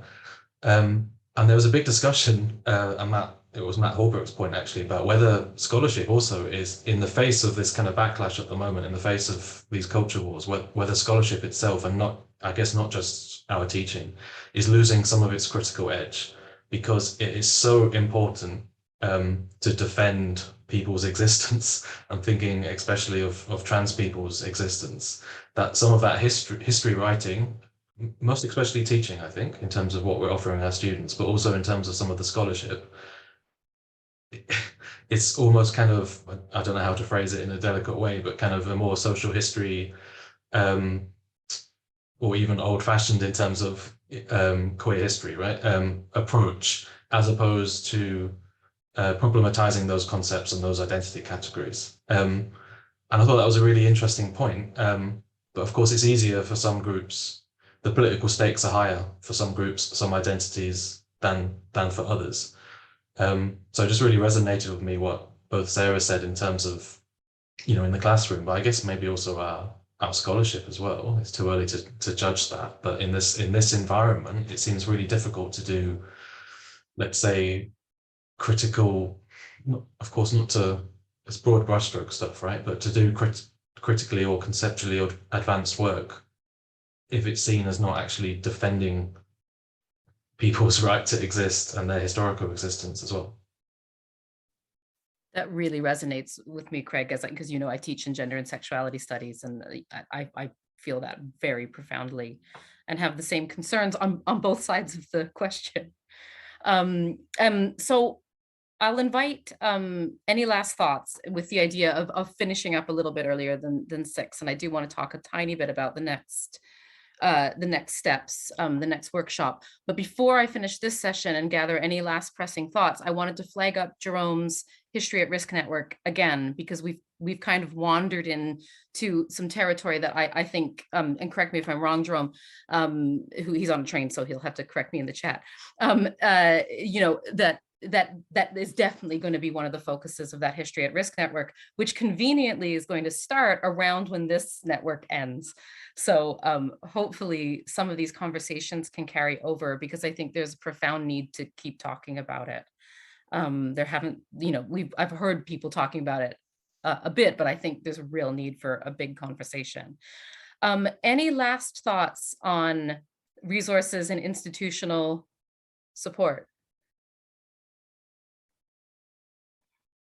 No?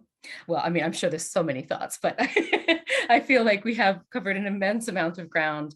Jerome's just put information about the History at Risk Network, well, his email. So do be in touch with him. And before I let you all go, hopefully pretty early, I just wanted to say a little bit about what we had in mind, and by we I mean the planning group. So when I set up the network, I just kind of blank emailed everybody I could find who I knew was running a public history program or center. I knew I missed people. I've kind of snowballed out. I know I'm still missing people. And so when I say we, I mean the planning group that was kind of assembled in the initial stages of the bid. I kind of have said that second workshop would work well, focused on collaboration. I wanted to keep this conversation intimate, and I think that the conversation today has kind of confirmed that sense that it was important to keep this fairly small so that we could be very frank. Not that I don't want frankness next time, but I think just by virtue of the fact that I think there's a lot of empty seats at the table that need to be filled with other stakeholders, it's going to be a little bit bigger. So the idea is to focus on collaboration and its perils, its problems, and its promises and possibilities. And so a really big plea for helping us find the right people to be around the table. It's going to be extremely difficult because in a way I don't want just, you know, institutional people being represented, because I think that's going to leave out some of the energy that comes from local history, from community history, from grassroots history, which often don't have sort of designated and longstanding spokespeople who can kind of come. But I would really like that kind of aspect to be represented. And so I just wanted to take these last few minutes to gather any thoughts you might have, both about what we should talk about and also who we might invite, but very much with the idea that we'll continue the conversation over email as well in the coming weeks as we move towards forming up an invite list and sending out an invite. The workshop will be online again, and it will be July 6th. I think I've got that right. It's been moved so many times. Can I just say it's everybody I've spoken to who's trying to organize things in this period of time is finding it really nightmarish. There's a real bottleneck of events and a Zoom exhaustion, and it's still ongoing COVID uncertainty, and it's kind of coalescing to be very challenging. So my apologies for constantly changing plans, but that's why. It will be online again. The conference will be in person. I'm calling it a conference as a shorthand. I think it's going to be more like a symposium or a Lollapalooza. There will be singing, there will be eating, there'll be a lot of on-conferencing elements. But yeah, the next workshop will be online again. Does anyone have any questions or comments or ideas for names? If you could please email Allison, who couldn't be here today because of a clash long standing before she was hired on the project, but she's managing my kind of list of names. So Allison McKibben, who you would have heard from sending you this Zoom link, is the person to suggest names to. There was a really important question. Yes, the dates for the conference is 21st, 22nd September. Which is fast approaching. Again, the pressures of the length of the grant and how little money they actually give you for an HRC network has meant it's gonna be fast. But yeah, we'll have I'm gonna call a planning meeting. One of the things I'm going to do is slightly abuse the email list to ask anybody who registered for this event if they would like to join the planning committee, because I'm happy to say the more the merrier. And lots of input means lots more people around the table, which is great. But there was a good point raised about paying freelancers. We don't have the budget to pay freelancers for the workshop, which I will kind of bill as a free kind of mutually beneficial conversation in order to save the money to be able to pay freelancers who might be doing kind of events that they're presenting at the conference. The idea in the workshop is that there's nobody really presenting, just kind of discussants getting us started, and then we all converse. But I definitely want to hold back some of the very small budget to pay freelancers for the conference. Yes, singing, definitely, Jerome, there has to be singing. Not everybody needs to sing, but I will be singing. And I hope other people will too, because otherwise I'll be really embarrassed. Any other thoughts about the next workshop in terms of constituencies I may be missing, etc.? Jessica. Well, this wasn't about that, but I was just thinking, in a way, we could sort of start off from the question we ended with for this workshop, policy and institutional support. I'm sure people have lots to say about institutions and yeah, support's maybe the wrong word. Yeah, it would be great to compare notes, for people who are working in institutions that aren't HEIs and people who are, and kind of compare notes about our problems with institutional support. That would be really helpful. Yeah, definitely. I'm glad I'm recording because it means I don't need to take minutes. Yes, I think there's going to be, Allison, that's going to be a huge part of this, is the conversations about institutional barriers to collaboration. I think that's going to dominate the day in a variety of forms, actually. Yeah, and same thing with funding barriers. So the sort of ways in which funders make it extremely difficult for small projects, for example, to operate without an institution to come in and kind of help manage the grant, and those sorts of questions as well. Toby. Just a quick question, really. Will there be a kind of ongoing sort of network that could result from this? Like, that could be a JISC mail list, or I don't know, a WhatsApp group or something. But or there might be one, and I just don't know about it. But I was just wondering if mutual support kind of might be in the future might be useful. That's exactly what I started thinking towards the end of today. And my first thought was a WhatsApp group, actually, because it's so simple. And so Allison, who's the wonderful person who I've hired to kind of be not the administrative, but the kind of engagement and website person. So I too knew from experience that I needed to get somebody to just help me with the website, because that's a huge part of the job. She's setting up a WordPress site because we went to Birkbeck because we thought they were going to give us a website. And instead they said, well, we can give you a website, but it can have no images or any functionality whatsoever. So she's now gone to set up a WordPress site, and I want to try to set up a little community space there. I know that they tend to wither and die, but maybe that can be the starting point, and then it can kind of become a less formal WhatsApp thing or an email list that we're all happy to be on. Because I think mutual support and comparing notes in an environment where our institutions are going out of their way to stop us from talking to each other, actually. Not out of their way, but there, you know, there's natural and institutional barriers to collaboration, like I said. But yeah, that's definitely on my list. The website is going to have limited functionality because it's going to be a WordPress site. But it's better than what Birkbeck was offering.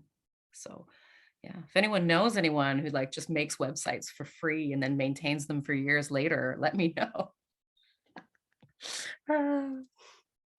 But yeah, I will definitely, you know, towards the end, maybe at the end of the second workshop, a kind of way to sign up to a ongoing list about these things is a good idea. Any other thoughts or questions? I will be rounding things up on email too, asking for more suggestions. And if you have names, and it really can't, you know, it really can be people who are kind of operations leads in big institutions, or people who have really spent their lives working in community projects, anything and in between would be, and sideways would be welcome. Catherine. So I was just going to say on that, it may pull it too far in a separate direction, but I wondered about whether you want to talk to private sector history organisations, whether that is like the festivals like HistFest, Chalk Valley History Festival, whether we want to talk to publishers, TV producers, like those people, because I think what's really interesting working with those people as a collaborator is they just don't have any of they don't bother with the processes that the public sector does. And it's a really interesting kind of contrast, whether that's helpful or not, or whether it just is going to end up with a kind of workshop of people sitting around saying like, well, why on earth do you bother with that? We don't do any of this. What are you on about?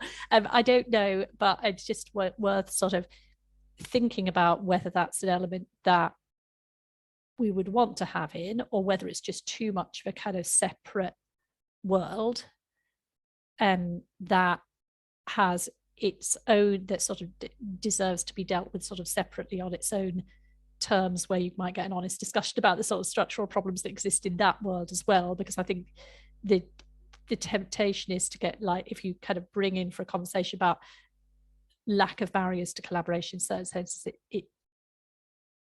there's some, the conversation is different, I suppose that's what I'm saying, and we should have a discussion about whether it's sensible to have it together or not. That's a really good question, and it's something I've been thinking about as well. I mean, I'll definitely reach out to Rebecca Ridial about for HistFest, because I think that's a slightly different category of thing than chalk whatchamacallit, and the big ones, the big, far more conservative ones. Because I also, like, part of me thinks, yes, it's a separate conversations and maybe they won't get much out of it, but I also don't want to make them feel completely uninvited, as though there's some kind of other thing that we don't feel related to at all. So Victoria, do you want to come in? And I invite any other thoughts on Catherine's point as well. I mean, my point really follows on, I guess, from Catherine's in thinking about the diversity of potential collaborators that we invite to the session, but balancing our desire for that diversity against the importance of creating equitable spaces in which all of these people can participate. I mean, just thinking about, for example, you know, if you have representatives in the room from large national heritage organisations alongside kind of grassroots community representatives, then it's just thinking about ways that we create space, like, for kind of equitable knowledge sharing and recognizing different ways of knowing, and not falling into the trap of sort of privileging certain ways of speaking within that space. That would just, so I don't quite know how we do that, particularly in the Zoom environment.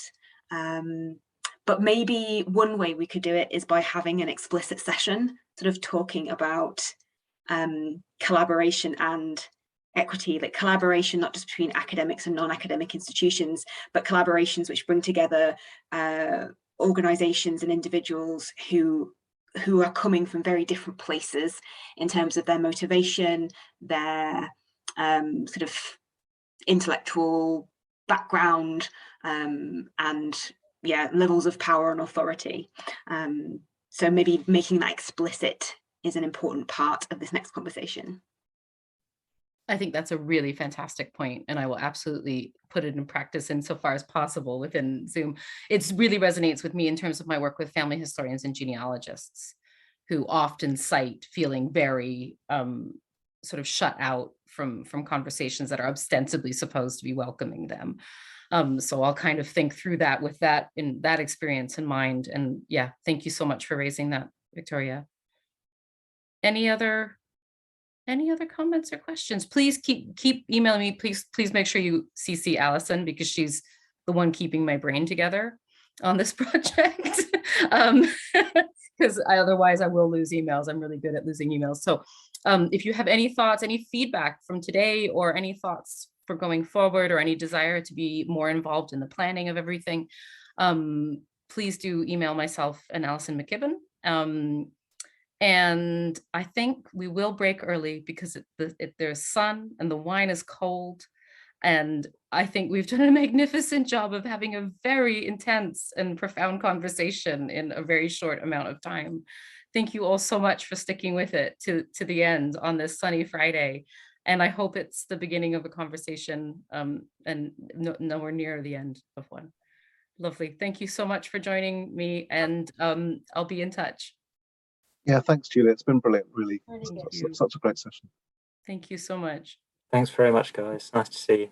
Yeah, Bye, everyone. Well, see you soon. Bye.